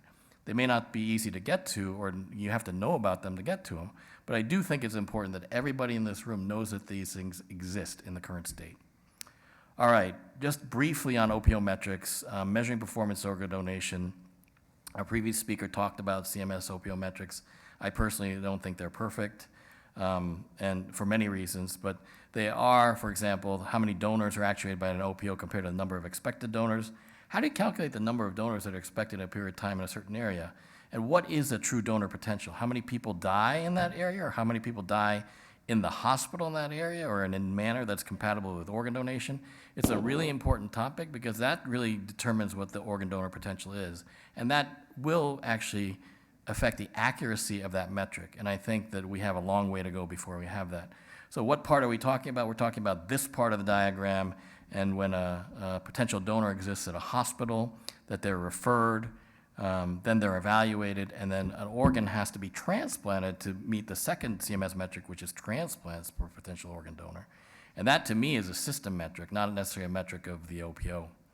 But in any event, the whole United States, as many people know, is divided up into these sort of not necessarily malignantly gerrymandered, but it looks, it sometimes defies logic what these maps are like. But anyway, some drunk guy must have figured out Texas is OPOs.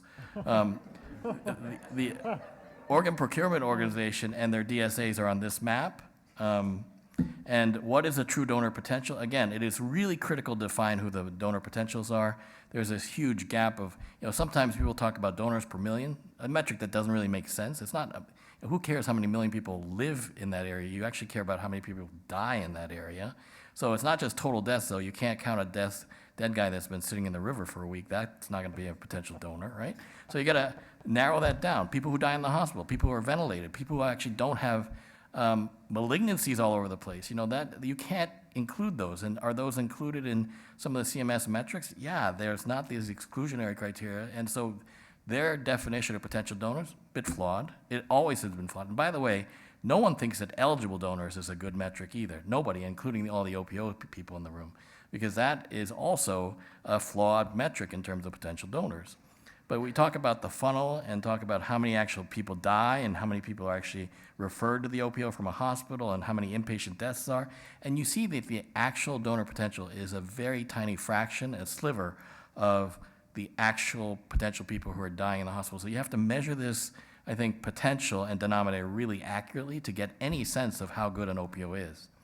And so the CMS, again, as mentioned, just recently published the final rule with a different definition of organ donor potentials, and they have a couple metrics, donor's potential donor.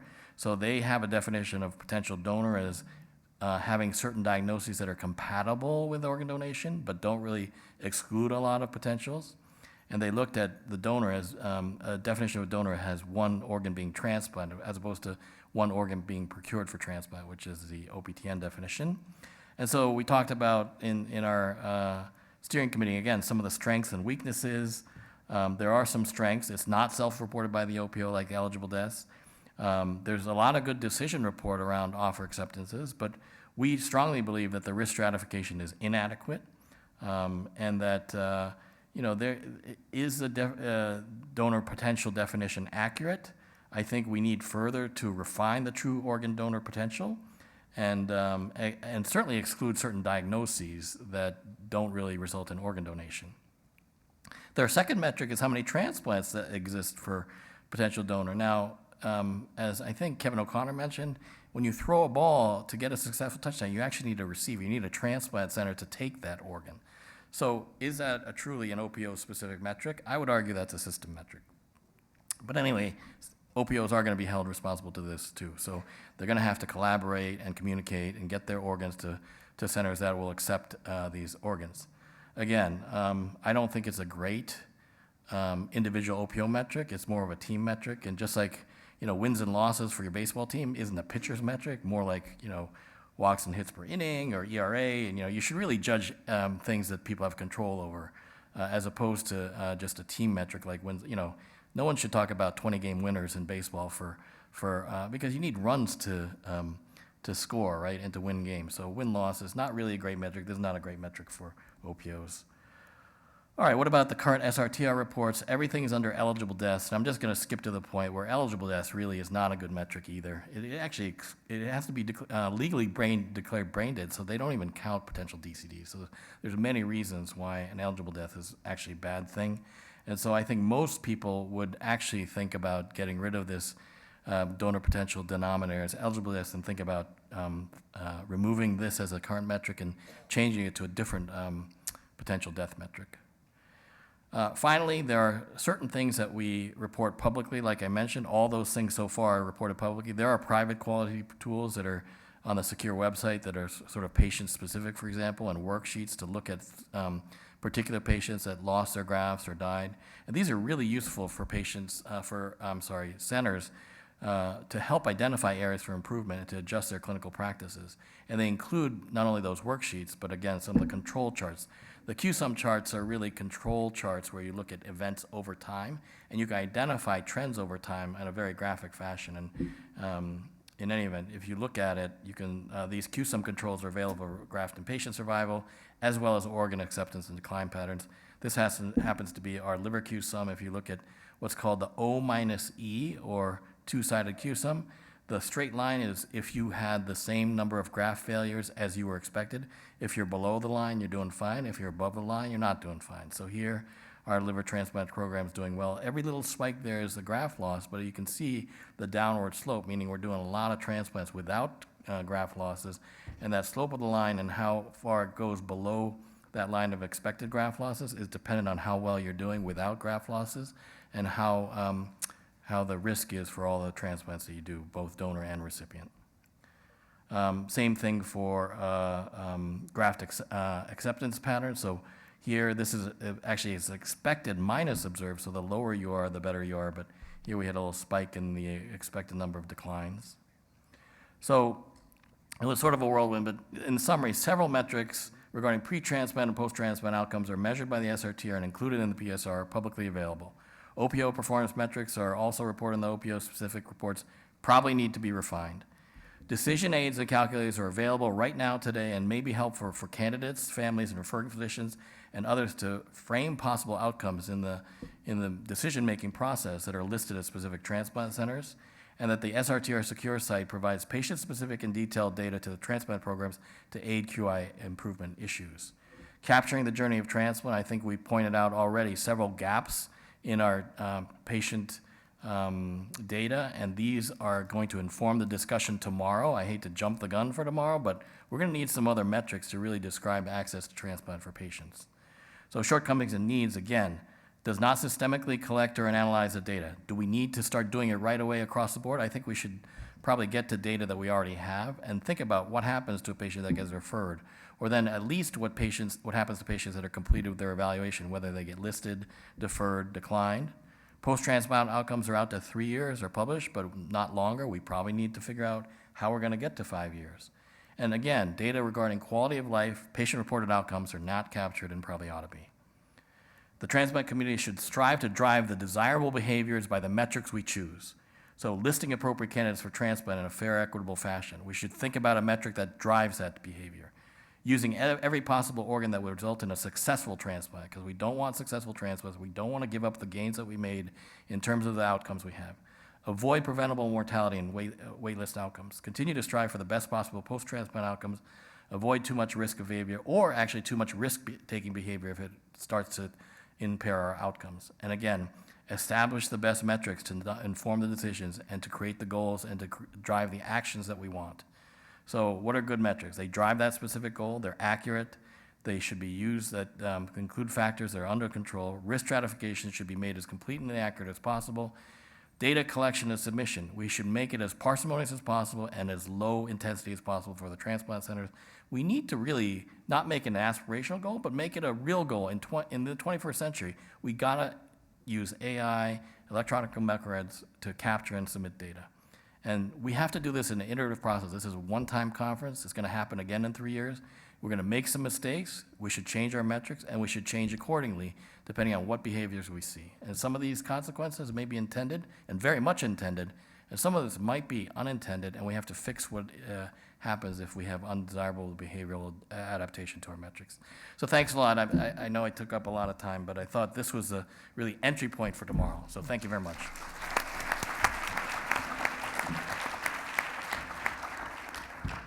All right, so let's open this for discussion, and I think Rio sort of said it right. So let's talk a lot about ideas.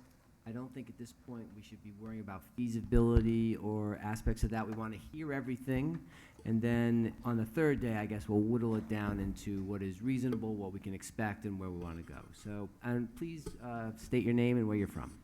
I'm Kim Watt. I'm a hepatologist at Mayo Clinic. And Rio, you kind of alluded, or you actually outright say it, that we want the transplant centers to have the ability to adjust for things, but we also need to make sure tomorrow when we're thinking about these things that we're making sure they can't be manipulated as well. And I think that's super important, and I think we also need to make sure that we're not just thinking all in one track, and that maybe kidney is a little different than liver, is a little different than heart. So, transplant rate in kidney, where you actually have to be listed to get your time, is a lot different, median time to transplant, different relevance than liver. And so maybe we need to be looking at liver transplant rates a little bit differently and maybe have a meld where it's the starting point, 28, 26, whatever it is. So I think those types of metrics probably need to be a little bit different across the organ groups. And then when we talk about risk adjustment, the critical element is we have to actually adjust for all the big risks. So if somebody who has a skin cancer 10 years ago has the same risk as somebody with cholangiocarcinoma, that's not risk adjusted, and now we're not going to be able to transplant people with cholangiocarcinoma, and these are 30-year-old patients. So we have to be able to risk adjust now, especially with waitlist being a way bigger metric as far as the outcomes and regulator metrics. So I think we need to have a deep dive into what the actual risk adjusters are as well. So those are the two comments I'll just start off with. I think your point is well taken, Kim. And not only do we have to think about organ-specific risk adjusters and metrics, but also which things that we can and should risk adjust for and which ones we should not. And that's a discussion that we have to have with our community. But that's a really important point. Thank you. Lloyd Ratner from transplant surgeon, Columbia University in New York. I really enjoyed those presentations. Rio, thanks for the shout out. It felt like I was listening to myself for a lot of the talk, which I thought was great. I have a couple of questions though. The first is, I mean, we talked before about the denominator on the patient side. You've talked a little bit about the denominator on the donor side in terms of the metrics, but what we didn't talk about is holding the donor hospitals accountable, and they're not really, there's no metrics for them right now. And I think a lot of the inefficiencies that we see in our system funnel back to the functionality of the donor hospitals. There are about 5,000 there are about 5,000 hospitals in the country, only about 250 transplant centers, so roughly 95% of the hospitals in the country really don't have any skin in the game. And to use the subway analogy, and I take the subway in New York not infrequently, you know, the subway during rush hour is very efficient. There's all kinds of express trains and everything. At 3 in the morning, whole different beast, right. You know, and I didn't summarize the NASM thing, but I actually think that one of the issues that NASM clearly says is that we need to get donors out of donor hospitals, at least the brain dead ones, and to go to organ care units or donor care units, I guess we're calling them these days. You're absolutely right. I mean, in deference to Kim over there, just the other day I was told we couldn't start a liver recovery anything after 9 o'clock at the Mayo Clinic in Rochester because we had no staffing for it. And that's the Mayo Clinic and a transplant program. So you're absolutely right. We should divorce organ recovery from the inside of these transplant programs, and certainly the NASM said that. I don't know, if Rio, if you want to comment. Yeah, no, I have an important one for CMS if they're still listening. I think some entities actually carry a stick. And so conditions of participation of a hospital and the OPOs have this data, timeliness of referral, how many potential donors actually got referred and referred on a timely basis. They should be another performance metric that judges every hospital in the country with an ICU as to whether they are participating in the transplant system as efficiently and as best as they can. And there should be consequences for hospitals that don't. And I have to say, one thing that we should be a little bit ashamed about is that transplant hospitals don't do that great sometimes in facilitating donations. So that's just an editorial Well, not just only the facilitating the donation, but actually making the procurements occur at a reasonable time so that the organs could get transported and utilized. Right. So all those things are cogent. Thank you. The other questions I had sort of related to the O to E ratio and the risk adjustment and all that, but also the comparators that are used. I mean, is a national comparator necessarily the best comparator for all metrics, number one? And then the second thing was you talked about, you know, if you want to get the 5-star, you got to do some higher risk donors, higher risk recipients. But one of the problems we face is we don't know the impact that each of those have either on the positive or negative side, right? And we certainly don't know prospectively because the calculation is done retrospectively. Right. That's I'll true. stop there. That's true, and the worksheets can help you sort out the impact of each graft loss because it tells you on each patient what their expected outcomes is. So the worksheets actually do help, but you're right. I think there are ways to carve out certain transplants. You've proposed some of them, but there are ways to think about how you promote risk-taking behavior, promote innovation, yet still keep transplant centers accountable. So I also think that those are more tools that we can offer confidentiality. You run into small numbers issues for public reporting, but you should be able to know in your center, how do you do with melds at 35 versus melds at 25, and risk adjustment and that sort of stuff. And some of that you can do with the worksheets, but it's not always easy to do. Let's quickly take one from an online patient.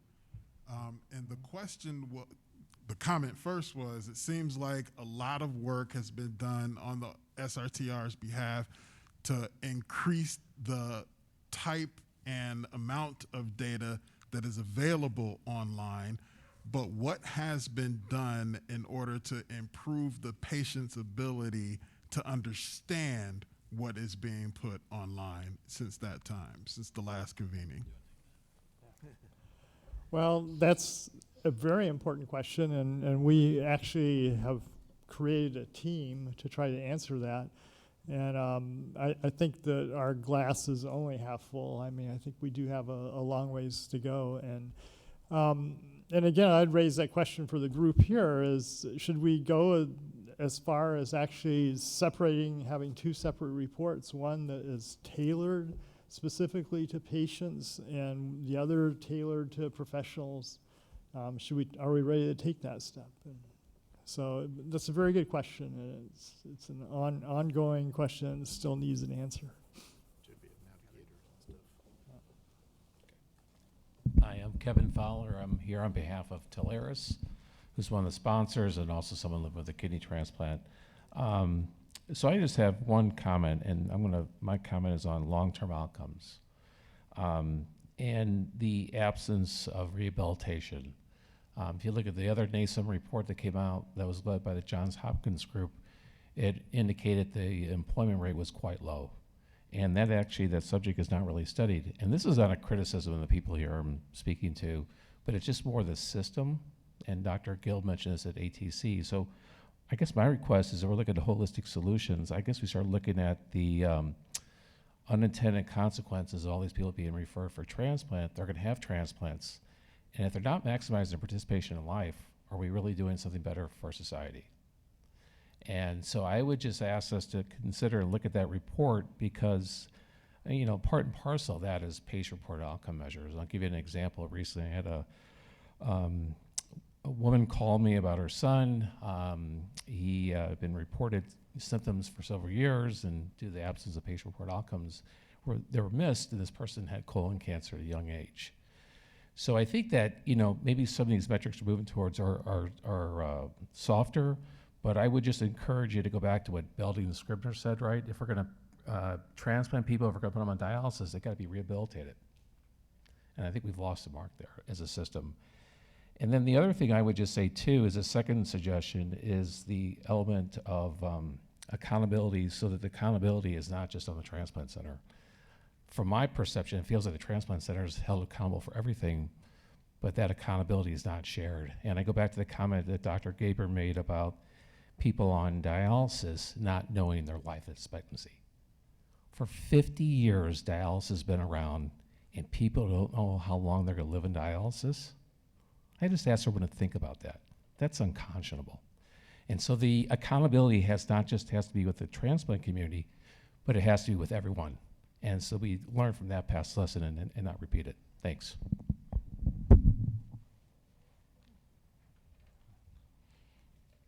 Hi, everybody. My name is Amy Waterman, and I'm the Director of Patient Engagement, Diversity, and Education for Houston Methodist Hospital. So I want to say that I'm speaking as somebody who's had the privilege of growing up in this field, but really fundamentally being a patient advocate. And I don't know about you patients, but when I watched the last section, I did not feel that it was speaking for me. I really respected the intelligence of the people who have built this. But what I also get is all the metrics that we built, they were for the transplant centers to assess performance, right? So I see that there's now a sense of expansion in two important ways. One way is saying, how can we go uphill, right? How can we see what's happening with access? How can we see smaller increments that are not just about 1 and 3 years? So I really applaud where we're looking. But the second part is what's important to the patient.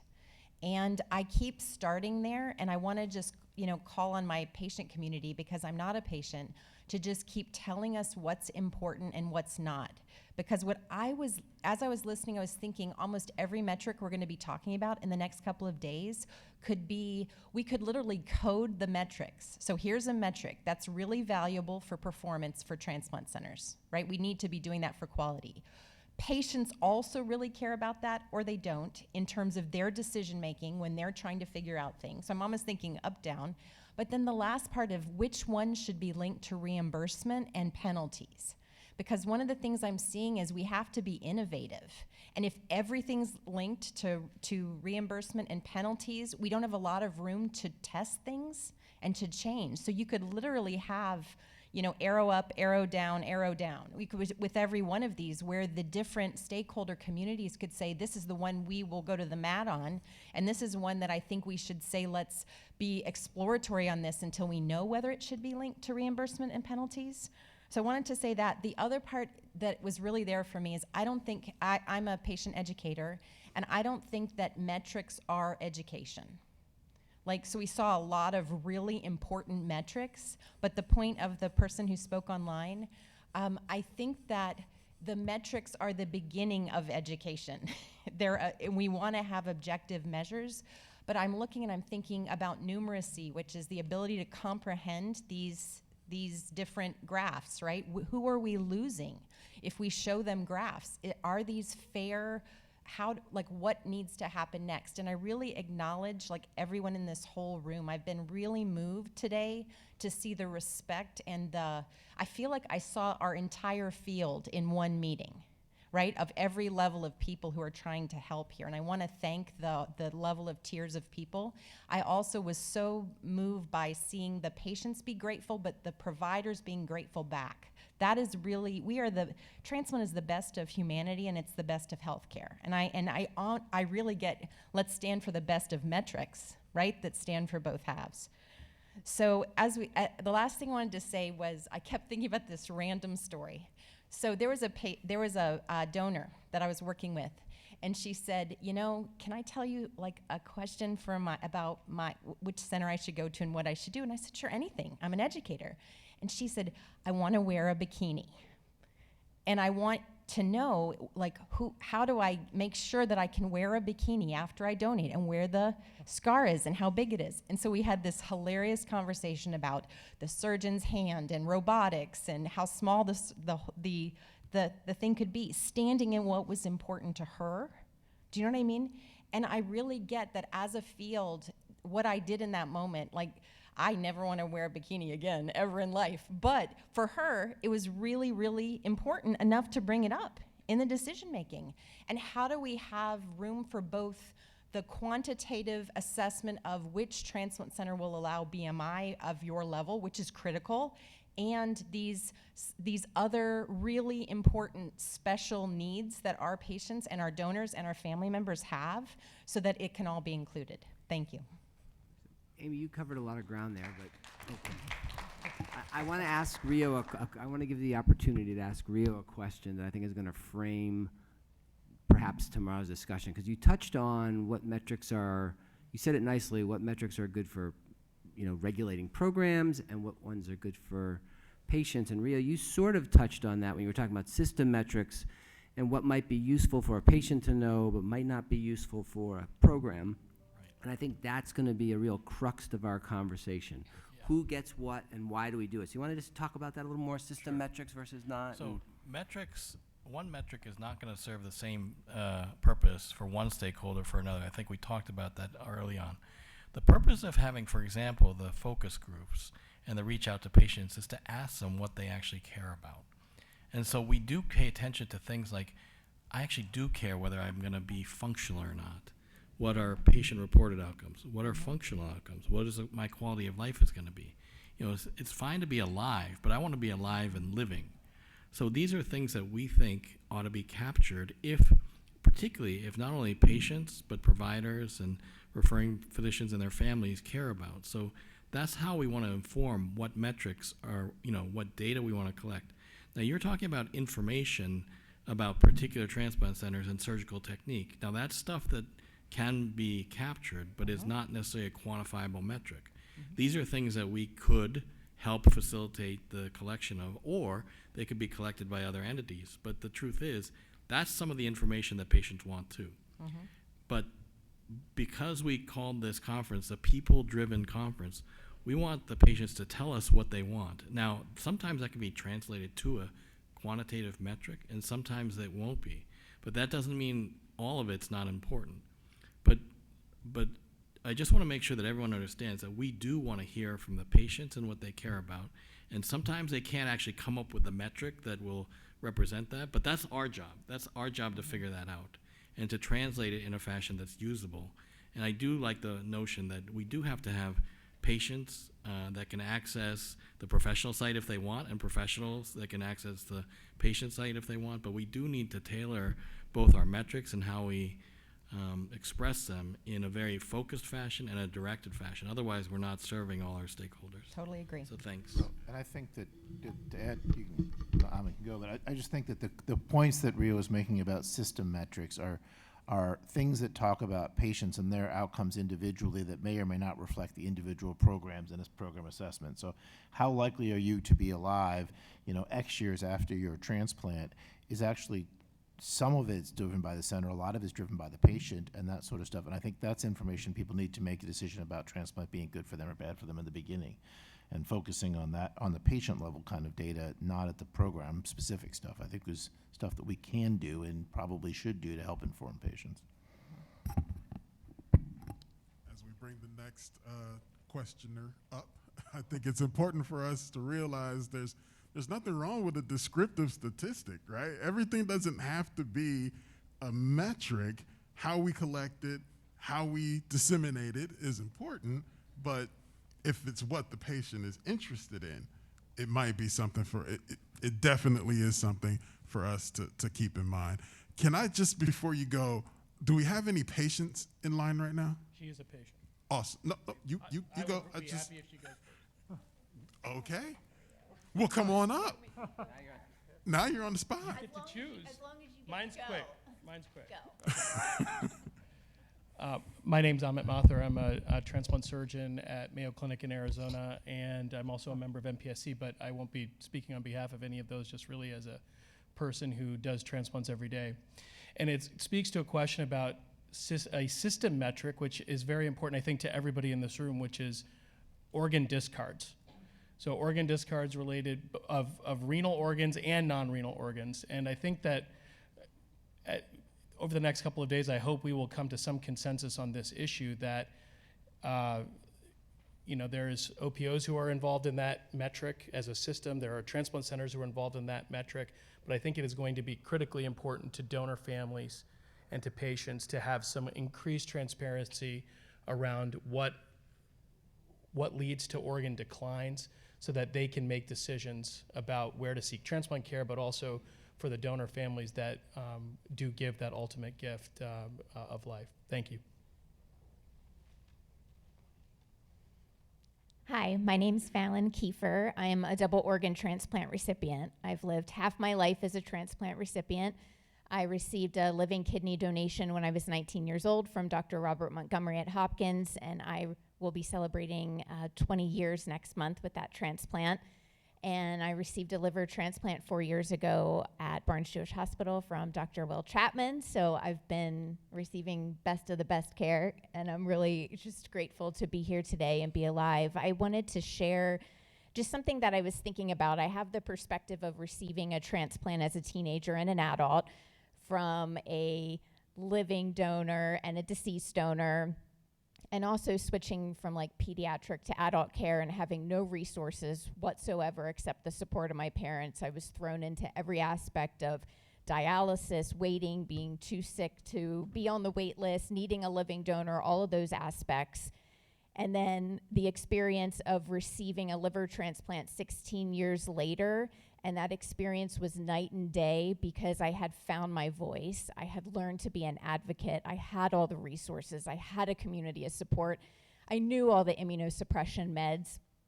And all of that shows the power of all those segments and the importance of patients having all of that support, because it was a night and day experience for me. And so much spoke to me today, but I think a lot about the percentage rates, and I went on SRTR when I needed to figure out what transplant center to go to, because I live in Northern California. I was told that I would not survive the wait list for a liver, which was 1.5 years, and the first recommendation was to get dual listed out of state. And the gravity really spoke to me because there's not dialysis for a liver. I knew what I was dealing with, and it was very much life and death.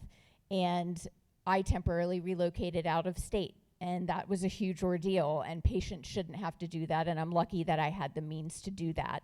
And you instantly look as a patient of, you do look at that survival rate, but my thought with that is that I would love to have a breakdown of that percentage into why those patients passed away at those different markers, because living so long as a transplant recipient, I know that sometimes transplant patients stop taking their meds and can lose their transplant. I understand the really important need for mental support, and that is lacking, and sometimes that can be reasons why patients aren't able to endure this really challenging journey. That there's also bad habits that patients do before their transplants and may do again. So there's so many different factors. Diseases can come back. If somebody has primary sclerosing cholangitis, it can come back to the new liver. If we could have that type of data to give perspective to these percentages, then maybe we'd be able to use higher risk organs, because maybe those percentages aren't connected to the organ that's selected or even the transplant center. Because if you look at the first year, the first 90 days is a lot on the transplant center. They are just really focused on your care, and I almost think it's more them and your learning. When you get to the 6-month mark, it's really in your hands. And like by then I was back home and not close to the center anymore. A year, it's up to you. You go back to clinic, and I was on a panel with Dr. Montgomery before he received his heart transplant. He said, I come in and say, you look great, my labs were good, get out there and live your best life.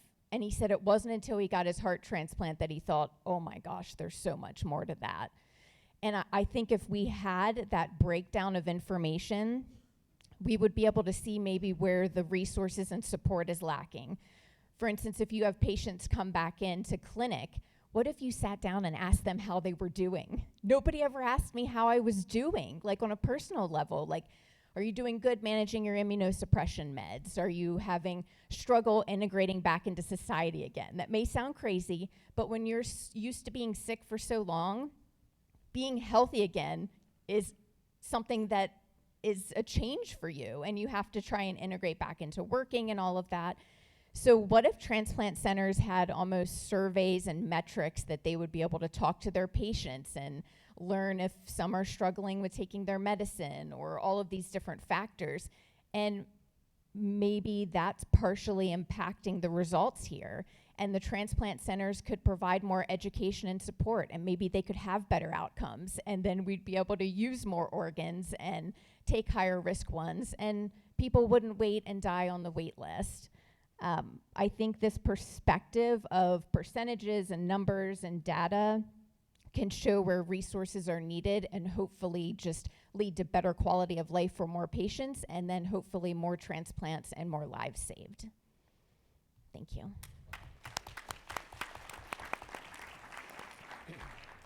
Anybody want to touch on that before we go to the next one? Inspiring. We're looking at it. We'll echo everything that was just said, and I think some of what I have is related. So my name's Amin Tabatabai. I'm on the SRTR Patient Advisory Committee, liver transplant about 12 years ago, and then background in bioengineering, and now data research professional in Silicon Valley and Hollywood. So this is my thing, transplants and data. So multiple pages of ideas, comments, and questions. So I'll be coming to everyone over the next couple days, but wanted to touch on a couple of the ones that I think are relevant to what was just being discussed right now. Specifically, I think going back to a concern that Dr. Gaber had about mixing the metrics and the information, I think some of which Rio has commented on as well. In the business world, we don't share data right away. We combine the qualitative and the quantitative, then we tell the story. So I think that's the key thing here is what's that context. When I was a patient, I looked at this type of data, but then, echoing what was just said, my disease as PSC and then also UC at the same time, and then osteopenia and a number of other things, mental health, right? I felt that my condition and everything I was going to was unique. So I went to the research papers since I had a bioengineering background, and that's where I got my data. And then the context that I would get is I would prep that and I'd go to the surgeon, I'd go to the doctors, but I don't think all patients would do that. So how can we put that together? I know at the University of Washington in Seattle, they have a class that they put transplant recipients through just to kind of learn, what the transplant process is going to be like. So maybe there's an education element where we can consult on here's the type of data that's available for you, and have more of that conversation, right? Because I think data and analytics needs to be a conversation, because when that context is missing, you can generate responses like fear or I don't want to do this. This doesn't look right. This chart's confusing. What is this even saying? So it's those types of reactions I would expect from a patient. So I think one of the questions I would have is what are some things we can do there? And then I think with that, I think going back to, was it Dr. Watnick mentioned, people don't know this exists. Patients don't know they exist. So how can we connect that? In the business world, we say, oh, that's a marketing issue. We need to do more awareness, right? So how can we connect the different transplant centers, knowing that there's differences, right, in how the social workers operate and everything, and understand where does this SRTR data fit in? So some comments there. And then additionally, one question I think directly I had is now thinking about the other data in terms of it advising transplant centers, who looks at that data? Is it just the surgeons? Is there a transplant data team at the hospital? Because if you look at the corporate world, they're moving towards having a chief data officer, chief analytics officer. Is that something we need to think about for transplant to sort of help take, lift some of those transplant centers and whatnot? Because going back to, I think, some of what, Dr. Gaber said is like, we do want to keep patients local, and there's a lot can be done about struggling centers, right? Because if we look at, just kind of examples in sports or just kind of in us being human, sometimes the worst becomes the best, right? So I think, what are we doing about that? Is there an insights-focused team, stuff like that? So I know a couple questions in that, but wanted to kind of get that out, and the rest we'll worry about the rest of the conference. So all good points. The consumer of the data depends on the transplant center, and many transplant centers have an entire QA process. Actually, everyone does, but transplant administrators, transplant physicians, transplant surgeons, everyone should be actually looking at the data and own the data and take ownership of their results. And again, transplant's a team sport, so it's not just on the surgeons, it's just on a lot of folks. But I do think that you bring up several good points. One is that the integration of the data has to change behavior. And even if you're doing well, you can always do better. And if you're not doing so well, you definitely need to do better. So I think that the response to these metrics are actually dependent on the individual transplant center's engagement with looking at their own data. And one of the first things you should do as a transplant center is know your own data. And that's really an important part of it. And whether it's stratified by disease process or diagnosis, I think it is important. Sometimes I think it is important to have data across the nation, for example, for patients for PSC or cholangiocarcinoma, and just know what the data is for survival, quality of life, whether you're going to get back to work, those sort of things. But then in things that really vary from center to center, I think it does help patients to put that out there and make sure that that information, whether it's quantitative or qualitative, is out there for all to consume. So thanks. There are requirements under both the UNOS requirements and CMS to have very dedicated, deliberate quality processes. Some do that much better than others. Some utilize these data and to drive process improvement more than others. But I think that there's a commitment across the community to use this, and I think it's imperative for us to provide that data. And as you made a very important point earlier, businesses disclose parts of that data at different rates and at different times. And I think one of the things we're thinking about here, and we want to get everybody's advice, is how do we stage that data so that it's effective but isn't causing risk aversion, so that we get people who are potentially more challenging. You've already had 2 transplants and need a third, like Bob Montgomery, or a fourth, like that Bob had done in his past. That wouldn't happen necessarily. As a matter of fact, that was one of the big, Hopkins got into trouble for their outcomes early on, and it was just because of those kind of patients, and they made that very legitimate argument, and CMS took it and understood that. So risk adjustment's important and that sort of thing. So I think all those points are very well taken, and all of us need to use these data to improve what we do.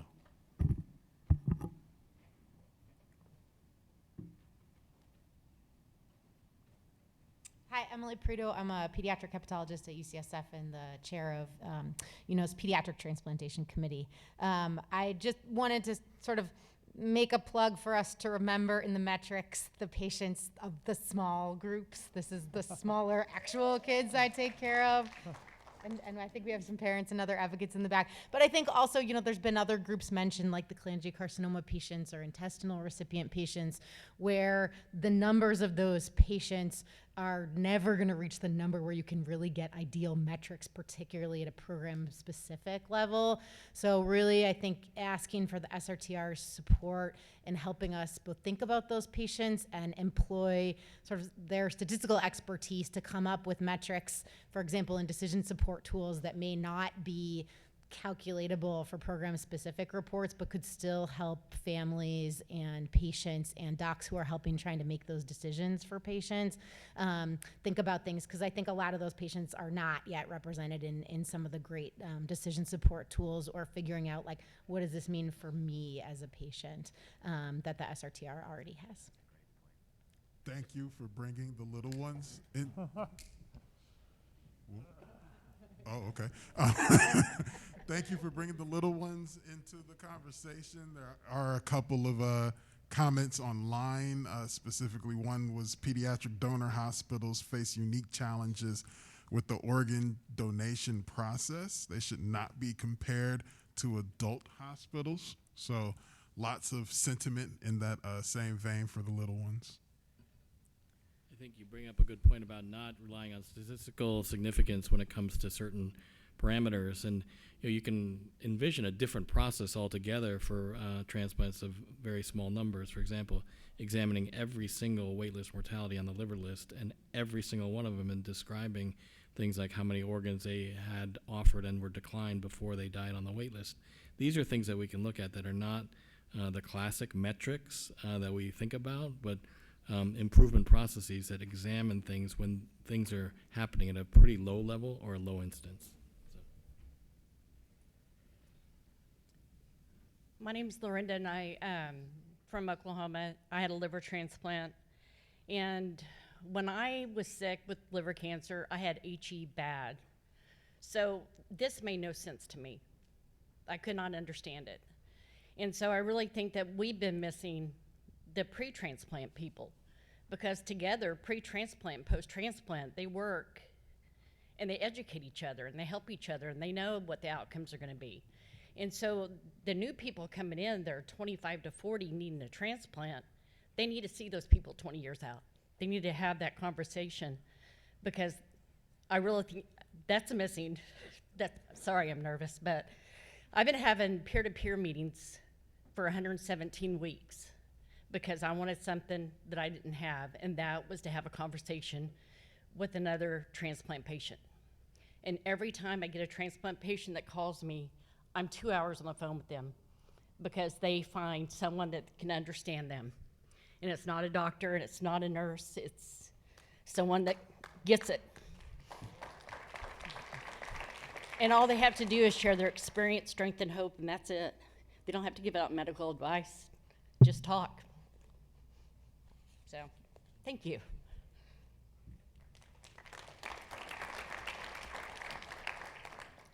Hi, I'm Joseph Hillenberg. I'm the father of a pediatric recipient. He's upstairs with his big sister. They're playing games in the hotel room. For those who know me here, they're not surprised probably to see me at the mic, but I actually had a long diatribe written, and Emily stole my thunder here. She said pretty much everything I was going to say, so I'm just going to say that I agree with everything that she says. One underscored, there's a group of us parents here. It's important to consider what's important to us, and that our metrics are different than what is important to other recipients. For us, it's about quality of life. We want to see our kids run, jump, do all those kid things.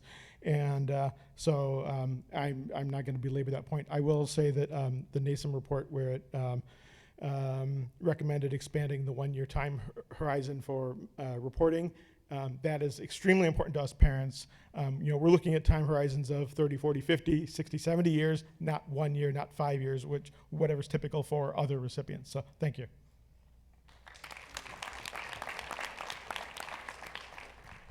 Hello, my name is Morgan Reed, and I am the Director of Transplant Policy and Strategy for the National Kidney Foundation.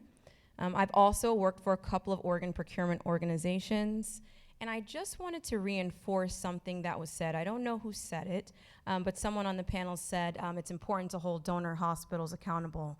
And I think that is very, very important. As we talk about the scarcity of organs, I've worked in hospital development for 2 organ procurement organizations, and it is very disheartening to see that hospitals miss referrals for potential organ donors. I'm also a kidney recipient.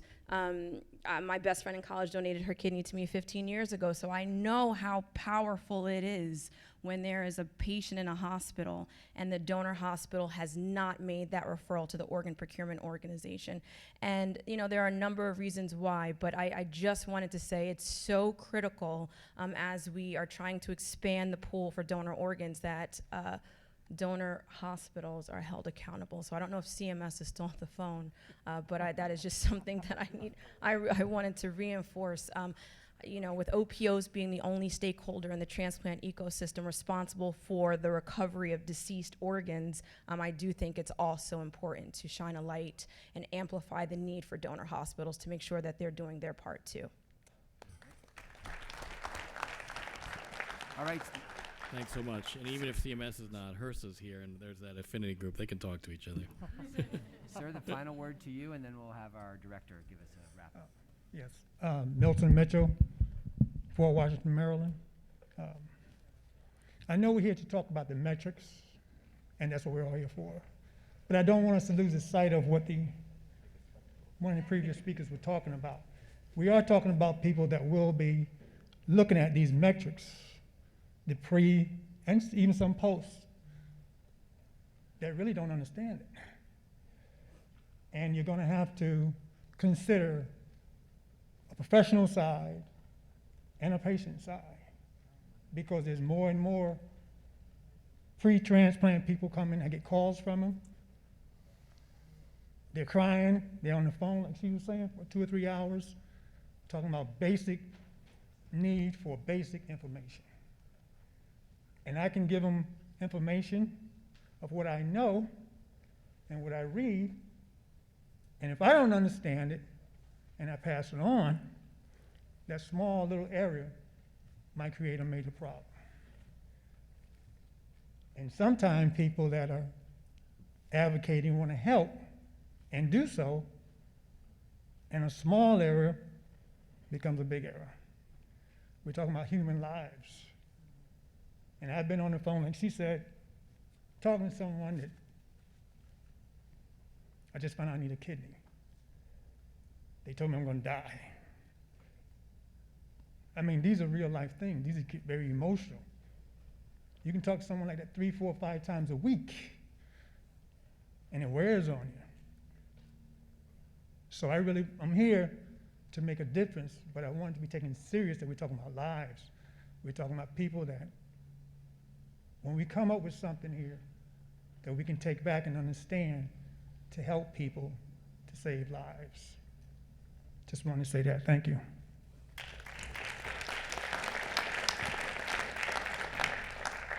Dr. Langus, last question. Oh, thank you. I hate to be the last one, but first of all, I want to commend everybody, John Snyder, right there. This has really been really wonderful event. I really congratulate you on putting this all together. I think maybe I'm a bit of a cynic in the past, and maybe we've had some confrontations, but I think what's taken place today as a beginning is really remarkable. So I just want to make sure that's... So I do have a question, though. So listening to Rio's presentation, I think you made a really great point about, policies should influence the outcomes, and, we should be doing, creating metrics or policies to get to something we want to get to. And if one of our goals is to eliminate these discards and increase the number of people we transplant at best rates, should we be sort of reverse engineering the metrics to get to that, right? Instead of trying to use our current paradigms, maybe saying, okay, this is where we want to be. Now let's reverse engineer it to do that. Now, I don't know how to do that. I mean, the subway's going to have to become a bridge or something like that. But I would encourage maybe a thought process along those lines. So how do we create metrics and outcomes to compel us to get rid of those discards and those sorts of things? And that would be my suggestions, although I can't suggest how one would accomplish that. So anyways, my thoughts. Thank you.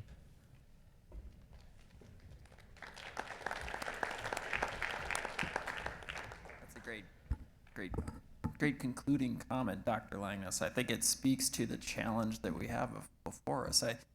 I just want to conclude the evening by saying thank you to particularly the patients and families that have participated. It's just been an emotional day for me just hearing it all, and really thankful for your engagement and everybody that's participated. So thank you very much.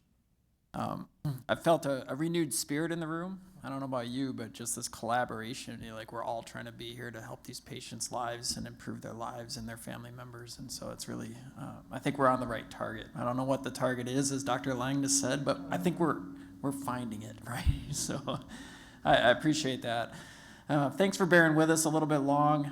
Tomorrow's going to be a fun day. We're going to have the breakout sessions. We do have an appetizer event out in the Sky Bridge right outside the doors at about 6:30. Come and have some good appetizers, and then hopefully you'll have time to find some fun things to do in the mall. Up on the 4th floor, there's bars and restaurants up there, comedy club.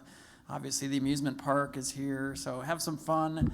And we'll see you at 8 a.m. in the morning for our start. And thank you so much. My last word, though, is the moderators for the breakout groups tomorrow. I've sent you a lot of information over the last 2 weeks. We're going to have a little powwow right up here in the front of the room for those that are going to be leading breakout groups tomorrow, just to make sure we're all on the same page with how we can run those events successfully. So if you are moderating, you should know who you are. Just come right up on here to the corner, and we'll get you to the appetizers. So thank you all so much.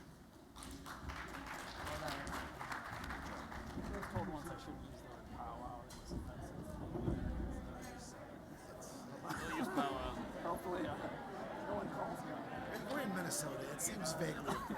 You can't say it in California, that's for sure. Sorry. Right when I said it, I was like, oh. I think we got through a lot of material today. Well, I know I had too many slides, but You went fast. We all cut it down. But most importantly, we started. What needed to end at the end was the issue. Which is exactly what happened.